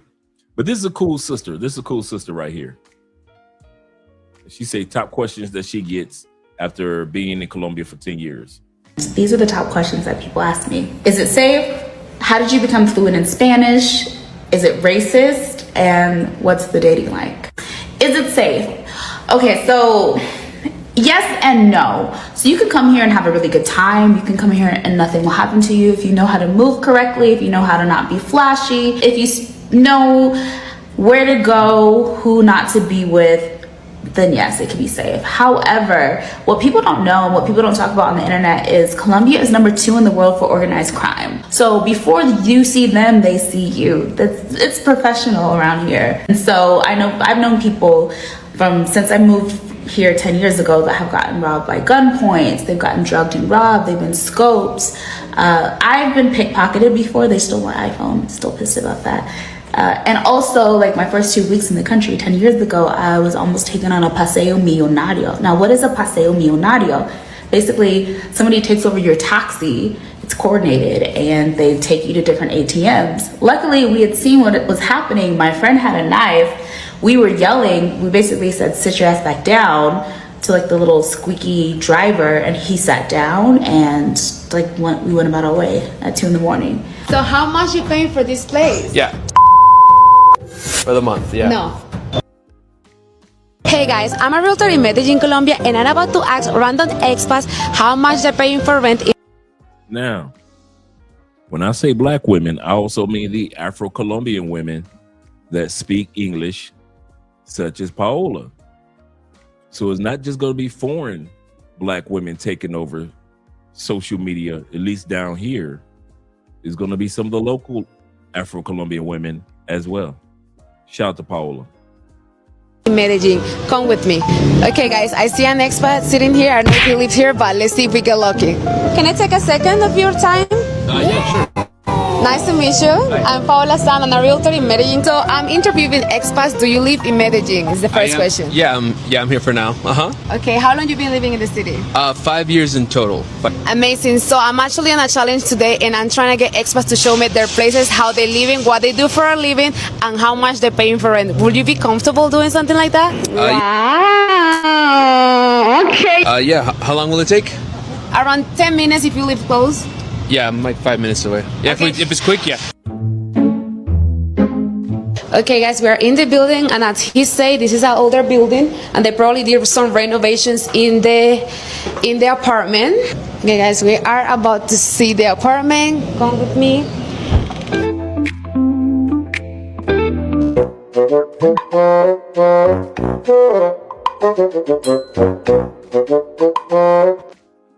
Paola slick. We're going to end it right there. We want to check out some of her videos. But guys, there are changes that are coming to Colombia, and they're not just coming, they are here. They are here. Like them chicks that I saw, they are here. They are here. The ratchet chicks, they're here.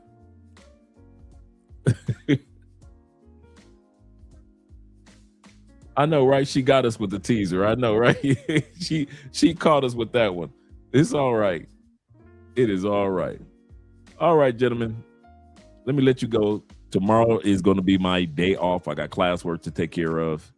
But I'll be seeing you guys on Tuesday. And I hope you guys have a wonderful, wonderful weekend. Oh, not a weekend, but weekday. Weekdays a week. Let's get us some outros going.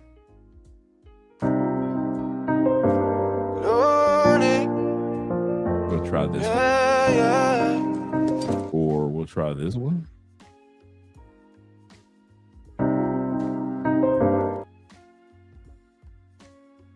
Okay. Let me go back up here. Then go back here.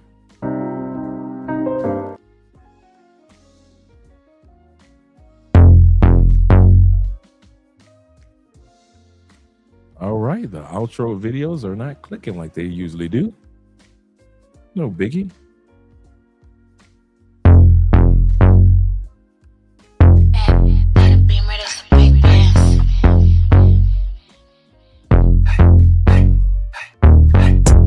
This ain't a Beamer, that's a big dance. Chrome heart got me kissing on his best friend. Put in work, baby, you could be my best man. Sending cash to my account, he investing. Dark shades on when I'm off the Migos. He tryna cuff me like a in a Rico. Moving through this like GTA with a cheat code. He claimed that he love me, but before not a freak. I just wanna dance all night. Can't nobody do it just like I. Boy, you got just what I like. Come on, baby, let's kiss, don't fight. What you wanna do? Tell me what you like. What you wanna do? Tell me what you like. What you wanna do? Tell me what you like. Just say the word, baby, I'ma get you right. What you wanna do? Tell me what you like. What you wanna do? Tell me what you like. What you wanna do? Tell me what you like. Ain't gotta say it, I know I'm the one you like. Ooh, damn, so the DJ turn the beat up. Got a white boy who be singing like a Beatle. Claim she getting bread, but I heard she doing keto. I don't do drugs, I'ma smoke a little weed up. I can't chase a man for no paper. Just think it's sweet. I'ma show him now or later. I be getting money on the wake up. He a broke boy, tell that get his cake up. Only with dope boys, they the ones that spinning paper. Get your weight up. Told him send an Addy and to stay up. She's out here mad, told him assalamu alaikum. Who that 5'5", she don't even need no makeup. What you wanna do? Tell me what you like. What you wanna do? Tell me what you like. What you wanna do? Tell me what you like. Just say the word, baby, I'ma get you right. What you wanna do? Tell me what you like. What you wanna do? Tell me what you like. What you wanna do? Tell me what you like. Ain't gotta say it, I know I'm the one you like.